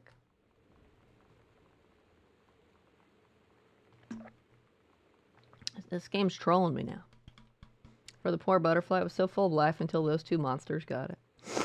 So sad. Dear sister, I unite. What shall be my last appeal to go unanswered one way or the other? I feel a prisoner as on an island with no jailer, no human soul for commune only or something. I don't know. My one mind examining itself endlessly searching for relief. In the years since transgression, I have sought no absolution, only something forgiveness, lame forgiveness. I don't know. In good faith, I have removed myself from all temptation. Something fied, unified, signified, something fied. To prove my commitment. However, I can imagine since mother's passing, I have yearned for nothing more than the acknowledgement of my own kin to be treated as human again. To breathe the air of human spirit once more. By grace, even a wretch like me could be saved. But I do not expect it. If no response is received, I shall henceforth accept my sentence and one day simply cease to be. With the brothers' love always, Oscar Mason. What the fuck did he do? Return to sender. Damn, he got rejected hardcore. What the fuck did he do?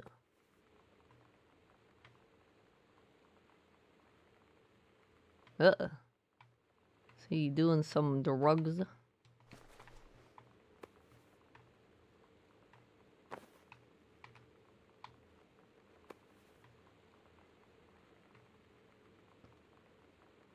The hell is that? He had some shit going on. He had some shit going on.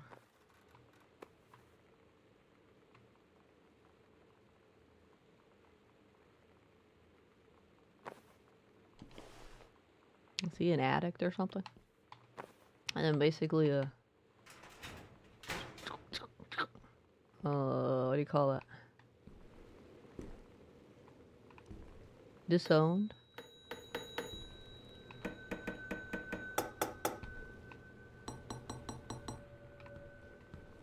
You wouldn't even bother? You wouldn't bother reading that letter? It's definitely important though. I definitely want to figure out what that is. I'm curious what that is.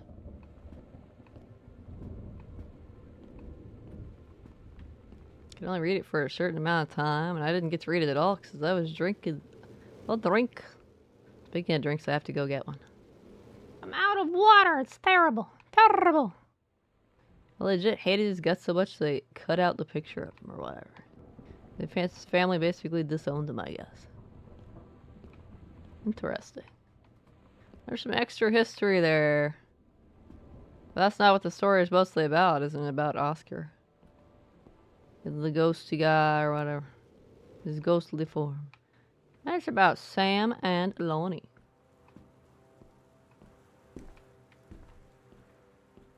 Do something more exciting like paint your toenails. Ghostly green. Scared yellow. What color?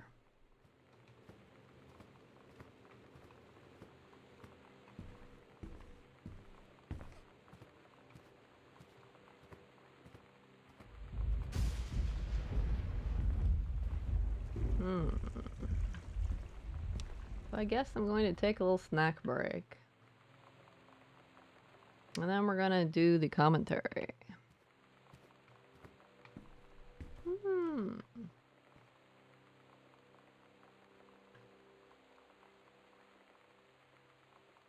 Ba ba ba ba ba ba ba ba.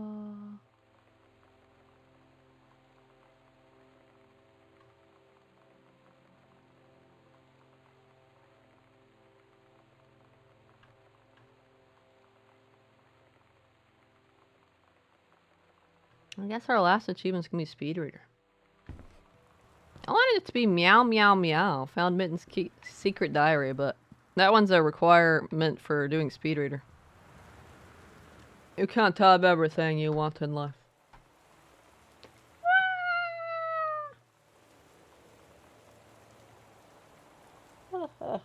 Apparently, it counts as the 24th journal entry.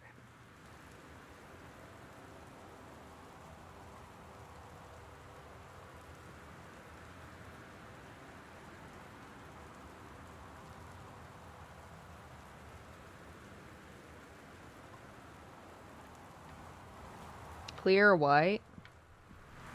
Clear white, huh? Okay. I'm gonna take my snacky break, and you guys can listen to the amazing, nice rain.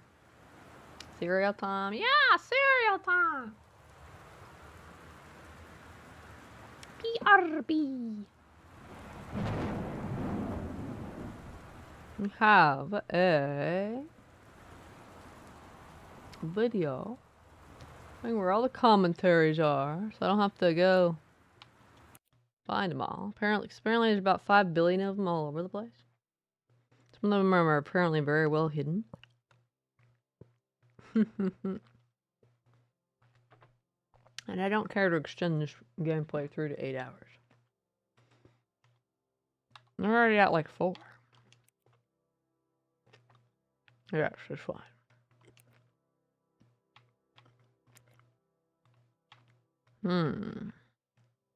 These modifiers result in a non-standard experience. Modifiers cannot be changed while in-game. All lights start on. For those who don't like the dark, unlock all doors. Every door starts unlocked. Explore the house in the story in any order. Disable map. There will be no in-game map to guide you. Disable voice diaries. Checking this disables Sam's voiceover. No ending prompt will appear. It will be up to you when to stop playing. Oof. Enable commentary. Icons appear throughout the house, allowing you to hear commentary from the game's developers and contributors. Note, not compatible with disable voice diaries. I bet. I bet.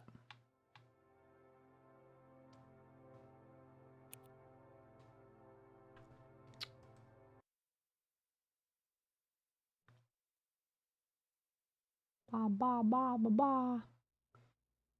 Load. Load.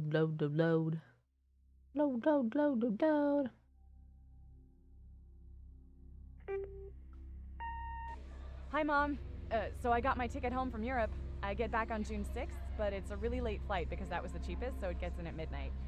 But don't worry, I'll get a shuttle from the airport so you don't have to pick me up. Like, really, seriously, you don't have to. Okay, so, love you. See you soon. Bye. Or I guess it doesn't save these subtitles on in the options.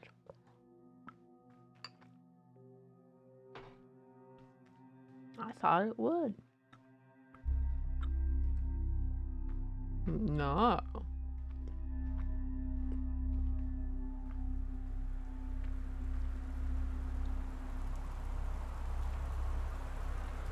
Oh, did it like not save it? Oh yeah, there's just no subtitles for the beginning part.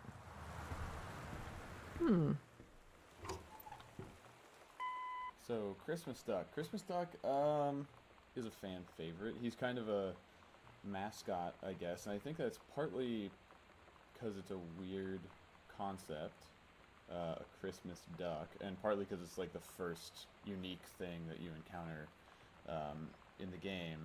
It's kind of personified. He's like a little character. But the thing is, Christmas Duck was not planned.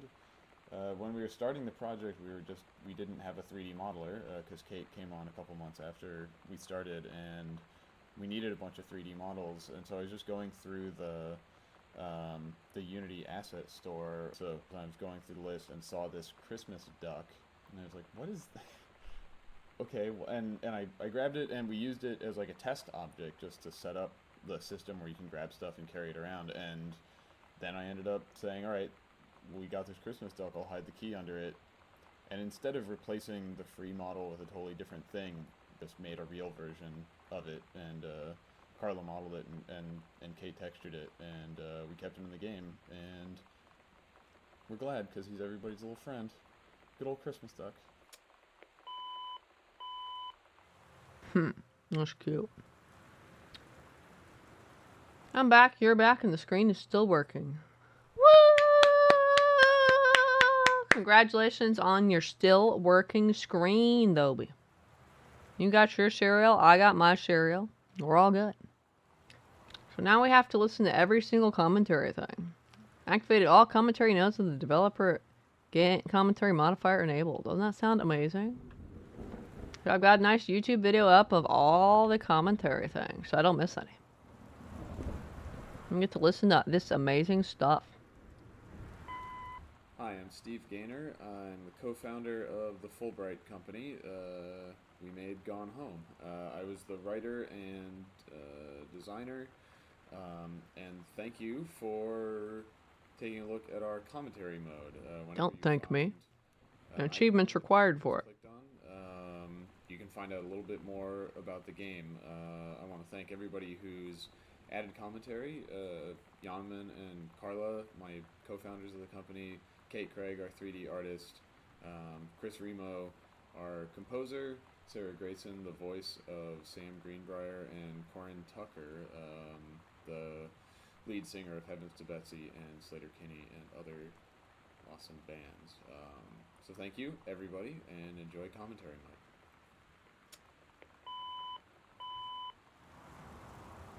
Now once we're done, we need to discuss what truly is a short game. 5+ hours, not what the doctor ordered. Hey. For your information, true achievement says 1 to 2 hours. How long to beat says 3 hours, okay? I'm just a slowpoke. Hello, my name is Kate Craig, and I was creating a lot of the environment assets for the game. Not all of them, some of them I had help with, which I'll touch on a little later, but most of the stuff like the walls and the floors, some of the larger pieces of furniture were my doing, and I'm going to be talking about some of the environmental storytelling aspects in Gone Home. I feel like I would be remiss if I didn't mention the work that my wife Emily Carroll did on the project. She did the house title image that we've used for our wallpapers and for the start screen of the game. She did the loading cassette tape, and she did the maps in the house. And actually, Carla made a font out of her handwriting because we wanted something that was just a little bit spooky, maybe a little ominous, but something that sort of suited the tone of the game. And I was really glad to be working with her, and I was really glad that the other guys were too. We had a really good time. And people have responded quite positively to her title screen, which is something that I really appreciate. I know she does too.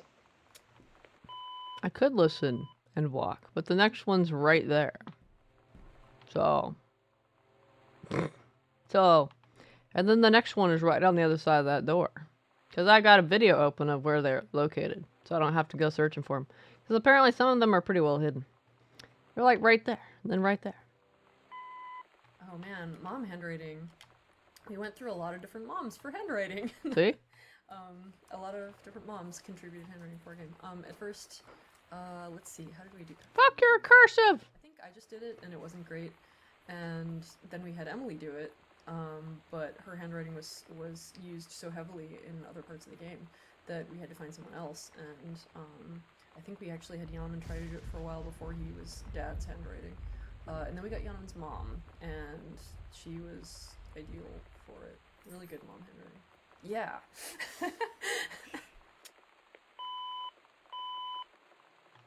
So this is your fault?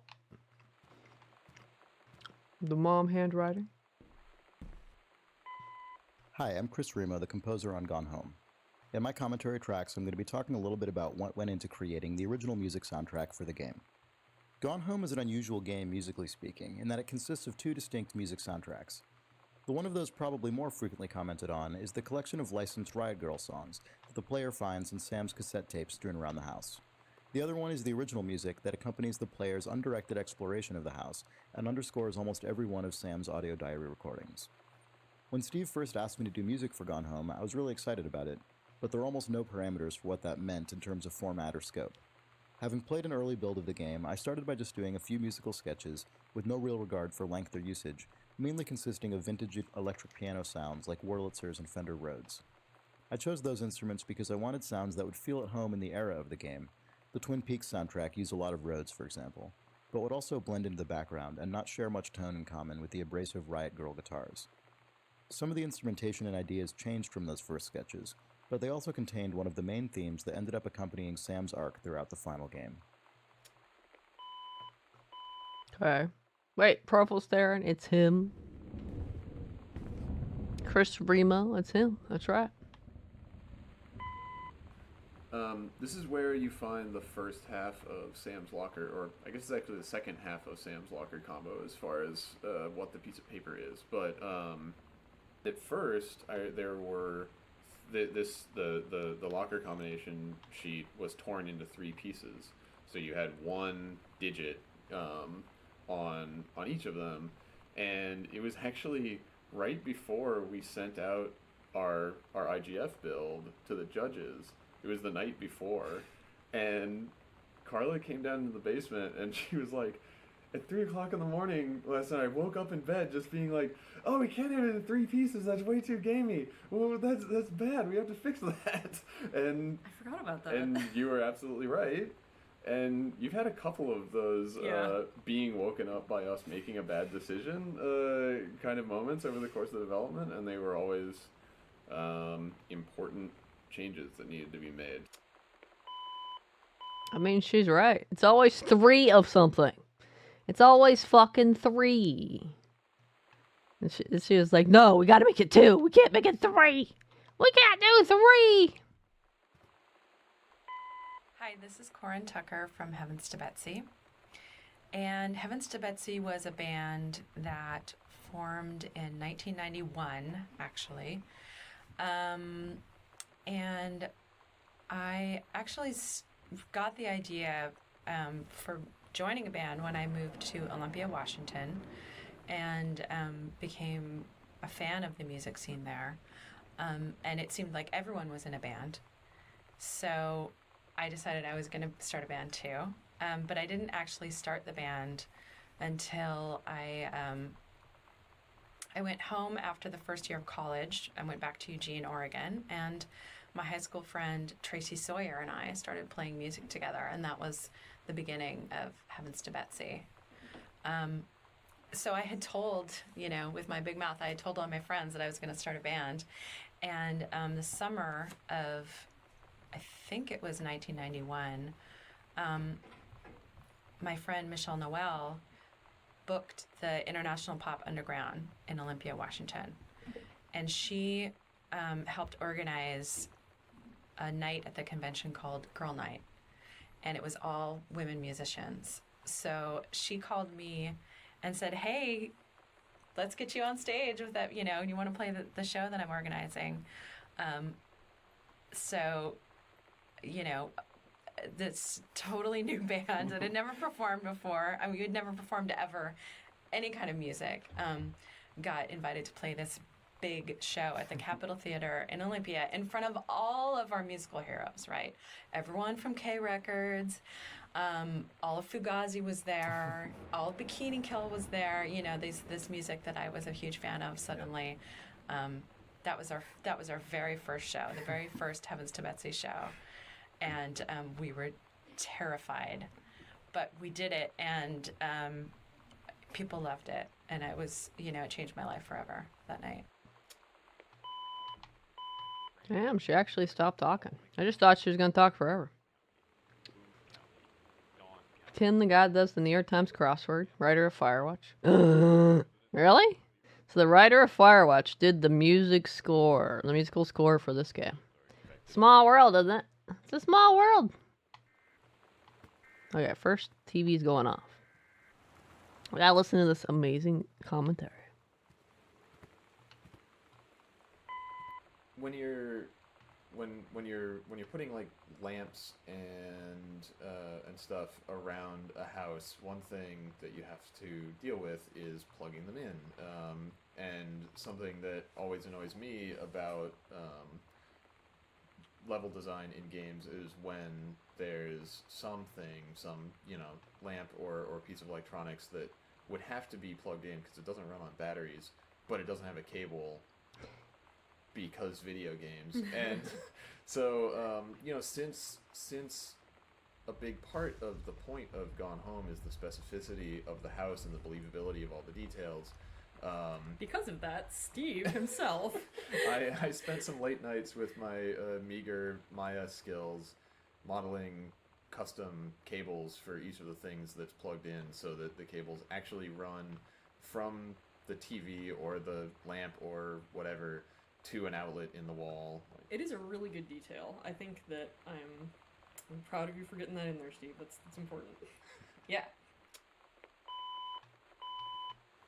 I mean, that is up there with my complaining about things like fires that burn forever and never burn out.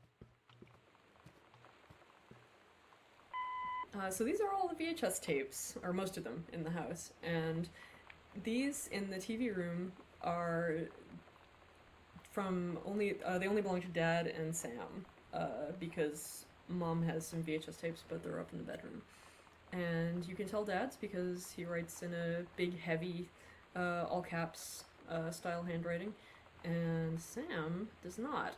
So, contrary to popular opinion, the X-Files tapes are not Dad's, they're in fact Sam's.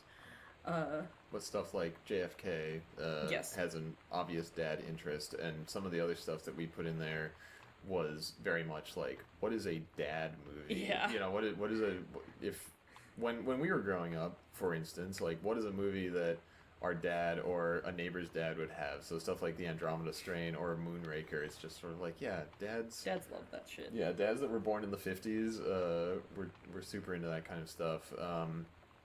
And then some of it was, stuff that we liked or remembered from when we were growing up. Like, you will know that Carlo was involved in making this game because Beetlejuice and RoboCop are on a VHS tape. That's most of what you need to know about Carlo. That's true. Right there. And he does the New York Times crossword on YouTube. He's not stupid like I am and can finish them. Hey, you're way better than me at crosswords, okay? You're awesome at crosswords, okay? Bop. My name is Sarah Grayson, and I do the voice of Sam Greenbrier in Gone Home. Currently based out of Portland, Oregon, so right around where the Fulbright Company is from, which is part of, I guess, how this all came to be.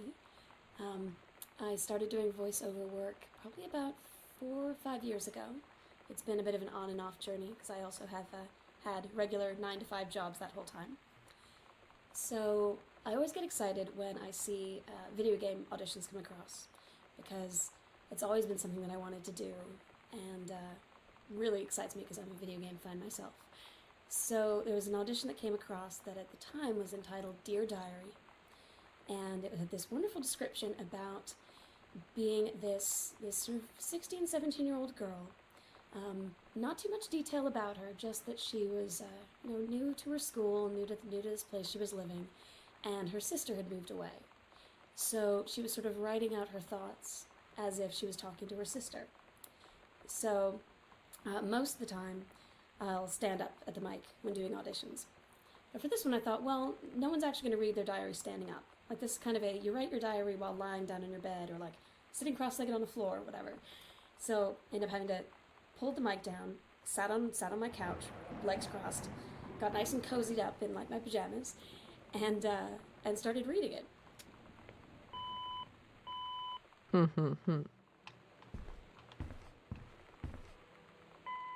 So here's one of Dad's pulpy JFK books.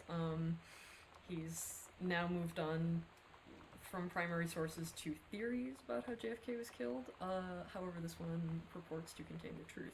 The publishing company is a doofy inside joke because, there's Harcourt Brace, the publisher that exists, and so I was trying to think of a good name for a publisher, and being a big nerd, I immediately thought of Harcourt Fenton Mudd, and how he basically sounds like a publishing company, so...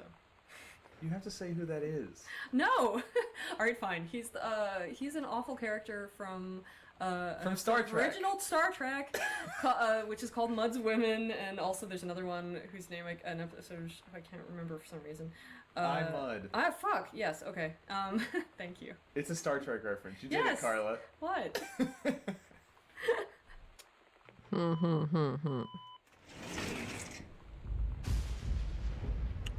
Answer maybe 5 clues with 90. What? Nah. If you can answer 5, I could answer like 2 at most, okay? There you go. If you sit cross-legged on the floor in your pajamas, you can become a voice actress too. Alright. We got this. We got this. I'm not sitting cross-legged though. I'm just sitting in a chair right now. Close enough, right? One of our favorite movies is The Apartment, which was directed by Billy Wilder, and it starred Shirley MacLaine and Jack Lemmon, and it's from like 1960, and it's basically what Mad Men is, except actually from that time. Yeah. It's super good, and there's this weird, like, kind of humorous vocal tick that some of the executives in the movie have, where they will refer to something like, they'll say like, we're doing quite well dividends wise or something, and Shirley MacLaine's character is named, her last name is Kubelik, and one of the executives at different times says something like, so how are you getting along Kubelik wise? So anyway, super deeply buried Easter egg reference in joke. We made the law firm Kubelik and Wise that prepared Oscar's will, just as a little wink and nod, a little Harcourt Fenton. Quite Steve. But yeah, The Apartment, you should watch it. It's damn worth it. It's totally worth your time. It's a really good movie. On Laserdisc. Yeah. What the fuck's a laser disc? You're pretty smartering than me. Nonsense! 7 torches in 7 minutes. You'll have 19 torches. You're gonna find that 4th dragon, right? The doors were actually one of the hardest things in the game to get working correctly, and I know that there's still some bugs existing with the doors, actually. But it's a surprisingly hard problem, which is why most video games just have doors that kind of slide away into nothingness or open in strange ways or don't, let you interact fully with doors. But of course, it's in a house like in Gone Home, a realistic house. It's important that everything be as natural as possible. The one concession we made to video gaminess is that the doors all swing both ways, which never happens in a real house. But it's necessary to prevent the player trapping themselves in some strange state. I mean, I did break the bathroom doors. For like one of the cabinets, one of the bathrooms. I got them unstuck though, but I did get them stuck. Here we have Fresh Magazine, which is a synthesis and pastiche of Sassy Magazine, which if you haven't looked at it, or if it wasn't, something that you cared about in the early 90s, it was very feminist and, strongly individualist and actually gave good advice. It was actually really good. Anyway, so yeah, this is the type treatment, the super grungy type treatment is totally indicative. That's how it used to be. Oh yeah, and amusingly, of course, our cover model is Rachel, Steve's wife. I had to make her put on this awful light pink lipstick and do the 90s-ist stuff imaginable. And she did it. It was your idea to put a braid in the front of her bangs? Yes. Yeah, it seems like... Congratulations. Oh, thanks. What? Doesn't everybody have a braid? Or in their bangs? Huh?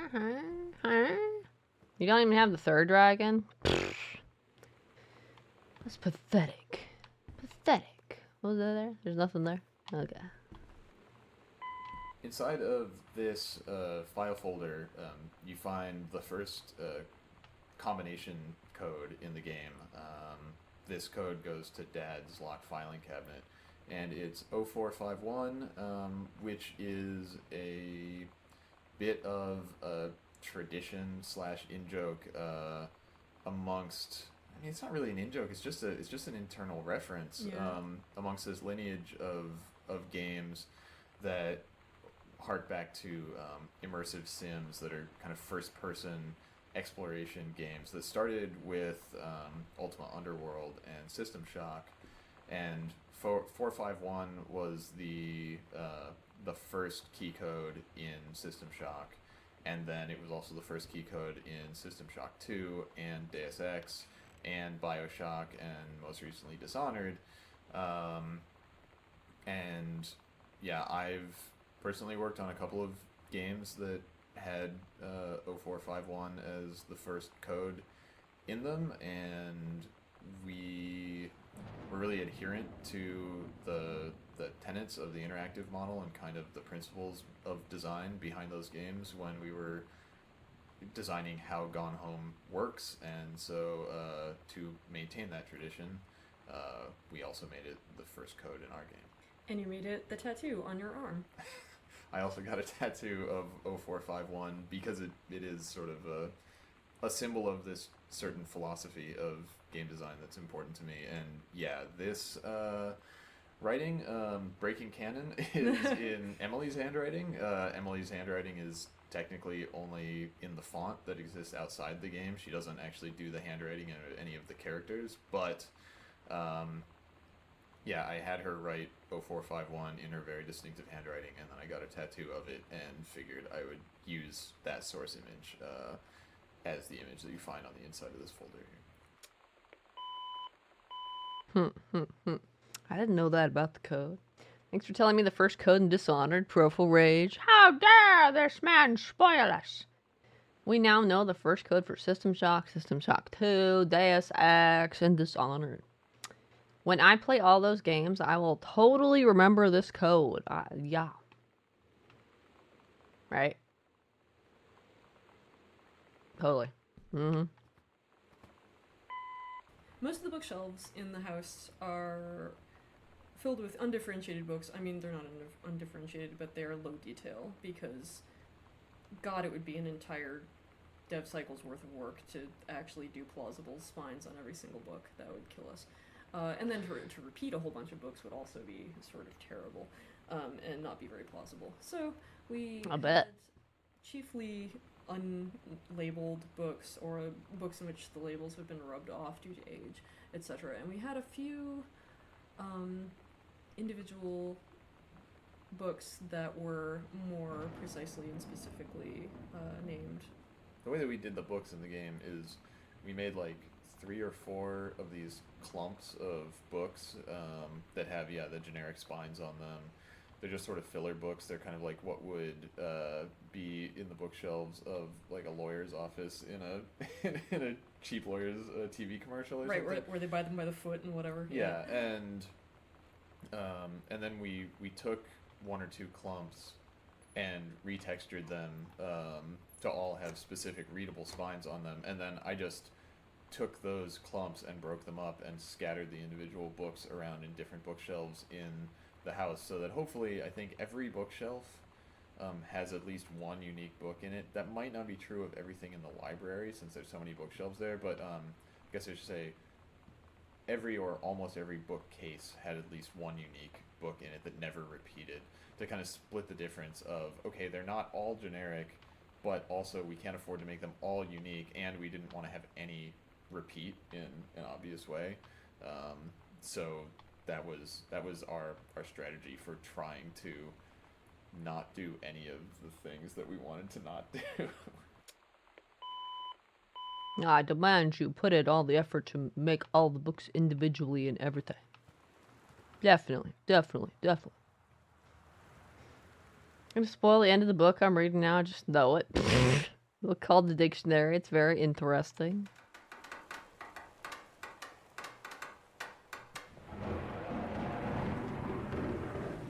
Well, that was creepy sound. Yeah, the dictionary is a very interesting book indeed. Sam's story slash school assignment called The Menstrual Cycle, a novella, is kind of a fan favorite. We Where'd found my like a lot subtitles of go? people have enjoyed it a lot. Sam's story Subtitles broken on slash this one. school assignment called The Menstrual Cycle, a novella, is kind of a fan favorite. We found like a lot of people have enjoyed it a lot, and it's one of those weird things where it wasn't planned. Like it was, I just let's see.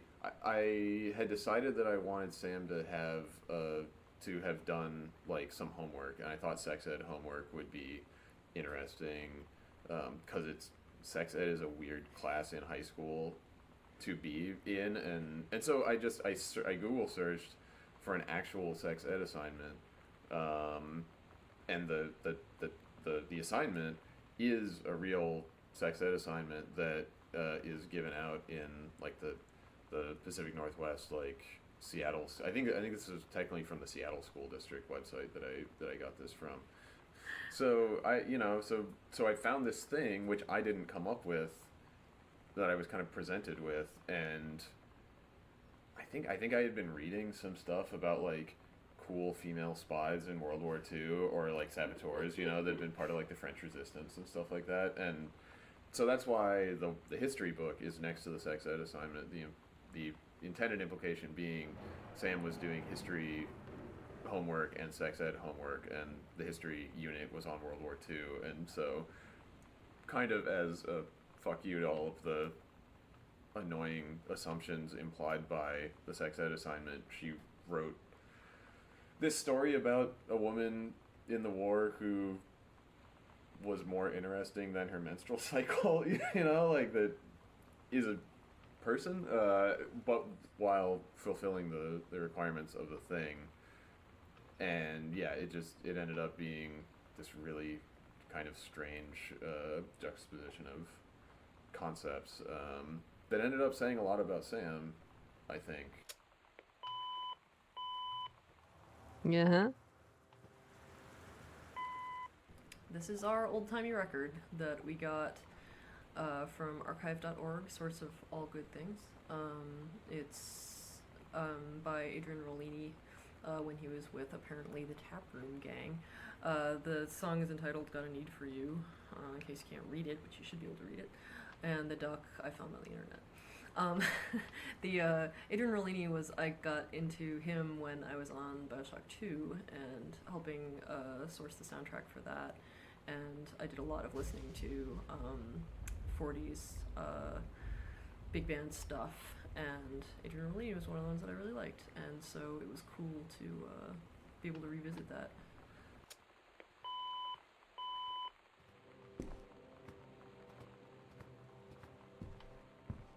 Pop. I feel like one of the best bits of advice was actually from the Fulbright team before going in to do the first recording.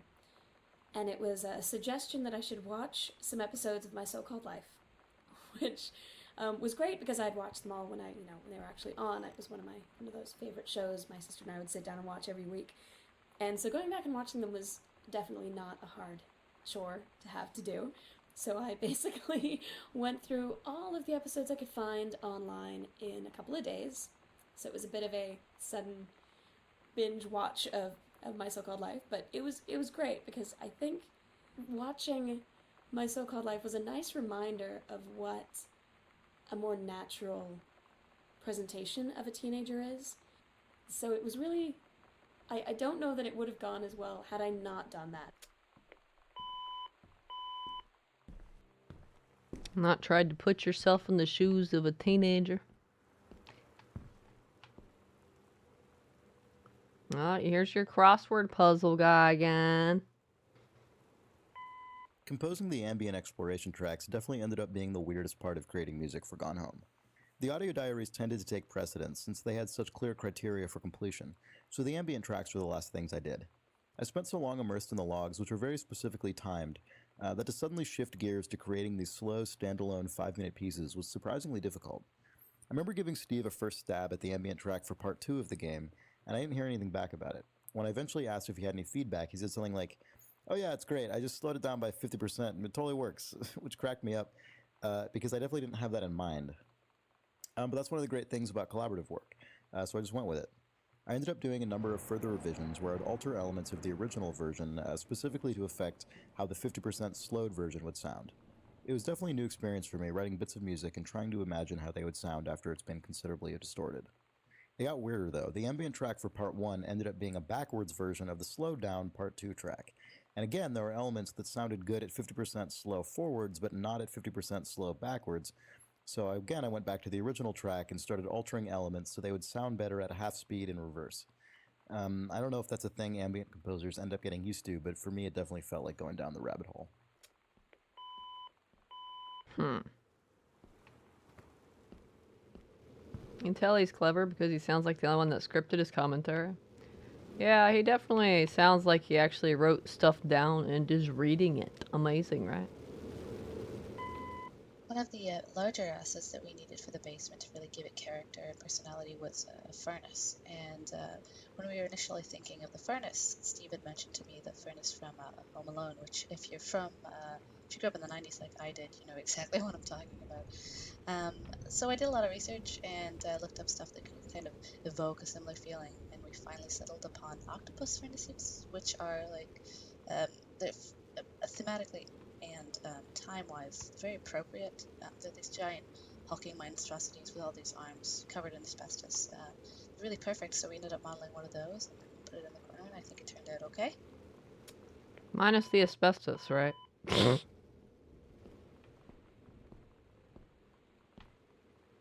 is great because he gets to the point. He does get to the point without a lot of uhs and ums. Oh man, this thing. So 2 things. 1, Mom's Canadian. Yay! 2, Mom didn't start out Canadian. The reason that Mom is Canadian is because Kate Craig and Emily Carroll are Canadian, and early on in the development of the game, Emily did Mom's handwriting. This is before she did any of the UI text during the Right, game. and it was before we decided that all the moms were going to actually be written by moms and all that kind of stuff. Integrity in moms. And so we had the answering machine note in the foyer, and the line, what's the actual line that's there? It's like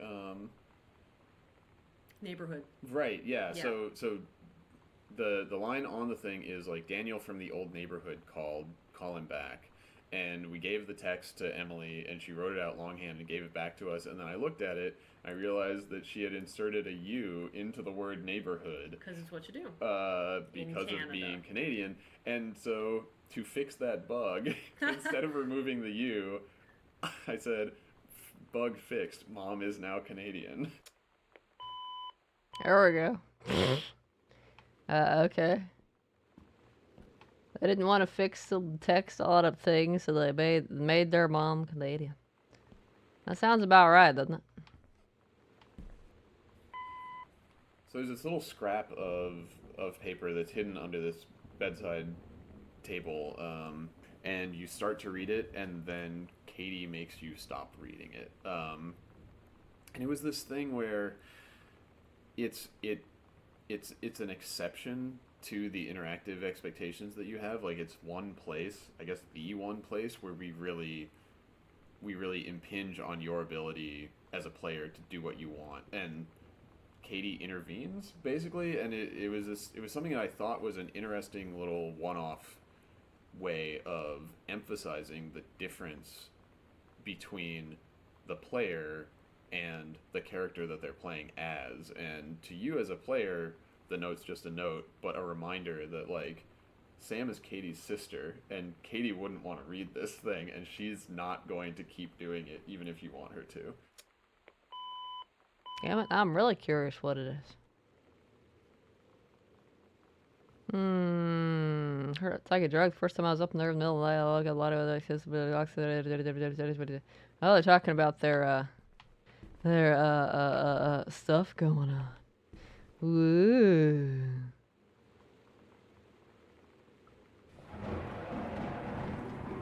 And did they talk about the cat's diary? I think the cat's diary is over in the greenhouse, so it might be a while. You know, there was kind of this intellectual, cross-cultural, like pen pal thing that happened before the internet. You know, we used to write letters back and forth to each other about our ideas and about how we wanted to change things. And so a bunch of these women that I mentioned came up with this idea of Riot Girl, of being a punk rocker that was also an in-your-face feminist. I see. There was nothing down there, huh?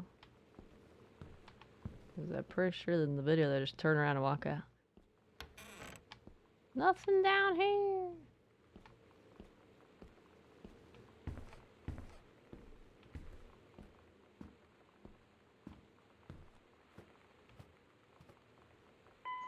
Putback is the feature that I'm happiest with in the game, and it actually came about as sort of a little bit of an accident. Playtesters had told us they didn't want to feel like some kind of horrible person rummaging around this house and tossing everything on the floor, but there wasn't really any other option initially. That's all you could do was sort of try and lob things back into the place. So, you know, I had done some code before for placing turrets and things in other games where it, you know, will arbitrarily orient an object to be perpendicular to surface and all that sort of stuff. I told Steve that, you know, we'd have a lot of edge cases with that and it would take some time to implement, and temporarily I would just give him the ability to put objects that these things would kind of stick to in the game, and we tried that, and it worked so well that we decided to keep that, and that's where Putback came from. Okay. There was a little bit of concern on my part before any of this got started that you never know how much liberty you're going to be given and how much over direction you're going to get, because somebody hears it like a specific way, and if you deviate from that at all, you're just going to keep doing the line over and over and over again, like 50 times until it's right. So I really wasn't sure what to expect, but even on the first day getting in there and being able to go through a few of the lines and just give them what came to mind, and seeing how closely I think everyone was on the page about it. So the direction was always really positive, and it was always kind of coming from either additional information that changed the context of what I was reading, or a certain change in the phrasing or the way something is being, you know, a pause here or maybe move it to here, or instead of emphasizing this word, try this one instead. So you end up with a lot of different takes that really give it a very different feeling depending on which one you go for.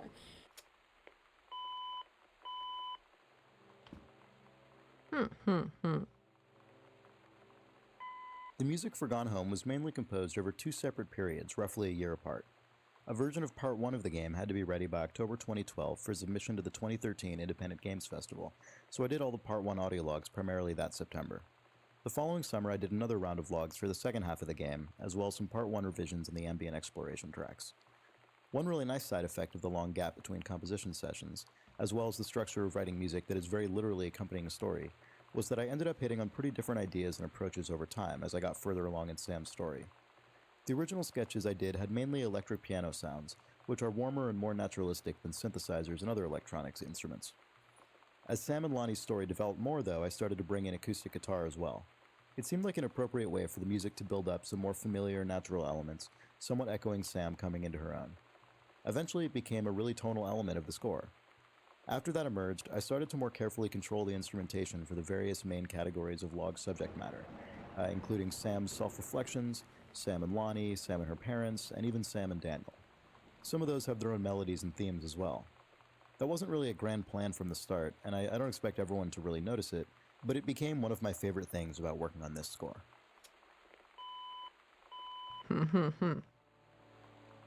It'd be nice if we randomly solved crossword clues through the commentary. Oh!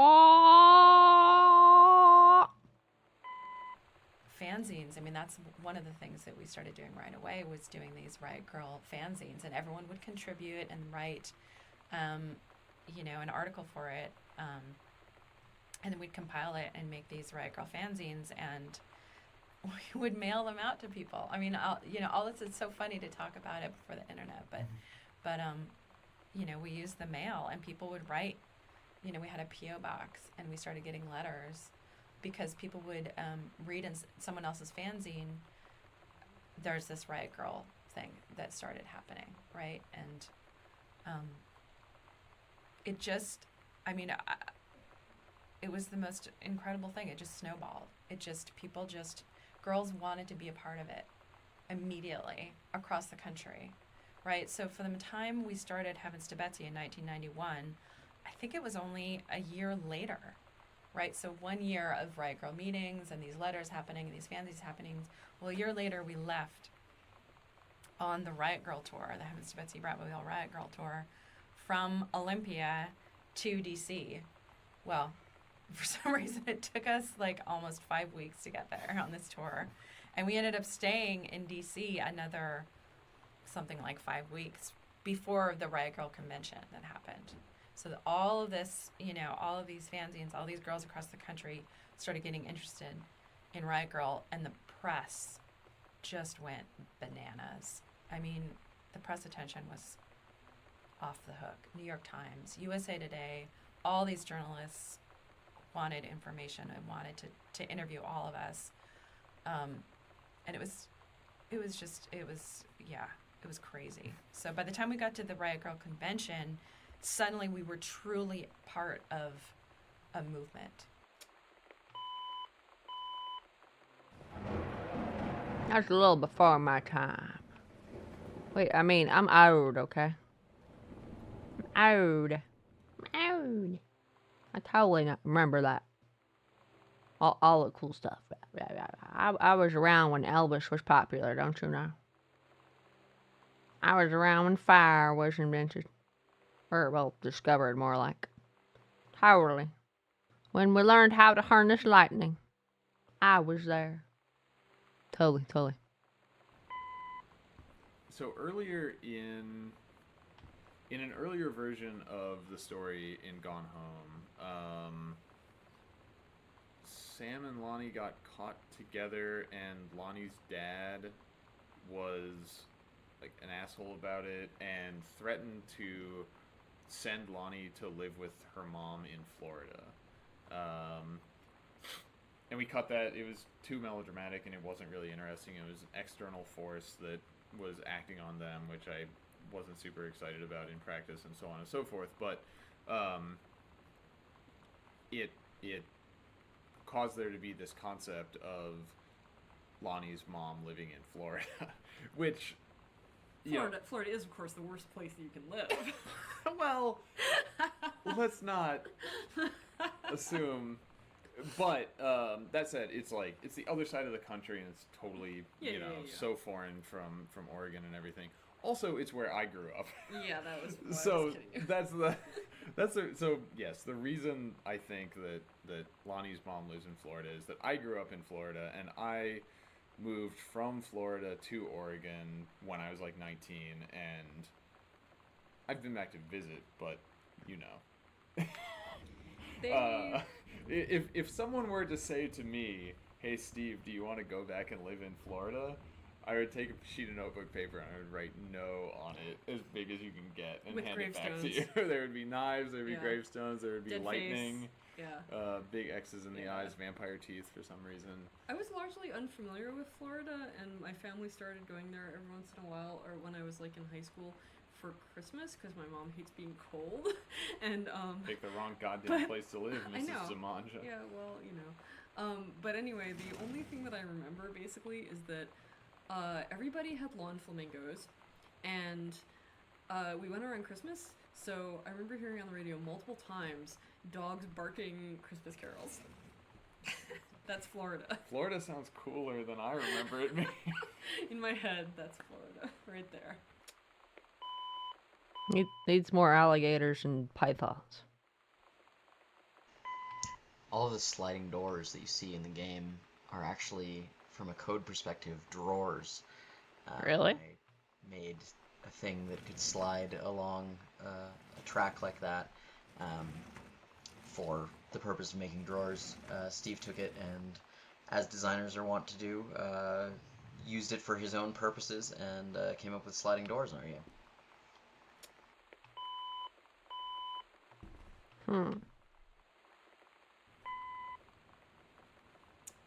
Writing Sam was a unique challenge, just in the sense of, on the one hand, it was very much from my personal experience because it's about being a teenager and my memories from that time, you know, as an individual, but also who Sam was and what her experience was. Came about as a result of kind of problem solving that we were doing, that Carla and I were doing, just figuring out what the story and what the conflict in the story was going to be. So, you know, by the time we figured out this was all going to take place in one house, and the conflict was going to be between the members of this family, and it had to be kind of irreconcilable differences that would cause serious drama between the members of this family. You know, we started thinking, what form could that take? You know, could it be that the teenager of the family falls in love with somebody that they're not supposed to and the parents don't agree?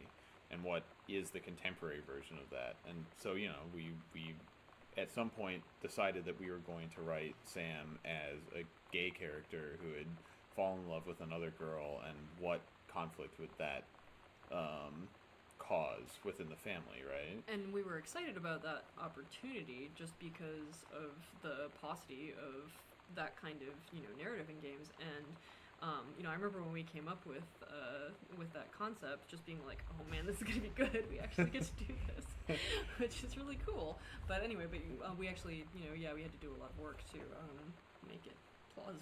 Right. Well, because the other side of it is that, you know, I'm the writer on the game, and on the one hand, a lot of teenage experience is universal, but I also at some point just had that very clear realization of, okay, I have just signed up for writing a gay teenage girl. Two out of the three aspects of that character are not something that I've actually lived through. And so it was impressed upon me, especially like when I was working at Irrational, how important research was to getting your fiction right, whether it's, you know, very practical terms like how something works mechanically, to what the characterization of the individuals in your story might be. And so, you know, my process was reading a lot of blogs about people's actual experiences growing up, being gay and being female, and reading fiction and nonfiction about people's experience, and doing original interviews with people that I knew in my life, and asking them about what they remember about growing up with these experiences, and being able to actually, you know, ask follow-up questions. And I'm really grateful to all the people who have shared their experiences through writing, and who were willing to share their experiences with me, personally, talking to me into a microphone so that I could refer to it later, which is just a huge leap for someone to take, to talk about their own, you know, coming of age and all of those very personal experiences. But, you know, I couldn't have gone into writing this character with just saying, well, I'll just assume that I'll do an okay job and write it however it seems like I should. And instead saying, you have to take this seriously, and you have to actually reach out to people who have lived it, so that when you're writing this character, it represents the experience of people like her in a way that is plausible and respectful and authentic. Yeah, that represents them in a way that you know, doesn't cheapen the experience that they've had by relying on cliches or just kind of your expectations as an outsider. Whoa, he actually stopped talking. I didn't think he was going to stop. I can tell that's a person that just keeps going and going and going and going. That guy could talk your ear off. Hello, Simpson. What's up? What's happening? How's it going? We've survived the great talking. Actually, the talking is not over yet. This is commentary mode, so this is required for an achievement to click all the commentary icons. I'm a masochist, so I'm not only clicking the commentary icons, I'm also listening to them, because I'm insane. I don't know what's wrong with me. Well, basically, this is just a first-person game where you walk around this house, you read documents, you look at things, you, like, can read stuff, you get pieces of a story when you interact with certain objects that have audio diaries associated with them. It's basically just a cute little walking simulator with a story. It's a pretty cool game. Not sure why they tied an achievement to commentary mode, though. They really wanted people to do the commentary. Most people just click and walk away and you know it. And then click the next one. I'm the crazy person who's actually listening to him. It would be nice if this guy had a script, like a crossword puzzle guy, so he could condense it. You know, it's really about the ideals that we were trying to get across in our music. You know, I think that the move to equality for women and for everyone in the U.S. is something that we all want to be a part of, right? And we used Riot Grrrl and we used music as the tool for that, you know, and that. But it's really, to me, it's about equality for everyone. That I think is the key, and that's why young people really feel passionate, and they listen to the music and they hear that passion, and that's what they connect with. Yeah, I like her much better. She was more concise. Russian dressing. So I'm Sarah Argidale. This is my salad dressing, named for my experience with being in Russia and that being what everyone knows me for. I studied Russian in college, and I lived there for about a year teaching English when I finished school, and it was a cool thing that happened in my life. So I am a reader of the Idle Thumbs podcast, and I guess that's how I met everyone at the Fulbright company and kind of inserted myself into their lives. The Gone Home team, the Fulbright team, was nice enough to put a little token in the game for me, and it's pretty cool. Oh, we're actually close to the cat Easter egg, apparently. I see it here on the video I'm following. Russia is my game in 2023 pass. Did I do it right? You needed at least 3 peripheral rages to properly make an example of how mad you are. When you put out any sort of content about your game online, whether it's screenshots or whether it's gameplay or anything along those lines, you're sort of at the mercy of the internet, and you sort of want to see what people are going to respond to, whether it's positive or negative. Hopefully it's positive.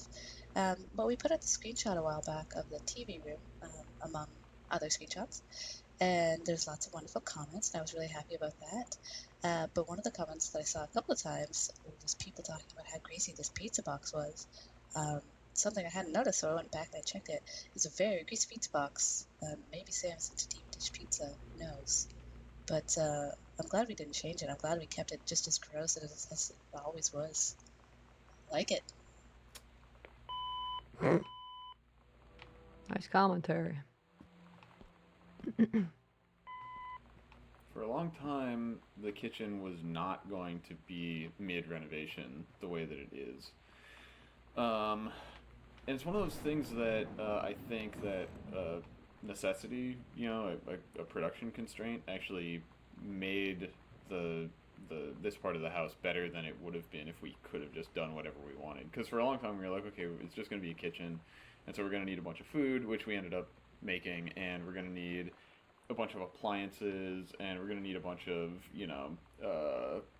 utensils and a block with kitchen knives in it and all the kind of stuff that would be in a kitchen. And at some point we just realized we didn't have the bandwidth to, like, of all the rooms in a house, the kitchen, I think, has the most just one-off unique thingies in it, because there's all these kitchen appliances and stuff that appear nowhere else in a house. And so at some point we just realized it wasn't going to make sense for us to try to portray that in a literal way. And so I just had the idea, what if I just tore the place apart, and the cabinets were sitting on the ground and the counters were laid up against the wall, and it's an old house, and maybe before the family moved in the kitchen hadn't been updated since the 50s, and so they decided to redo the kitchen, and they're in the middle of that when you get here.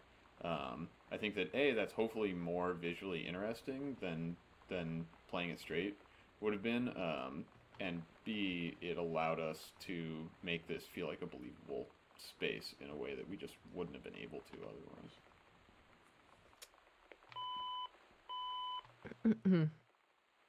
That's the cat one up there, Adobe. So to get the cat achievement, you have to knock down that purple ball. And then you have to take it to Katie's room or Sam's room or something, and throw it through the basketball hoop that's on the back side of the door.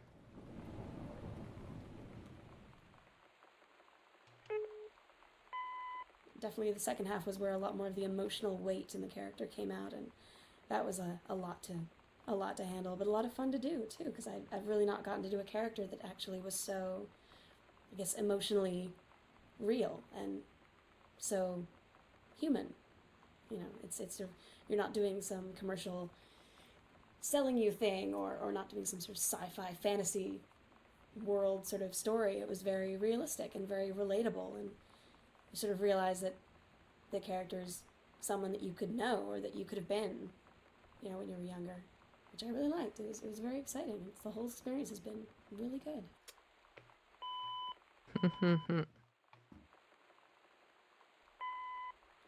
Oh, you found an Easter egg! Who found it? You found it! This is the best! You looked up! No one in a first-person game looks up! Because there's no rewards to looking up. Because it's hard to look up. Also, you weren't allowed to look up in, like, Wolfenstein?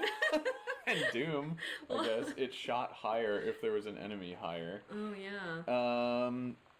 If you go get something recyclable from the recycle bin, I made it so that when you throw it way further than a normal thing, and you can knock the basketball out of the rafters and then carry it to Sam's room, and then when you make a basket, either by just throwing it through or by dunking, you get a present. You get a present, which is pictures of our cats showing up on the television. And cats that we know. Cats and friends of cats. Yeah. Yeah, sure. And we also we did a final wrap up, like a pickup voice recording session with Sarah Grayson, and we just went in there to re-record a couple of lines, because we wanted to go a different direction with them after we had put them in the game and listened to them and everything, and we had some extra time, and it was like, what are we gonna do with this extra time? And we didn't know, and then we were like, we did want to make an Easter egg. What if you just reread one of the audio diaries, but instead of words, you said meow? And she was like, okay. If you say so. So we went back in. Game and as she was hell. a champ. Yeah. And did it perfectly. And did not break face. No, and Josh, our audio engineer, I think, just had no idea what the hell was going on. He was kind of buff. It was good shit. And yeah, at the end of the audio diary, when you make the basket in Sam's room, you can hear from outside the booth us starting to laugh before the audio cuts off. That's a beauty. Yeah, no, Easter eggs are fun, and again, congratulations for looking up. I wonder if I were to throw a ball through a hoop, if I'd get photos of Chloe. Oh, that's a good question. So that was probably the hardest one we had to record. It was part of the second batch of recording we did, and so I had the script a few days before we did the recording to kind of read through it all and get a feel for where the story was going. And then we'd met for lunch to go over everything and see if I had any questions before we went into the studio. And I just right away admitted, like, yep, some part of this script here, like, I will be honest, one of these totally had me crying, like, straight up, totally couldn't help it. Figuring, like, yeah, I had my cry out, it was good, I'll be fine, get to the recording, it'll be great, get it out of your system. And as soon as, like, I read the first word, I was like, no, oh God, I'm gonna start crying again, it's gonna be great. I'm like, hey, I'm a professional voice actress in the studio, I'm going to totally bawl all over your lines, and it's going to sound ridiculous and terrible, and we're going to have to do the take again, and it's going to sound even worse, because now I'm crying. So it actually ended up being one take.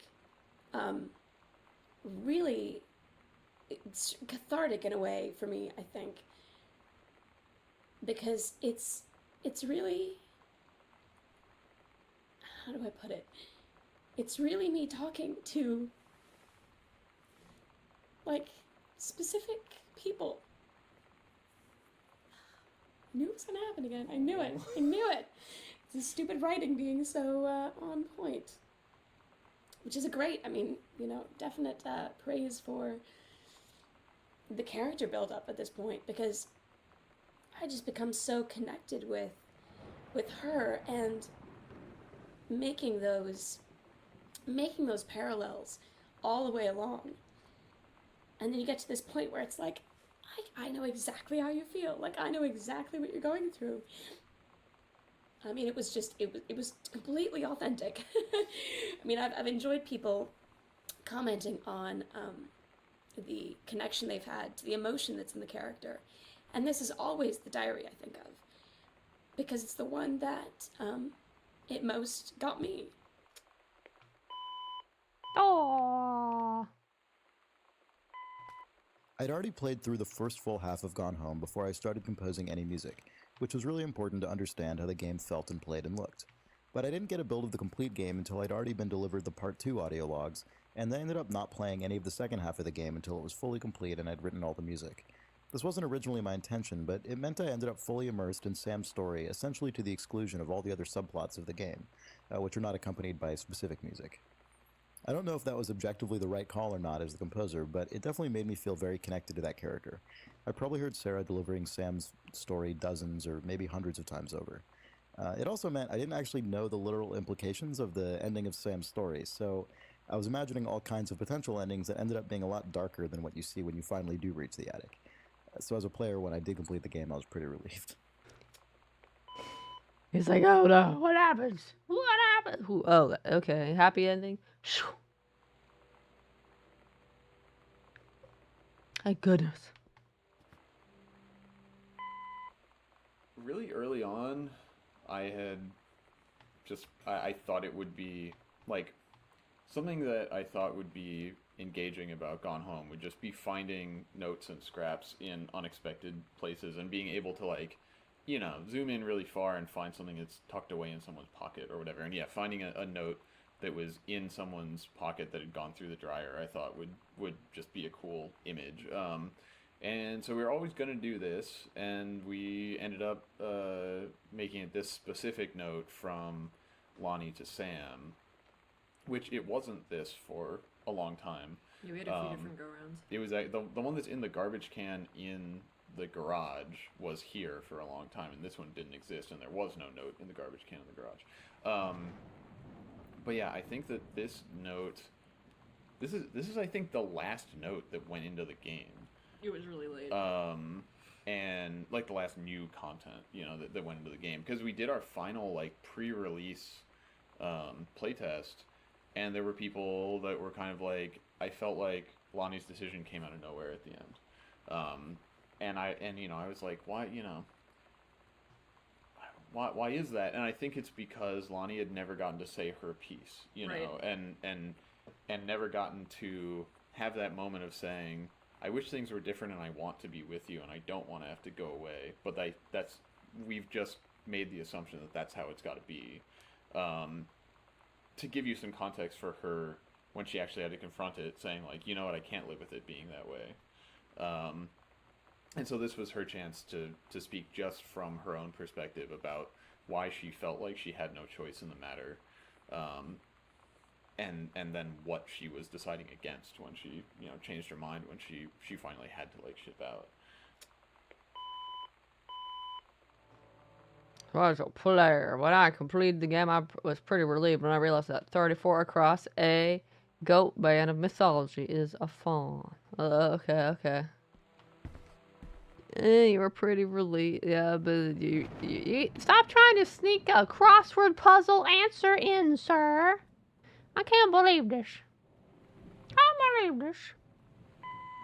We didn't really give Kate very specific direction for this. She gave us some Pictures. some reference for us to approve and everything, but when we put it into the game, again, not a request from us at all. Looking at the struts and the shape of the windows and how it's this sort of deco metal structure with water outside of it, I was just like, welcome to Rapture. Oh, I know, it's so true. It almost feels really is like true. an intentional reference, if only it were intentional. I guess it has a slight Bioshock look to it. Can't say I noticed though. So you want to talk about this fucking jazz mug? Nobody wants to talk about the jazz mug. Well, It's except the for worst. Carla. I hate it. It's the worst. that was such a common theme Yeah. when we were like approving assets or making stuff visually for Gone Home, is just like, oh my god, that's hideous. I fucking hate it. We're putting it in the game. Yeah, Because there's like so just much like of that. awful 90s furniture and like the we see it in a secondhand store or like or you just see on it the in the internet. Sears catalog like, we yeah, bought, and also it's just true. like there's We so just many feel like, fucking "Ugh, ruffles on it. I want to puke. Like the wicker furniture in Yeah. Mom and Dad's room. Right. It's like, that's fucking hideous. We need it."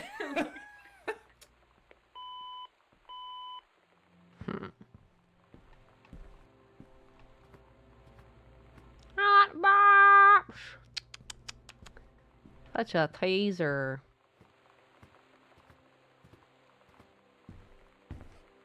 That was the last commentary for this side of the house.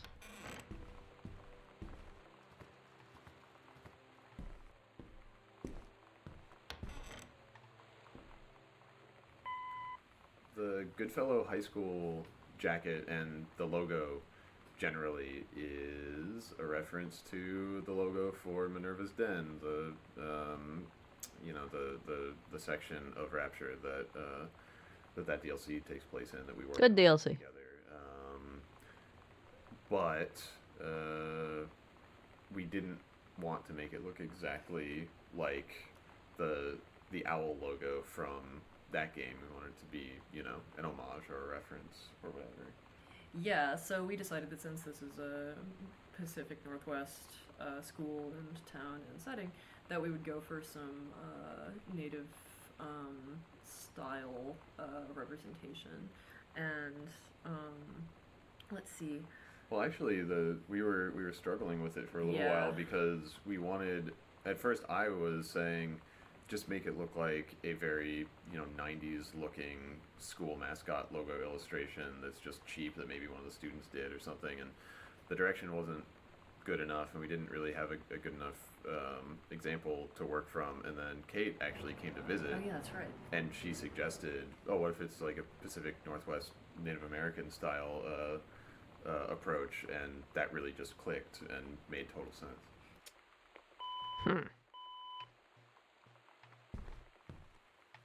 Did I read that? I missed this card. There's so many documents in this game. Have a doggone cool 17th birthday.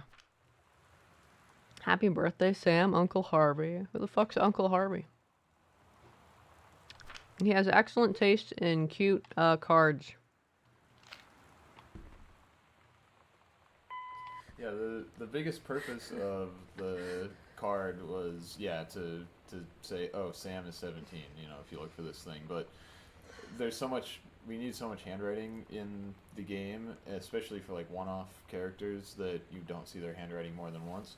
And we knew we needed a birthday card from some member of Sam's more extended family that you were never going to hear from again. And so I was like, okay, it could be her uncle.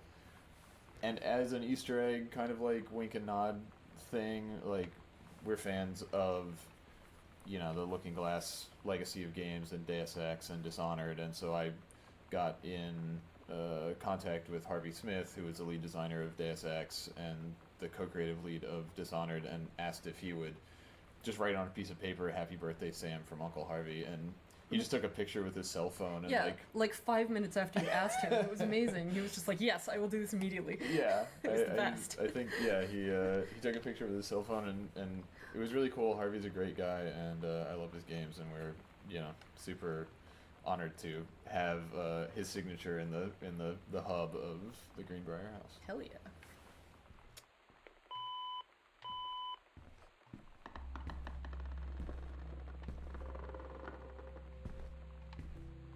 Uh-oh.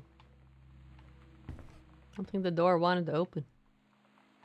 The door got stuck. There we go.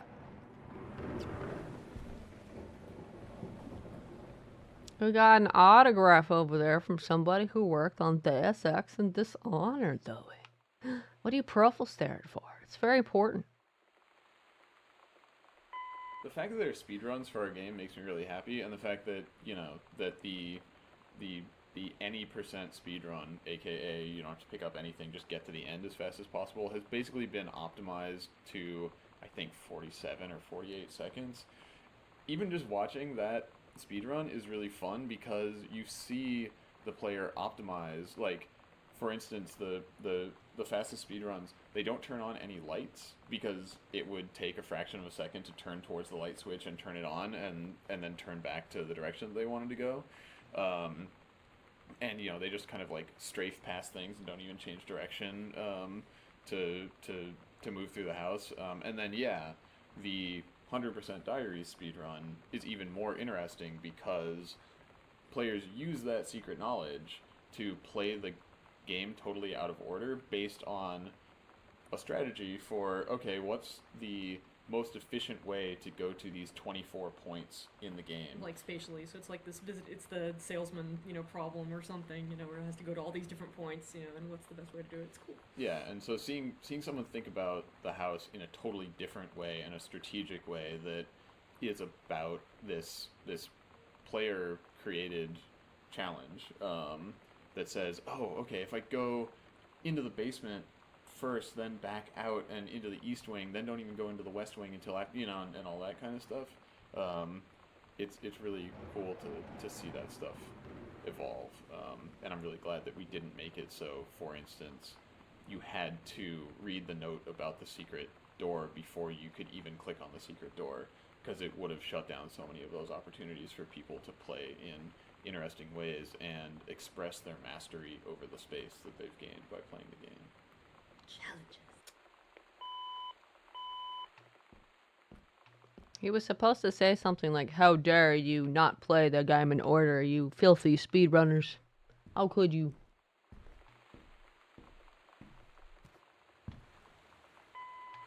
We never really discussed the idea of individually scoring each audio log ahead of time. I just got an email one day from Steve after they had done the first round of voice recording with Sarah Grayson, who did an amazing job as Sam. And he said he'd been thinking about the idea of giving each log a piece of music to ground it in the proper tone. So I just started doing these short 20 to 60 second pieces, and that ended up being the bulk of the work for the game. It was a very iterative process. I did them in the order they were recorded, and I would just keep sending revisions of each log to Steve, taking his feedback, modifying the piece, and sending it back. Especially at the beginning, the feedback was almost always pull it back more. I've never done music this subdued before. Even more so than most game music, it primarily exists to quietly suggest a mood and tone to the player. Sarah's voice is always the main audio content.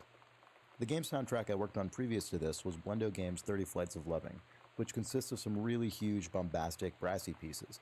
So switching gears to Gone Home and constantly hearing pull it back, less melody, was surprisingly challenging at first. But over time, I think Steve and I developed a pretty good rapport. For the most part, the diaries required fewer revisions each time. And it's always a good reminder in a collaborative endeavor that your contribution only exists to make the whole work better, not to be seen or heard unto itself.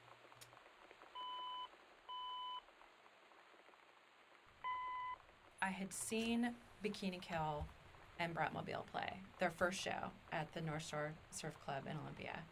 That was Valentine's Day, 1991. And I was kind of blown away by the incredible rawness and the honesty that they wrote with, and the kind of flippancy that they had. I thought was really interesting. But to have the opportunity to talk about all of these issues that are really important to young women, I thought was really special. And I thought that what they were doing was taking the kind of intense feminist ideas that had become popular in the 70s with, SDSS, and now, those really, incredible ideas and the ideology of feminism, but they were putting it into a language for today, for the 90s, I guess. That was 20 years ago, but it was for young people, and it was to relate to topics about sexuality, about sex, about sexual abuse, about sexism and harassment, and all these things that are really important for young women coming of age and becoming sexual beings that are really taboo to talk about.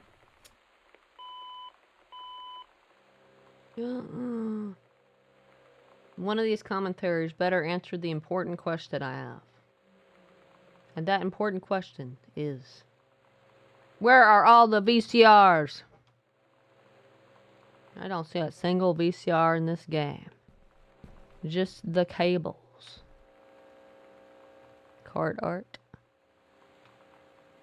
I better answer this important question, man. Around here, you will find some of Sam's Super Nintendo cartridges that she left behind. Obviously, for legal reasons, we couldn't put real games in, and so we conscripted a few of our friends in the industry who are really talented artists to make cool label art for fake Nintendo games that we came up with. It's so true. The first one was Super Spitfire, and that was by Rachel Morris, who is a cool artist. What is it? The NYU? The NYU Game Center. She's done a bunch of posters and other art for them. And then the next one was Adventures the Cat Returns, which is it's sort of a. It's a mascot platformer. Yeah. It's a Bubsy-esque Tood having cat. Oh yeah, but it's a regular cat. It's not a bald cat. Yeah, it's a regular cat that rides a motorcycle towards an explosion. Yeah. But yeah, Lee Petty is the art director at Double Fine and worked on Brutal Legend, and I think he led up Stacking, and which is awesome. He was nice enough to spend some of his free time making the label for Adventures the Cat Returns. Yeah, we ran into him at GDC, and he offered to help us out, and we were all like, cool. We were like, oh, you didn't think we'd take you up on that offer, did you? Draw us a cat. Yeah, he regretted the error of his ways. And then the third one is Journey of Crystal, which is sort of a JRPG beast, and that was done by Gen Z. Yeah. Okay. She's the art director at Supergiant. She did pretty all of the art in Bastion, and is working on Transistor. I know we had some people say that they could tell that it was her art because it has such a signature look, it's pretty distinctive to how she does things. So it was really cool and really exciting to have these really talented people from other studios that are inspirations to us contribute their unique art to the game. Whoa. Why you keep staring at me, though? You keep staring at me. So these are stereoscopic? Stereogram? Yeah, these are stereograms. Yeah, That's the stereogrammatic. yeah. Stereograms, popularized by the Magic Eye brand of images from the 80s and 90s. These really work. Like if you cross your eyes and you can do a Magic Eye image, you can see what's in these. Spoilers, they are. Well, as you recall, there's a cool shark. And I don't remember what the other one is. Carla. What? It's a big heart. Okay, it's hard for me to do those things.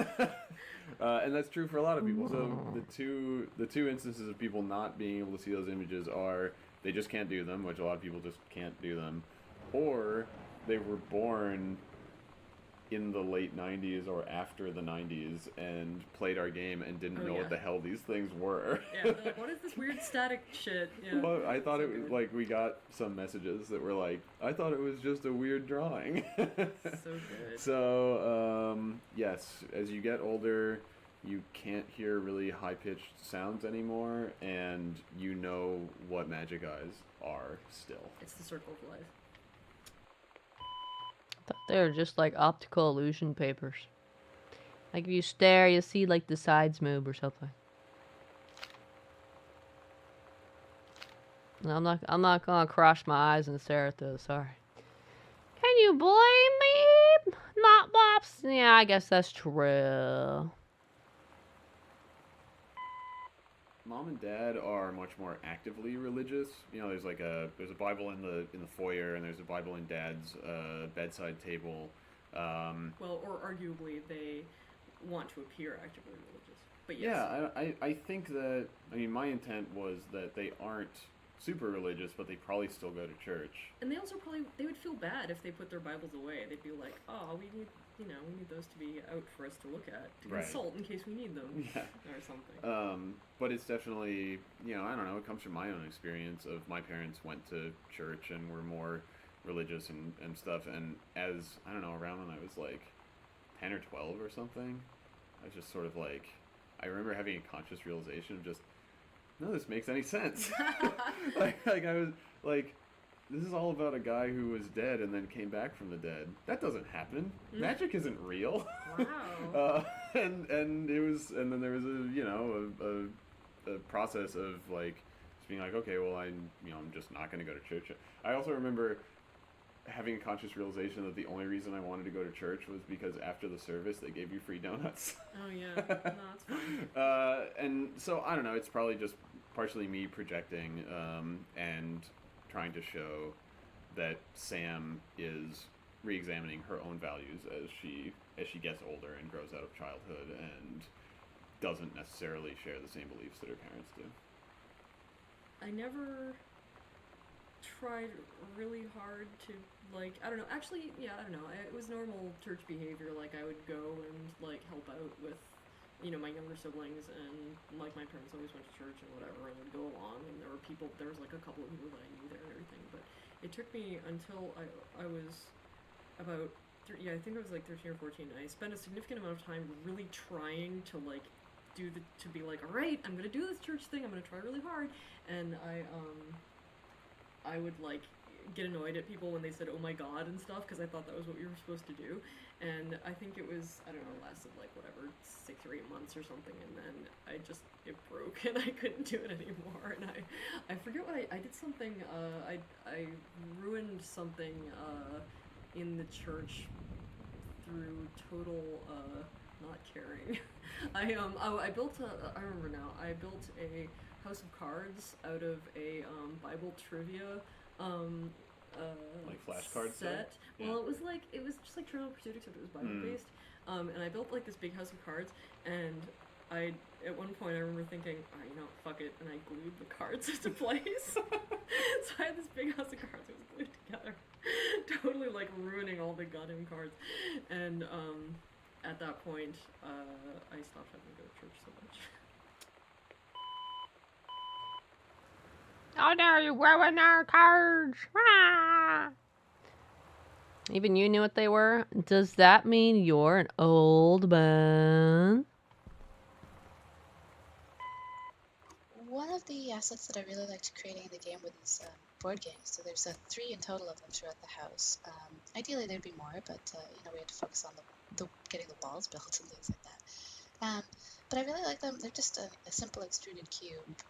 There's something about environment design that's really fun. There's really goofy aspect of it where you have to create fake brand names. You have to create fake toys and fake storefronts. Maybe my favorite is in the game Costume Quest, when you're going through the shopping mall, there's a store called Why Not Flip Flops, which always makes me really happy.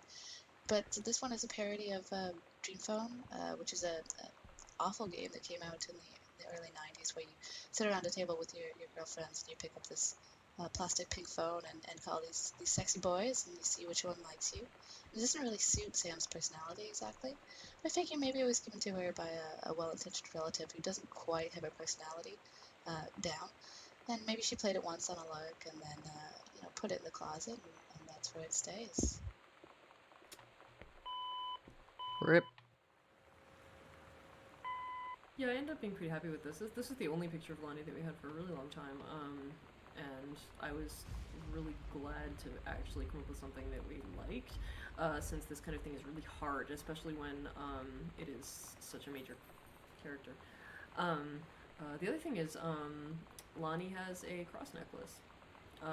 She also has some Catholicism in her family. Yeah, and I think that's something that I don't think that particular detail has been called out by anybody. People notice like the Bibles and whatnot, but yeah, I intended for Lonnie, like I thought it would be interesting if she came from a more conservative family than Sam's, in that she actually wears a cross necklace and carries some Catholicism with her, and her dad was an army guy, and her background is even in some ways maybe kind of more stifling than Sam's, and that's probably why she's a more like openly rebellious person on the outside. Yes, Pruffle Heart. Ooh.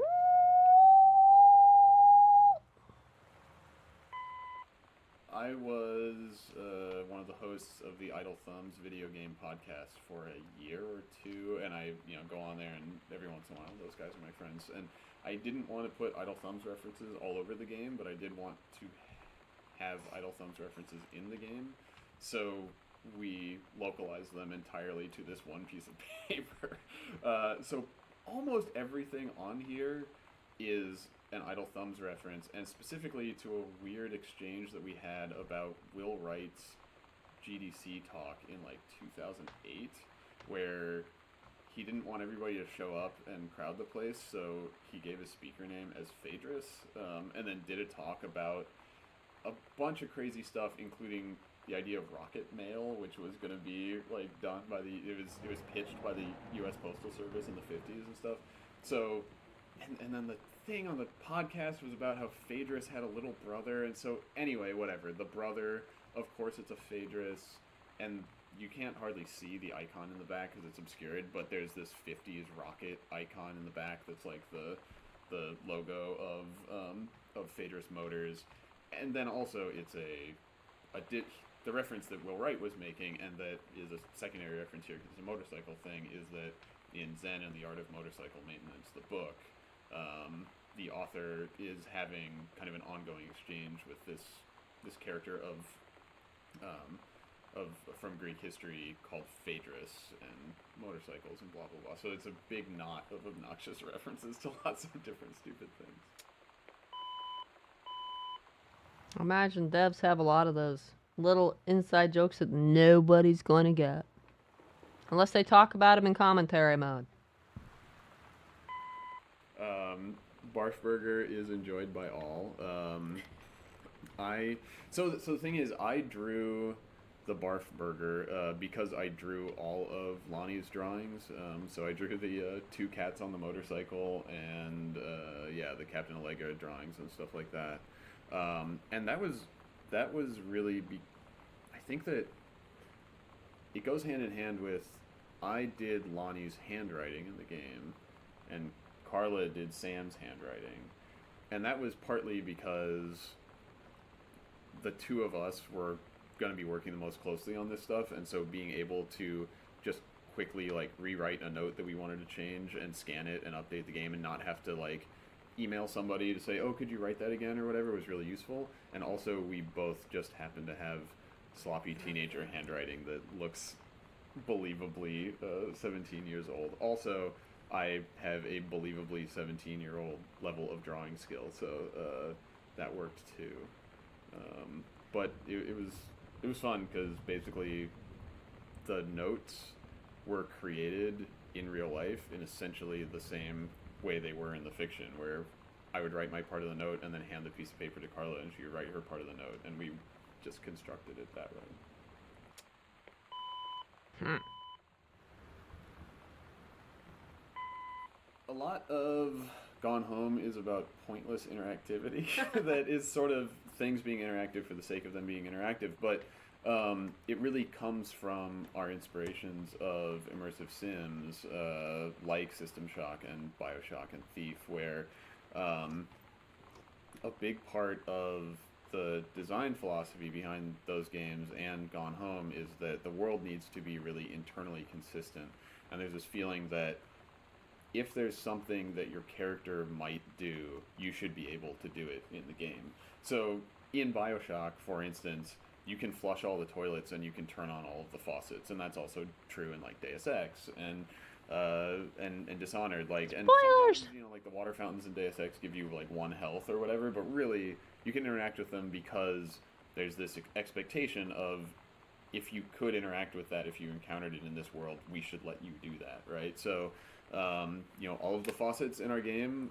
can be turned on, and they can be turned on so that you can turn them on and you can flush all the toilets, and it extends into our philosophy behind you can pick up every plastic cup and toothbrush and Kleenex box, not because it's going to add a whole lot to your understanding of this world to be able to look at the underside of a cup, but to pay off that expectation and say to the player, yeah, you could pick that up and look at it, so we're going to let you do that, and it's going to be consistent interactively with the stuff that is important, and that makes it your job to look at everything and give it your attention, and for you to decide and understand and figure out what has significance and what doesn't, and not for us to tell that to you. Well, I have to use my brain. Oh my gosh. The boxes of tampons that you can find in the washrooms around the house, they weren't originally on the list of items that needed to be modeled, but when you're creating a bathroom at that level of fidelity, and when you're creating a bathroom for a teenage girl, no less, the idea of not having something like that is kind of jarring, or it was kind of jarring to me.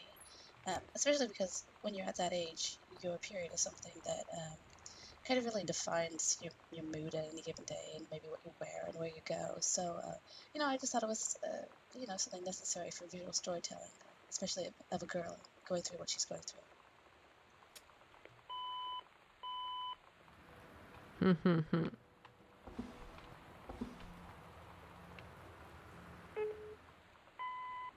I mean, I've always, one of the most comforting things in the world to me is having somebody, like, brush my hair or stroke my head. Like, my mom, when I wasn't feeling well, I could lie down in her lap, she would just brush my hair. And it would always make me feel better. Like, the weirdest way, I couldn't figure out why, but it just seemed like this friendly connection to somebody that it is, like she says, it is strangely intimate in a way that I'd not really, I guess, put into words until reading that part of the script. Where that's what I was thinking of, was like that connection, that sort of human touch, that it's something so friendly and so loving that you can do. And that whole idea of like touching someone's scalp being so intimate, it just made me think of that. Just those wonderful little moments where just a touch can be so much more. It's been 90 minutes of commentary. You're terrible at picking short games. Hey, the video's 8 minutes, okay? If I was just going around clicking them, not listening, it'd be like 8 minutes. Excuse me for being a masochist and actually listening to these. Like this one about the condom is going to be very interesting, okay? The life cycle of the condom. That's not a real thing, Steve. The life cycle of the condom. All right. By Carla Zamanja. Is as follows. Initially, the condom was a separate plot point. It was an actual plot point. We gave it to Lonnie, and we had Sam find it in Lonnie's purse, and it made Sam worried about what the hell she was doing with it, etc. And that was sort of a wedge to drive them apart when that was the storyline, which it no longer is. And because we decided we hated it. But I had already made the condom asset, which I'm actually really proud of. I really like that condom. It's really good. Also, I think Nero is a really good brand for condoms. Anyway. Yeah, it's a play on Trojan and everything, but yeah, it works. But it's, it's the whole, like, notably decadent, right, it's like, yeah. Anyway, I like it. I'm proud of this thing. And so the specular on it looks really nice. It does look good. I don't know. So we had this, extra asset lying around, and we were like, we were all, oh, it's a shame that it's going to waste, but whatever. Sometimes things don't get used. And then we remembered the horror of digging around in your parents' drawers and finding their condoms and stuff, and being just utterly fucking horrified. And we decided we would give that to you, the player. Oh my god. You made my parents do that? No! Terrible. Oh, Mitten. Let's hear about Mitten. The only one you'd listen to is Chris Remo. I bet. Still looking for that crossword puzzle answer. One of my favorite things that came out during development was someone wrote an email mistakenly referring to Mittens, and Steve replied in the voice of Katie, saying, "It's just Mitten. She's only one cat, Mom." See, I wish all the commentaries were that short. I wish they were all that short.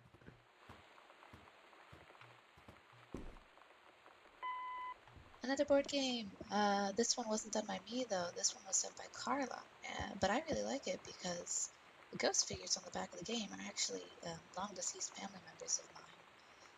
When I was home at Christmas, I was digging through my family's basement, sort of getting an idea of what a basement has in it, just sort of for set dressing purposes. And while I was down there, I found a big box that my family actually hadn't seen. We got a big box of things from my grandmother after she passed away. And inside this box was all these tin types, love letters and sort of emigration papers and notes from as far back as the 1850s when my family had emigrated from Scotland and Ireland. And I asked my family if it was possible that I include these in some sort of artistic project, and they said sure. They gave me their blessing, and I scanned them, and I didn't know if they were actually going to make it in the game, but then I saw that Carla had made this game, and really liked that they showed up as ghosts on the back of it. And it's sort of, I think, a nod for Idle Thumbs listeners who really feel quite passionately about ghosts, as it turns out. Surprise! True, where are all the shoes? I'm terrible at picking short games. That's true. Thought it would be if that one guy didn't have the microphone. So there's a lot less density in the house than there would be in a real house. Like, if you look around your house, there's just junk piled everywhere, probably. Take that back right now. I think it's most house. Oh, you're right. But, so, our strategy was you either fully invest in something and, put, like, a plausible representation of this aspect of a room in, or you just don't put it in at all. And the player will fill in the gaps between, like, oh, these are all the things that represent the kind of room I'm supposed to be in, and it doesn't jump out at me that there's no toilet plungers in the bathroom or whatever. But the biggest instance of this that I think actually totally worked, because no one has ever called it out, is, surprise, think about it, there are no shoes in this house. Ta-da! Where's your brain now? and I don't think anybody's noticed it, and I think it's because if we had put one pair of shoes or two pairs of shoes, people would have said, where are all the rest of the shoes? Right. But really, to have a plausible house, Mom would have to have 10 pairs of shoes and her work boots, and Dad would need to have some tennis shoes and some work shoes, and so on and so forth. So we just said, there aren't going to be any shoes, and we hope nobody notices. Well, I'll be fair, I didn't personally notice either. Almost none of the events, the little events in the game, are scripted as far as like triggering when you do something specific. So all of the thunder and lightning and the creaky noises in the house, they're all just randomized on timers. Really? The only like scripted thing is in the secret passageway. When you look at the crucifix, there's scripting that detects that you did that, and then it causes the light to pop. It jump scared me. Yeah, my one indulgence of like messing with the player. But we've had a lot of people play the game and say, you know, oh, the way you scripted it, so that right when I walked into the TV room, there was that big thunder and lightning strike. Like that was really spooky. Or you know, I walked through that one door, and then you played that sound behind me, and it's like, it's awesome that the combination of all the different kind of like significant actions you can do in the game, Right. like crossing into a new room or opening a door or this, that, or the other thing, and the randomization of stuff can make it seem like the random elements have extra significance to them, but in fact it's like you just got lucky, basically. Yeah, it's total apophenia, because, like, yeah, it's just, because there's enough random things going on, and you can do enough things that eventually some of them are going to line up, Yeah. which is, you know, cool.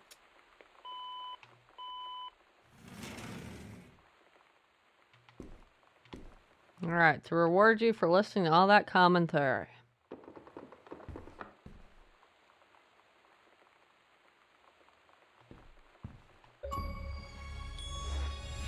This old house achievement unlocked. Open the secret bookshelf in the guest room from the outside. There you go.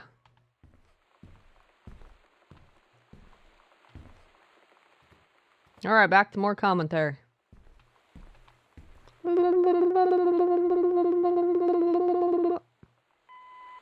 really enjoyed playing Gone Home. I have to say it was pretty exciting to find the Heavens to Betsy tape, you know, because that was really, I mean, those songs really did come out on a cassette tape at the time, and that really was how people discovered the music, was getting a cassette tape passed around. So getting to put it in the actual tape player and play it and listen to our song, it definitely gave me chills. I mean, it was like, wow, you know, how exciting for a young person today to get that moment of discovery, and to listen to our music. I mean, I think it's great. Something to reward you. Some not bops. Wah! Okay, the Wildfire book. Oh, man, look at this thing. Yeah, this was another one of those situations in which I totally felt like a weird creepo when I was doing research, and there was a lot of really horrifying romance novel covers. This poor guy was on somebody's Flickr account that was allowed, that was a Creative Commons attribution licensed, and I think he was playing volleyball or something. I don't know. So you just put suspenders on him and put an axe in his hand, and now he's a fireman. Yes, I did. It's the I best. did it, and I will cop to it, and I do it again. Also, as I recall, because I'm a noob, I initially picked total bondage suspenders. That's true. So you had started working on it, and I went upstairs, and then I came back down. And like Yana and I were like, you know, we're all like, what should we do for this? And thing? I was like, yeah. those are fucking leather daddy suspenders. What are you doing? And what I should have said is, damn it, he noticed.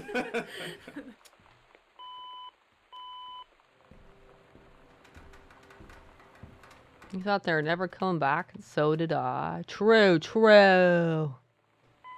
You want to talk about a place for Christmas Duck? This is where Christmas Duck goes. Oh, it's Christmas Duck's little house. It's his little house. That's where he goes. He goes into it. There was something that I always assumed would happen. I know that some people did do it because we got tweets, you know, like on the day of release or whatever, of people referring to this. Right.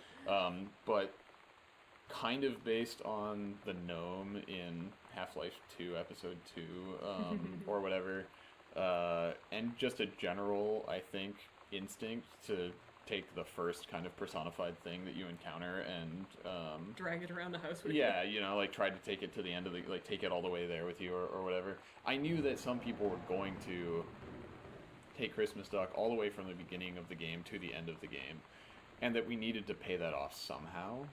I used the putback system that in almost all cases is just used to, okay, you pick up a clean Xbox and now you can put it back where you got it. But in reality, I can put one of those putback triggers anywhere in the game that I want. So there's one putback trigger for Christmas Duck where you initially pick him up, and then I put another putback trigger for Christmas Duck here. But yeah, if you bring Christmas Duck up here, you get Katie's interaction prompt that says, "There you go, Christmas Duck," and you put him back in his little nest, and he gets to go back to his home at the end of the game. Good old Christmas Duck. Oh. I think this is one where I love the way the music makes it so uplifting. Because it starts out in this very, sad point where it's sort of just like, you kind of don't know what, I don't know, to me it was very emotionally ambiguous in a sense. I mean, she's saying like, oh my god, I can't believe it, like something's happened, something's gone wrong. And as she kind of unravels the story about how she missed the first 2 calls, which then take you right back to one of the first things you probably do when you get in the house was find the voice recorder. So I love how it loops it around, and then it starts building this positive feeling of like how this isn't the end, and we are going to see each other again. And there's this wonderful elation that she sort of dawns on in a funny way, and that it's just it's so hopeful, and it's really nice to connect to that and just try and express a little bit of levity after so much weight has built up over the course of her life in this little window.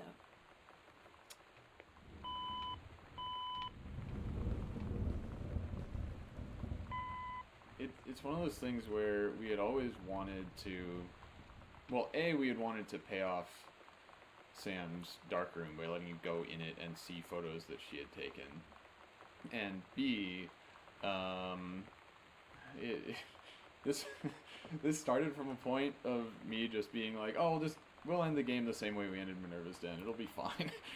But between those two things, we initially figured we were signing up for photos that would have taken a lot of time and effort to make, of like a photo strip of the two of them in a photo booth, which would mean like let's do 4 pairs of photo painted photos of these characters, and just like pictures of them in the mirror together, and all of this very high cost facial rendering basically for Carla to do, because we had we had this style that was like, okay, you do photo collage and then you paint it over to make it look consistent, and it's a lot of work, and it's hard to get the pieces and the lighting and the poses and everything looking right. I'm just not that much of a pro in order to be able to do that fast, and so it would have been months. Yeah, so we have the one very close-up photo of Lonnie's eye, and then we just brainstormed what are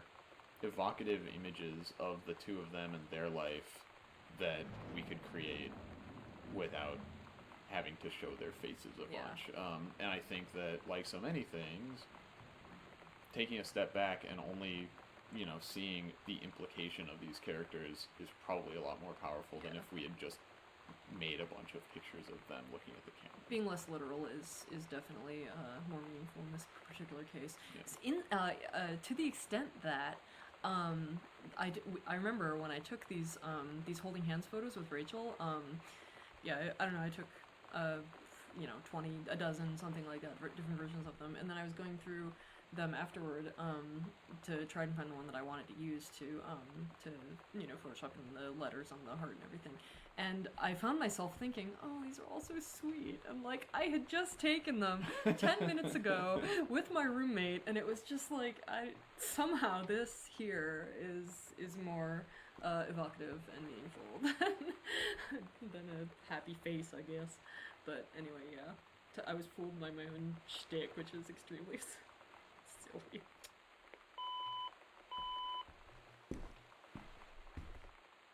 Well, we made it, Dolby. This is the last one right here. Provided I watched the video correctly and didn't miss any. This will be sad. The last one. What will we do? It's Mr. Crossword. No, I'm afraid it's the two most talkative ones again. GG. So this is the last room in the game, or at least the last room chronologically in the story. Behind the scenes! Yeah, this is where you find Sam's journal that you had been hearing diary entries from, and it's revealed, or I guess implied retroactively, that the game has been taking place in a flashback basically, and Katie read Sam's diary that was addressed to her and is now thinking back to what she saw in the house. So thanks for playing through with commentary mode and listening to us and Yonaman and Kate and Sarah Grayson and Chris Remo and Corin Tucker from Heavens to Betsy and Slater Kinney, who, again, thank you to her for taking her time to record some of her recollections and thoughts for this. But yeah, just thanks for playing, and we hope that you got something good out of all of our jibber jabber. It's okay if you didn't. Bye, everybody. Bye. Goodbye. We love you. Yeah, I guess. Gosh. Nope, not Mr. Crossword, I'm afraid. Well, wasn't all that commentary very exciting?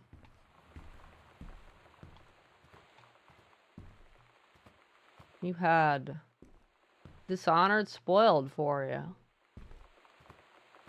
At least one code, and like, you wanted a crossword clue? Too bad. So sad. I'm gonna go do the safe combination achievement. Or even a Wordle solve? Too bad, so sad.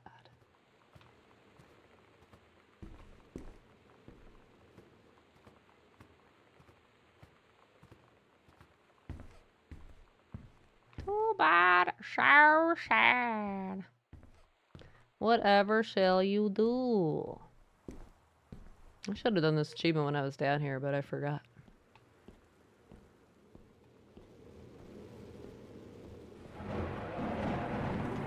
Still don't get how you beat this game in less than a minute. When you walk so slowly. Oh, right. I need no modifiers. I can't input the code if everything's set to open. Yeah, we'll just do that on some other run here.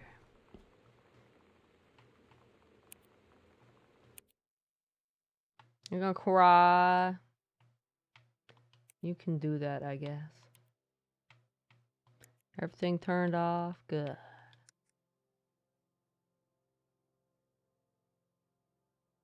I'll probably need to look at a video of the best route to take.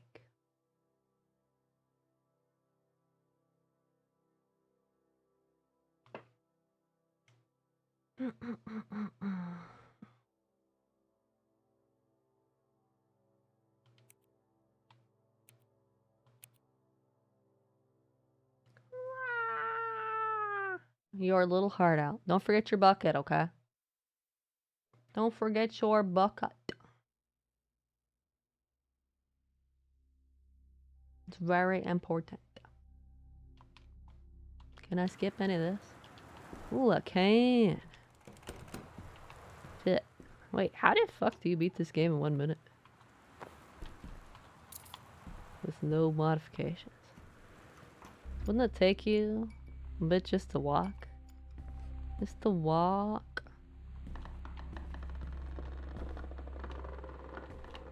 Wow. Into here. to grab the key, to go to the attic. The sunset light in this house. This would take too is long. the saddest thing I've ever seen. Shut up. I just want to sleep. When I'm in the attic, it almost feels like Lonnie could still be here. She's You just probably have to downstairs. watch a video guide. It's I'm probably just shortcut waiting or for her to something. Pull down the hatch and come running up. Maybe I'll go up to the attic. Streamer, please. What? What? What did I do? What did I do? What did I do exactly? What did I do exactly? Katie, I'm so sorry that I can't be there to see you in person. That I can't tell you all this myself. But I hope as you read this journal and you think back, that you'll understand why I had to do what I did. And that you won't be sad, and you won't hate me. Shut up. and you'll You can't kiss skip me. this. Ugh. I could skip it. I just had to press the right button.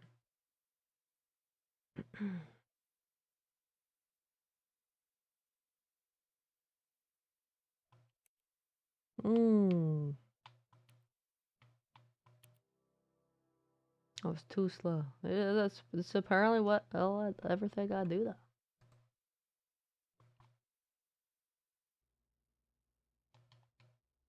Wah, wah, wah.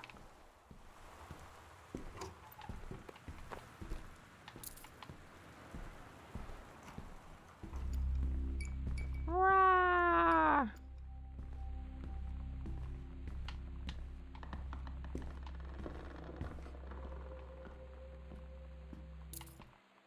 Wah. The sunset light in this house. Why am I is so the saddest thing I've ever slow? seen. I just want to sleep. When I'm in the attic, it almost feels like Lonnie could still be here. Why is it so She's just dark? downstairs. I don't have any lights on. I'm just waiting to hear her pull down the hatch and come running up. Maybe I'll go up to the attic and wait. Look, I have a hard time believing this is less than a minute.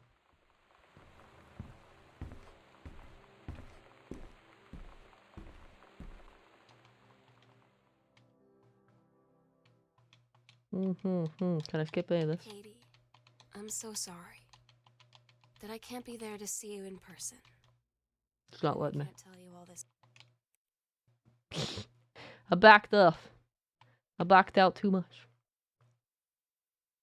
I was still too slow.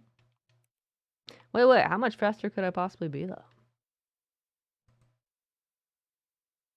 Maybe I'm not supposed to back out. Who knows?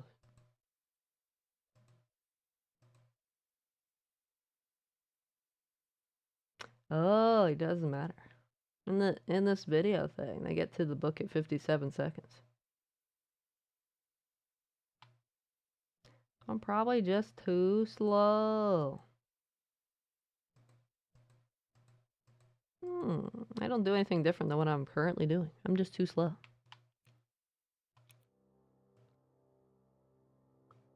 When the game in less than a minute is hard, okay?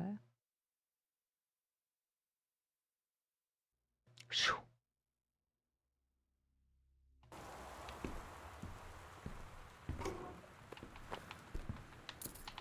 Wah. Why can't I walk faster, huh? Why am I such a slowpoke, huh? Ah.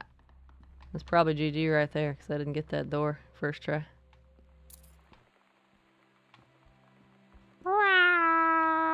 The sunset light in this house is the saddest thing We'll I've do ever this over and seen. over again. I want bet to you sleep. missed the commentary now. When I'm in the attic, it almost It feels was like way more Lonnie could still exciting be than here. this.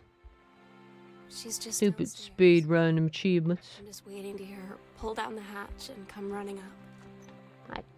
Speed Maybe I'll runs, go up man. to the attic. Speed runs. A 10-minute speed run while getting all the journals is gonna be more interesting though. I have to watch videos to see where the heck I got.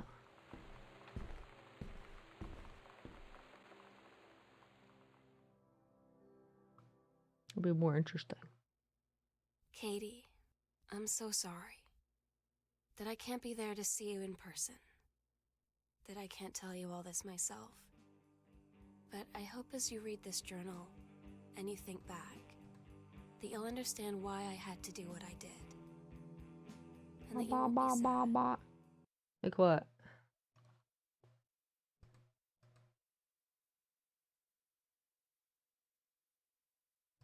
That doesn't really look like they do anything different than what I'm doing. I guess they just do it more smoothly. They do it better. They do it better.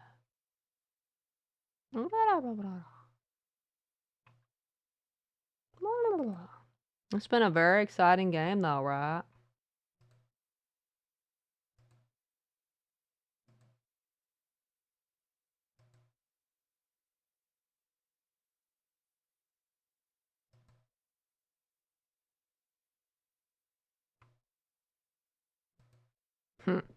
Someone's like, I did this over 100 times until I realized that you can skip the intro. How do you get to 100 tries before you find out you can skip the intro? I've been mashing that button.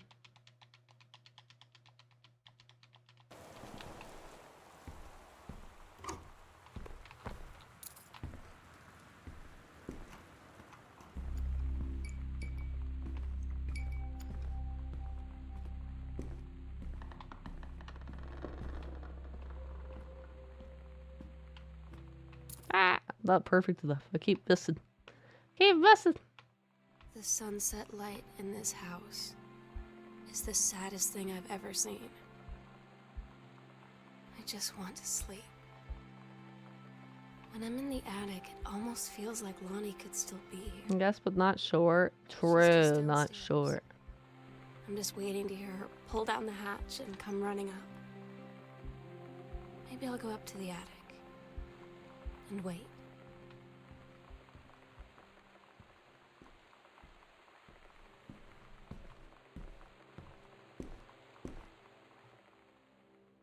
Not short. Katie, I'm so sorry that I can't be there to see you in person, that I can't tell you all this myself.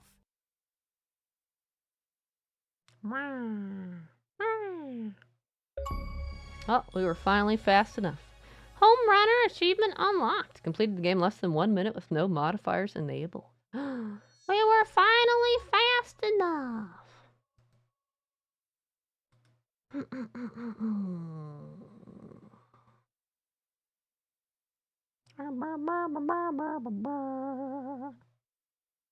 That leaves Mitten's secret diary, which we'll get during Speed Reader. And combination Oscar safe before finding the code, huh? Doing in Speed Reader. I think we'll need to look at the video for Speed Reader to see the recommended path. Because I definitely do not remember which random pieces of paper are audio diaries. Pro full rage. I can't believe you.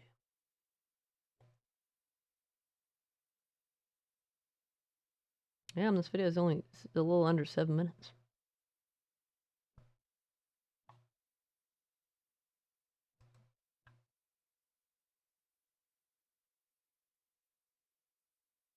You can also pause the game and it won't count for the timer, huh?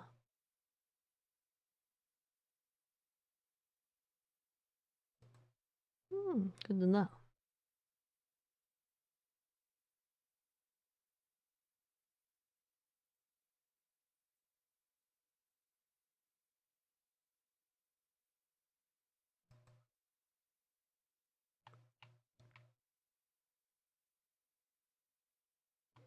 That's true though, not short. I'm not very good at short, am I?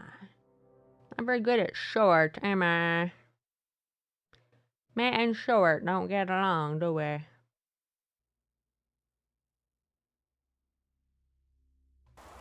What are you gonna do about it? Recommend actually short games to me or something?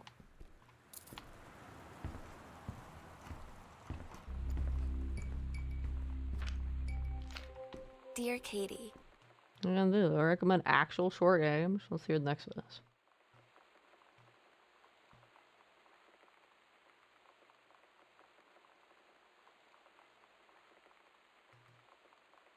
we can pause, then before we finish, we can honor our composer by completing a crossword.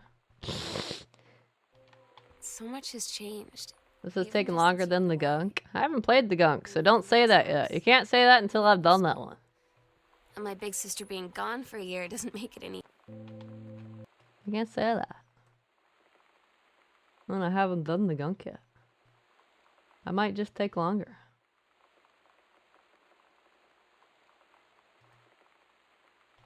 Never done. It's Oh weird God, I hanging can't out see. with girls.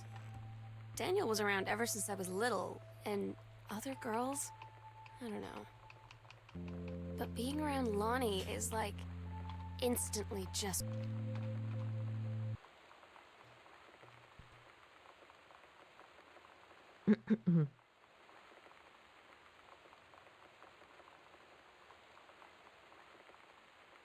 Yeah, I remember the red dye bottle was one of the journals.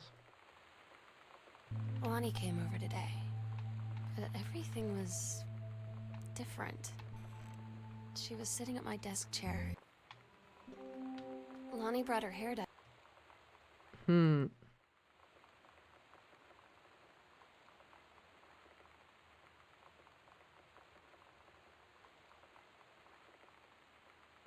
I bet you I could take 8 hours for the gunk. I'm talented. I'm talented, good sir. And you should not doubt my amazing talents. Over today. She said, I need to fix these roots. Think you could help? Dyeing hair is weirdly intimate. I don't know if I've touched someone else's scalp before. It's pretty intimate, right?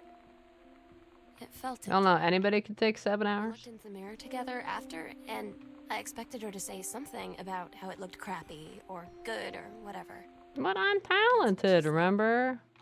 You're I'm talented.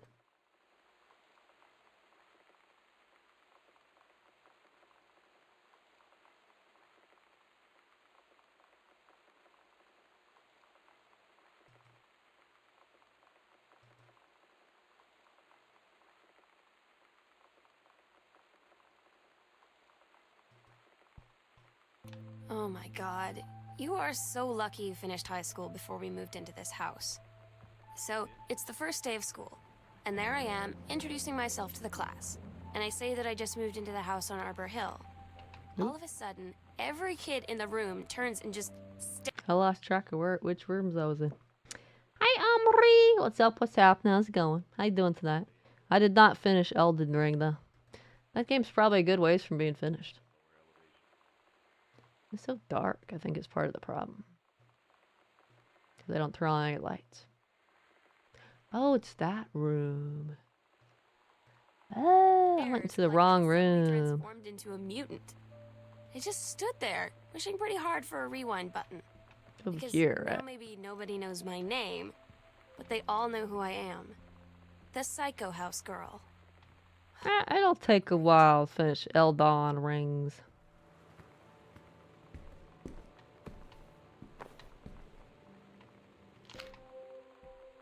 Adjusting to the Dark's a good title for that.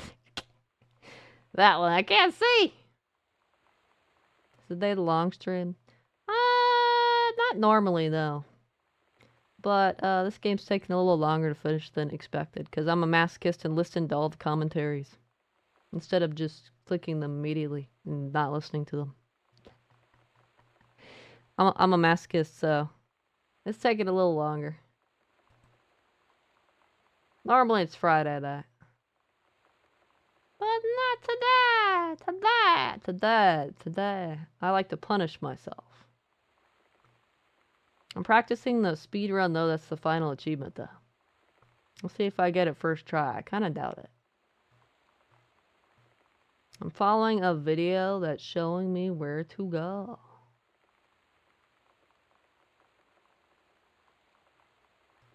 The next one was in that room I accidentally went to. After the show, there was only a few to sleep on, so Lonnie and I shared it. The lights went out. I was turned toward her. I can't see. And then It's just speed run, okay? I don't need to turn on lights. I totally know where I'm going. You know that You're just chilling, Emery? That's good, that's good. You know, just for you saying that, Dolby, I'm gonna take 8 hours when I do the gun. Not even 7, it'll be 8. It'll be 8. Feeling where the first moment you see someone, it's like they have a big gold star around them, and you have to get to know them. Well, there's this girl.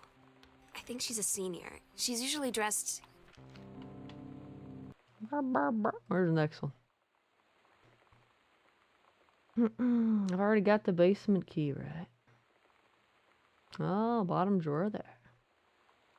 When you live in one place your whole life, I can't see. like your default friend. And Daniel only got weirder over... So you know what they say about... Grazie. Oh, we're going down the basement now. Just had a pizza. Ah! What type of pizza? It better have had lots of pepperoni. Maybe some bacon. Just like every type of meat imaginable. Some good tasty cheese. Maybe some mushrooms.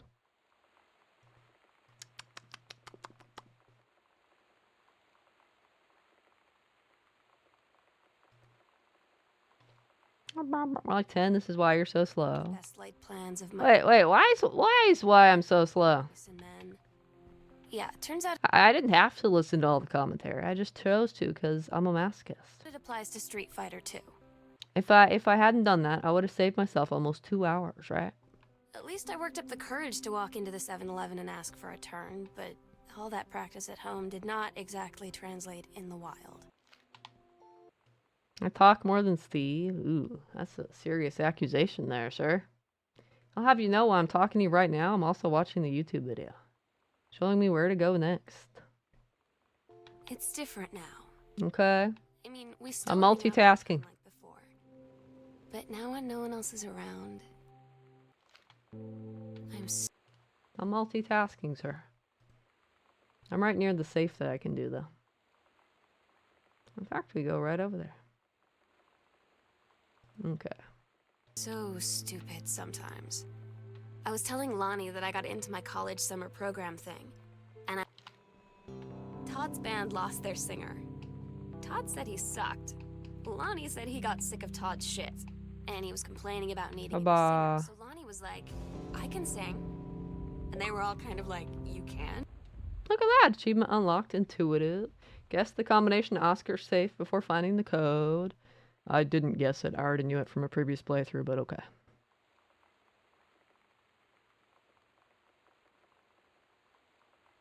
Oh, the next one's right in front of me. And she was like, probably. But she's been rehearsing with them. Ba ba ba ba ba ba ba ba ba ba ba ba ba ba ba ba ba ba ba ba.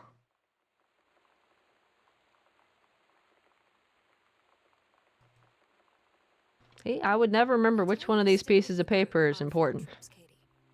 There's a reason for that.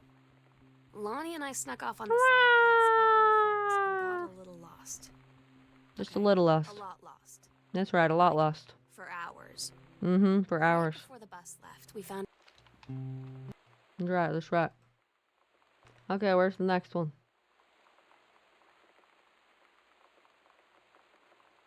I see.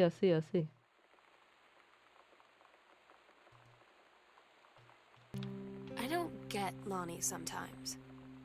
Like, her band, and our zine, and her hair, and everything are all...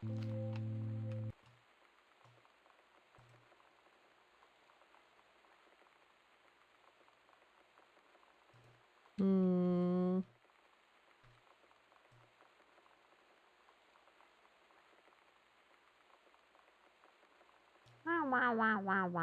gonna go to the dining room.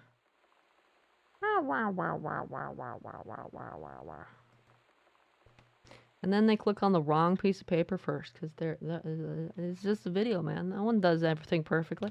Katie, you know how Mom and Dad are. Not exactly super open-minded about things. Oh, you have to click on both. I did it opposite from the video. You have to do both anyway. Never mind then.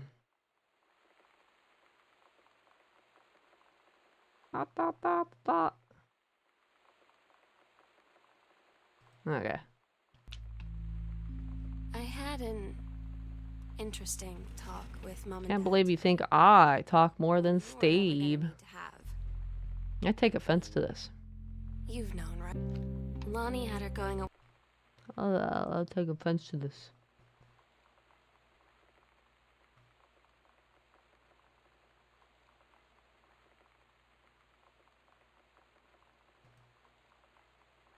Show with her band tonight.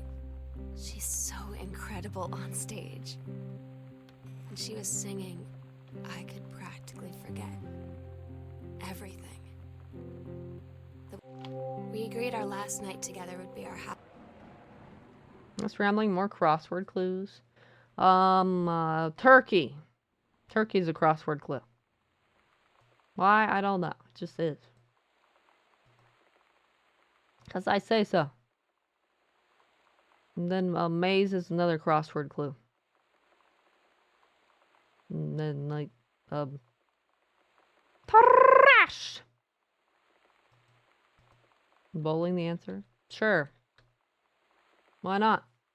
Bowling could be the answer.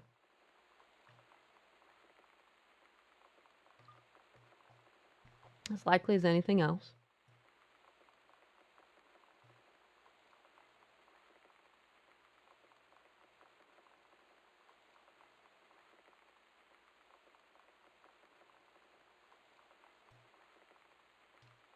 Oh, Constantinople.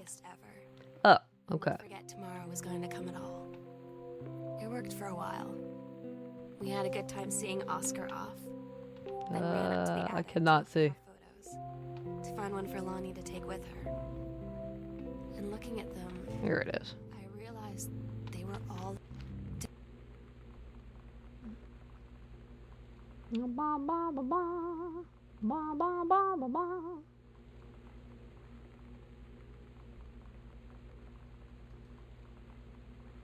Daniel finally came over to get his game. I'd been dreading it. But he brought this story with him that I wrote. Lol, lol, lol, lol, lol. Oh, it's time to do the cute kitty cat. You don't actually do what the thing in the commentary said. I think in the commentary it says to get like a piece of paper from a trash can. Thanks for the head pat, Gina. The guy in the video just uses a milk carton. I asked Lonnie what she had to do to get ready to ship out for basic training. She said, "Oh, not what's a the lot, really. You're You're not allowed to bring what? anything with you. You have no possessions, no contact with. We did that first try. We're amazing. First try, we're amazing. And we have to take it to its location.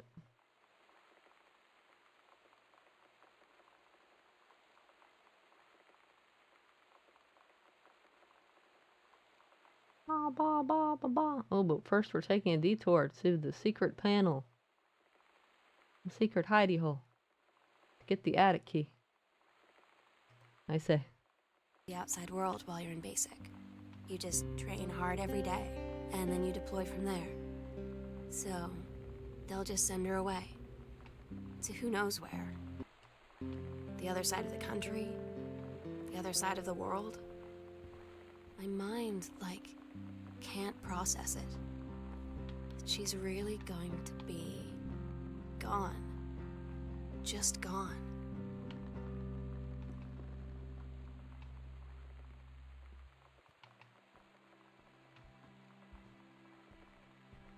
The sunset light in this house Come here, you is thing. the saddest thing I've ever seen. Shut up. I've heard that particular line like 12 times while we did our 1 minute speedrun. Here we go now. Upstairs, looks like. Oh, we're gonna go do the kitty cat one.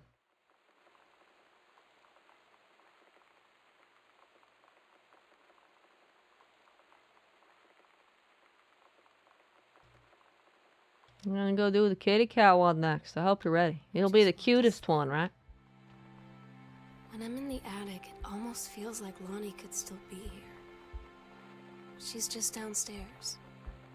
I'm just waiting to hear her pull down the hatch and come running up. Maybe I'll go up to the attic and wait. Alright. Oh, I didn't make it. Let's try to get this again. Let's try this again. What? Well, I still didn't get it. I have to get the ball through the basketball hoop. I didn't say I was a basketball player. Ah! I hit it. Let's turn the light on so I can see. Alright. What? What? Okay, not a basketball player, confirmed. Look. Oh, there we go. Meow meow. Meow meow meow meow meow. Meow meow. Meow meow meow. Meow meow meow meow meow meow meow meow meow. Meow meow meow. Meow meow meow meow meow. Meow meow meow meow meow meow meow meow. Meow meow meow meow meow. Meow meow meow meow. Meow meow meow meow.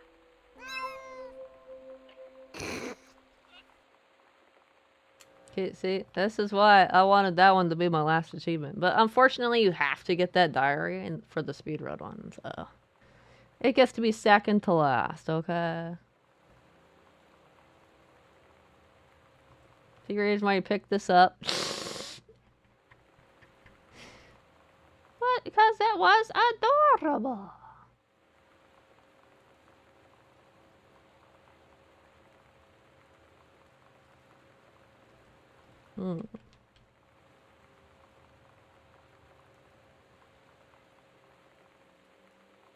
It's the best journal entry, okay?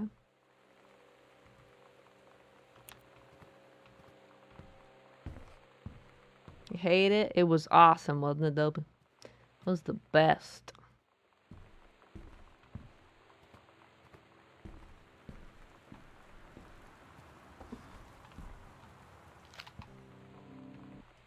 It was the best journal entry ever. I'm only sad that I couldn't be the final achievement.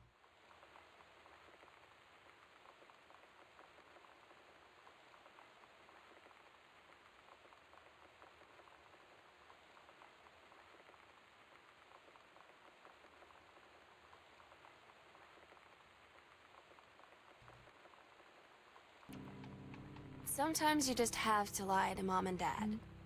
Like when Lonnie asked me to see a band with her and stay over at her friend's place So in the dark, I couldn't see.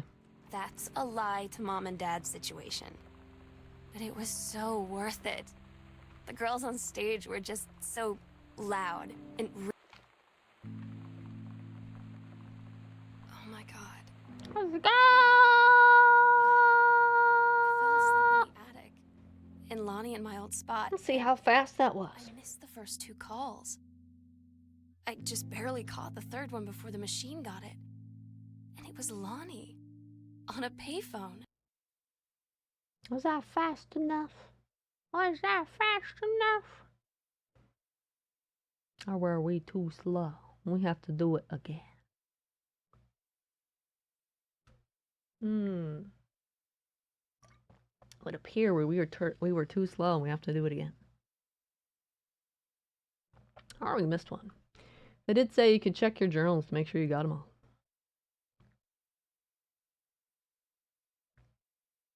Ha, that's what they do in the video. Not me, though. I didn't check. I'm a heathen.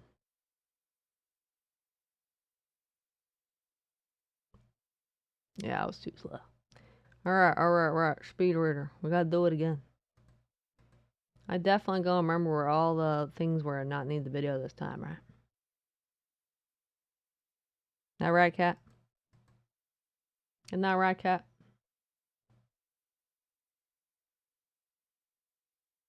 That means we get to do the cat one again.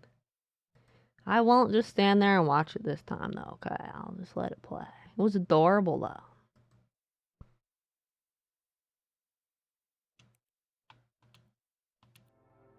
Oh, it's adorable.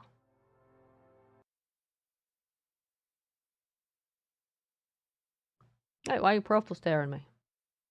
All those cats were beautiful. They weren't Chloe, but they were pretty cute.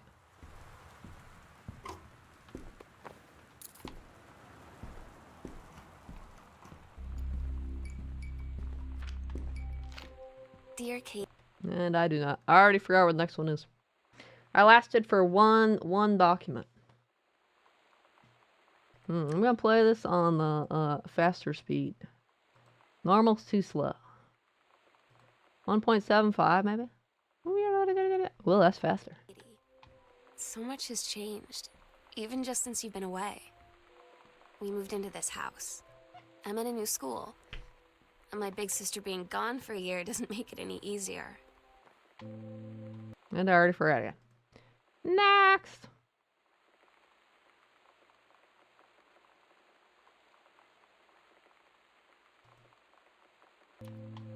It's weird hanging out with girls. Daniel was around ever since I was little, and other girls? I don't know. But being around Lonnie...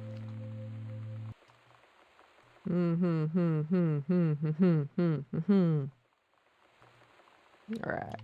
Lonnie came over today. Everything was... different. Lonnie brought her hair dye over. What's this Twitter? On Exciators.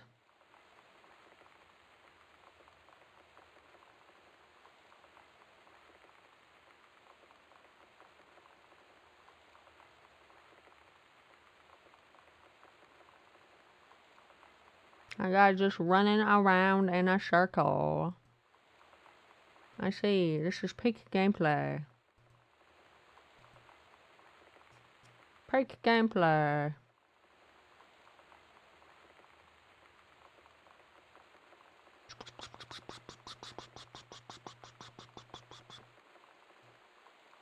For today. She said, I Can't need see. to fix these roots. Think you could help?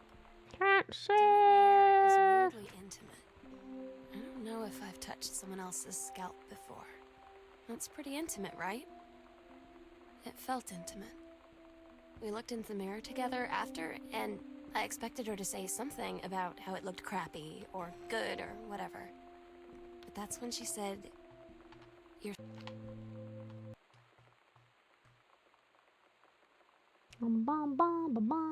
Let's go in the correct room this time.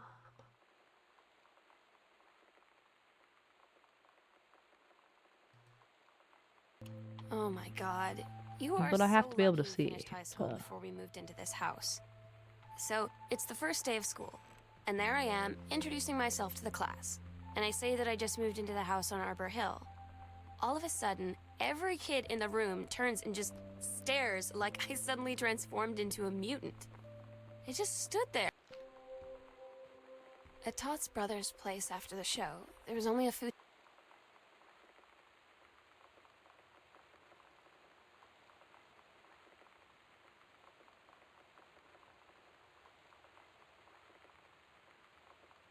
ton to sleep on, so Lonnie and I shared it. The lights went out. I was turned toward her. My eyes started to adjust, and then I could see she was looking at me, too. In the dark. You know that feeling where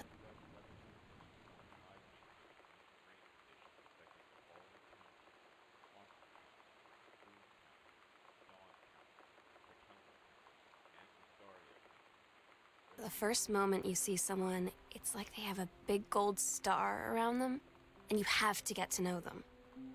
Well, there's this girl. I think she's a senior. When you live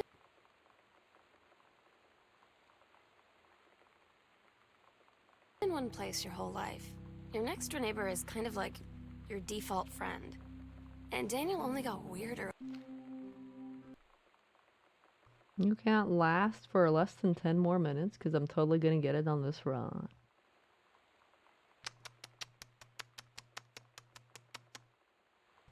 Can't believe this. So you know what they say about the best laid plans of mice and men? Yeah, turns out it applies to Street Fighter too. At least I worked up the courage to walk into the 7-Eleven and ask for a turn, but all that practice at home did not. I don't believe you, sleepyhead. Sleepyhead, sleepyhead, sleepyhead. Oh, I forgot to pause the video and I have to go back.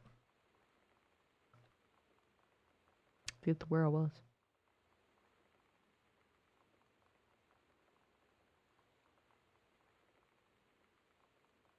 It's different now. I mean, we still hang out all the time like before. But now when no one else is around, I'm so stupid sometimes. I was telling Lonnie that I got into my college summer. Todd's band lost their singer. Todd said he sucked. Lonnie said he got.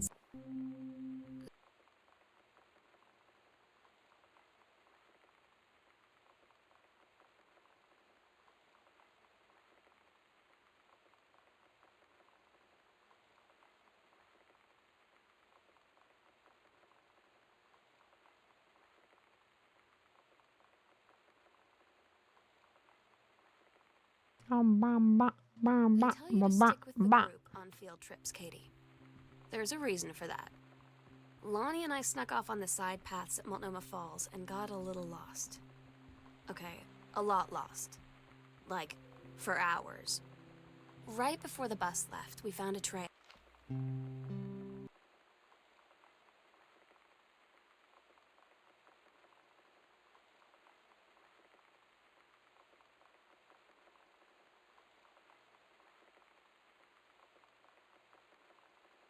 I don't get Lonnie sometimes. Like, her band, and our zine, and her hair, and everything are all anti-authority. But I watch her in JROTC, and she's doing drills in... Katie, you know how Mom and Dad are. Not exactly super open-minded about things. It feels like every minute I don't spend with Lonnie, I had an...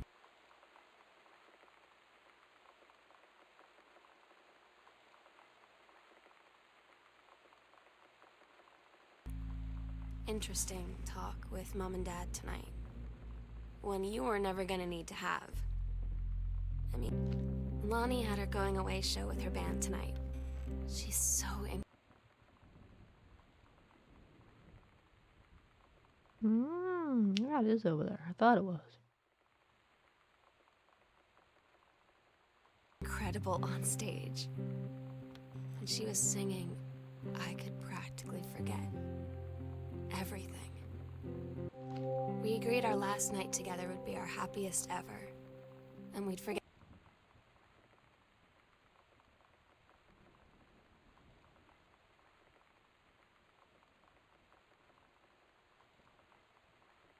tomorrow was going to come at all.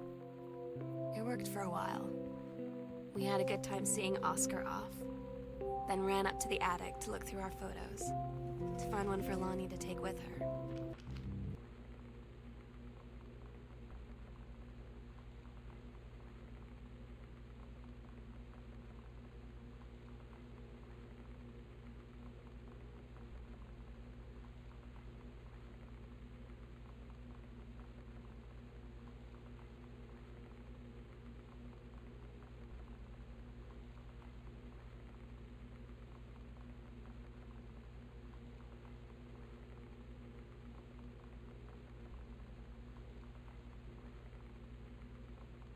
Daniel finally came over to get his game.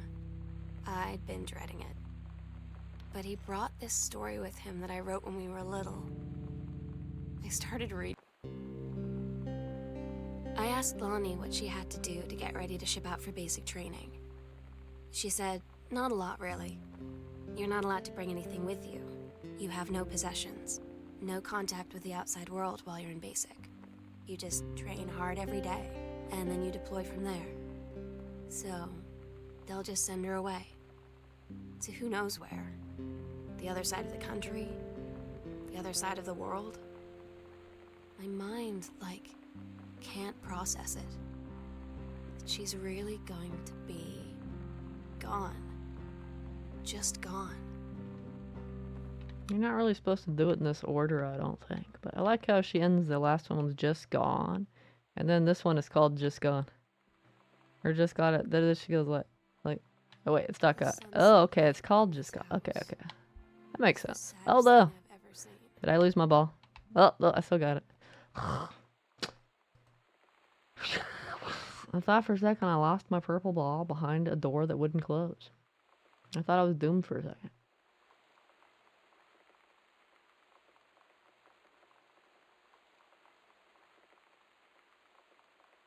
Anyway, never mind what I was talking about. I was just misreading. Well, I know the rest of them. The rest of them are easy. This is totally it, okay? Well, this is it. We totally got this. She's just Totally. downstairs. I'm just We're gonna waiting. throw this ball first try, right? Didn't make it. And wait. I did not make the ball first try.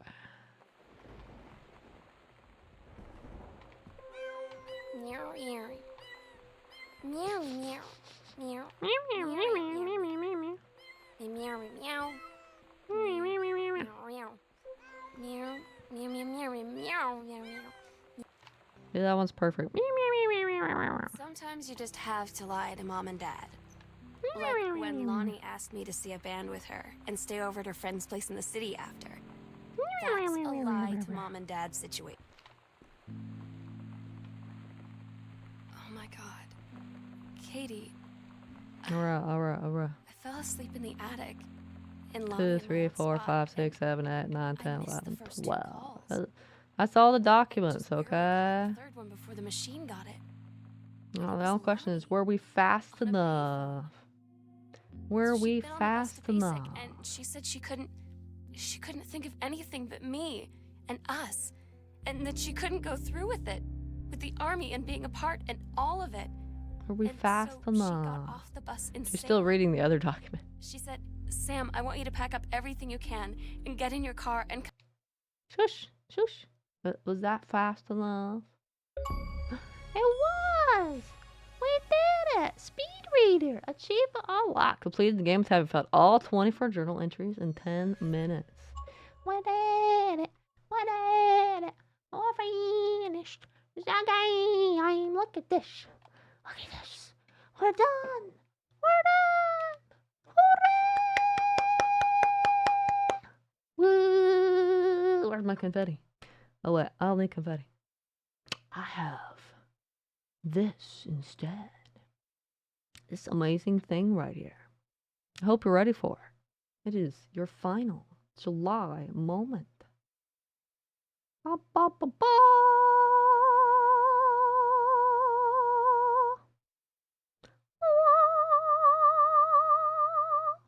Congratulations. We've survived July. We survived July. Survived July. Whoa! Dolby totally fell asleep. Good night, Dolby.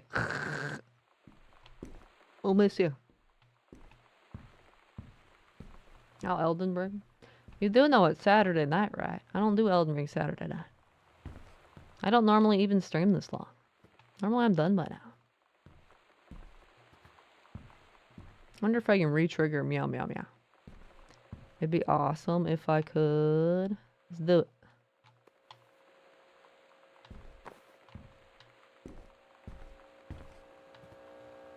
Oh man, it's a one time. That's no fun. I wanted to see the adorable cats again.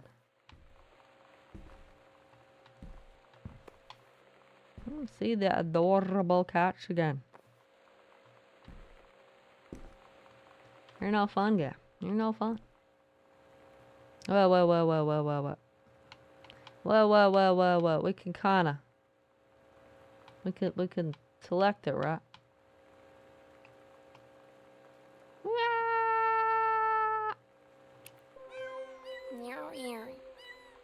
Meow, meow. Not on the picture, though. Meow, meow, meow, meow. Dang it. Meow, meow. Meow, meow, meow. Meow, meow, meow, meow, meow, meow, meow, meow, meow. Meow, meow, meow. Meow, meow, meow, meow, meow, meow, meow, meow, meow, meow. Meow, meow, meow, meow, meow, meow, meow, meow, meow. Meow, meow, meow. Meow, meow, meow, meow, meow. Meow, meow, meow, meow. Meow, meow, meow, meow. And that's the game. And that's the game.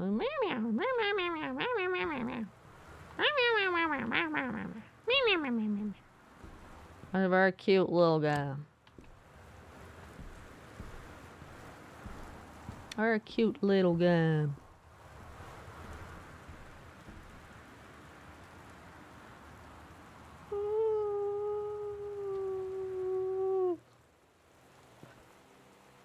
I'll give it a 4. Needed more mittens. More of mitten. There we go. I totally had the model, a mitten, to follow us around. Nah, they didn't need to do that. That'd be a lot of trouble anyway. Could the creepy house stop making creepy house noises? I swear. Oh. There's our short games.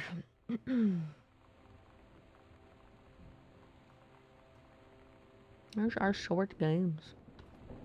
July is done. Now I sleep until August moments appear.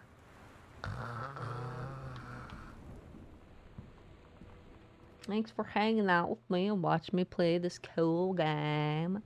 It wasn't as spooky as I was kind of expecting it to be at the beginning. I was like, oh god. I accidentally picked a spooky game, didn't I? I'm gonna run to a ghost now. Oh no, oh no, oh no. It didn't end up happening. Oh well, oh well, oh well. I mean, thank goodness. Close one. Except for the looking at that crucifix and then the light go out. Now it's like, nope, none of that, please. None of that. None of that, please. Good night, Gino. Good night, Doba. That's enough video games for today and for the weekend. You guys take care of yourselves. Good night, Simpson. Good night, Umri. Good night, boss lurkers. Everybody who stopped by tonight. Take care of yourselves. Discord 3 minutes, and that's all you have. Take care of yourselves. It's been a cool game. But now it is time for sleep.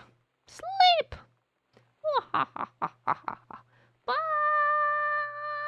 Oh wait, I mean, meow meow, meow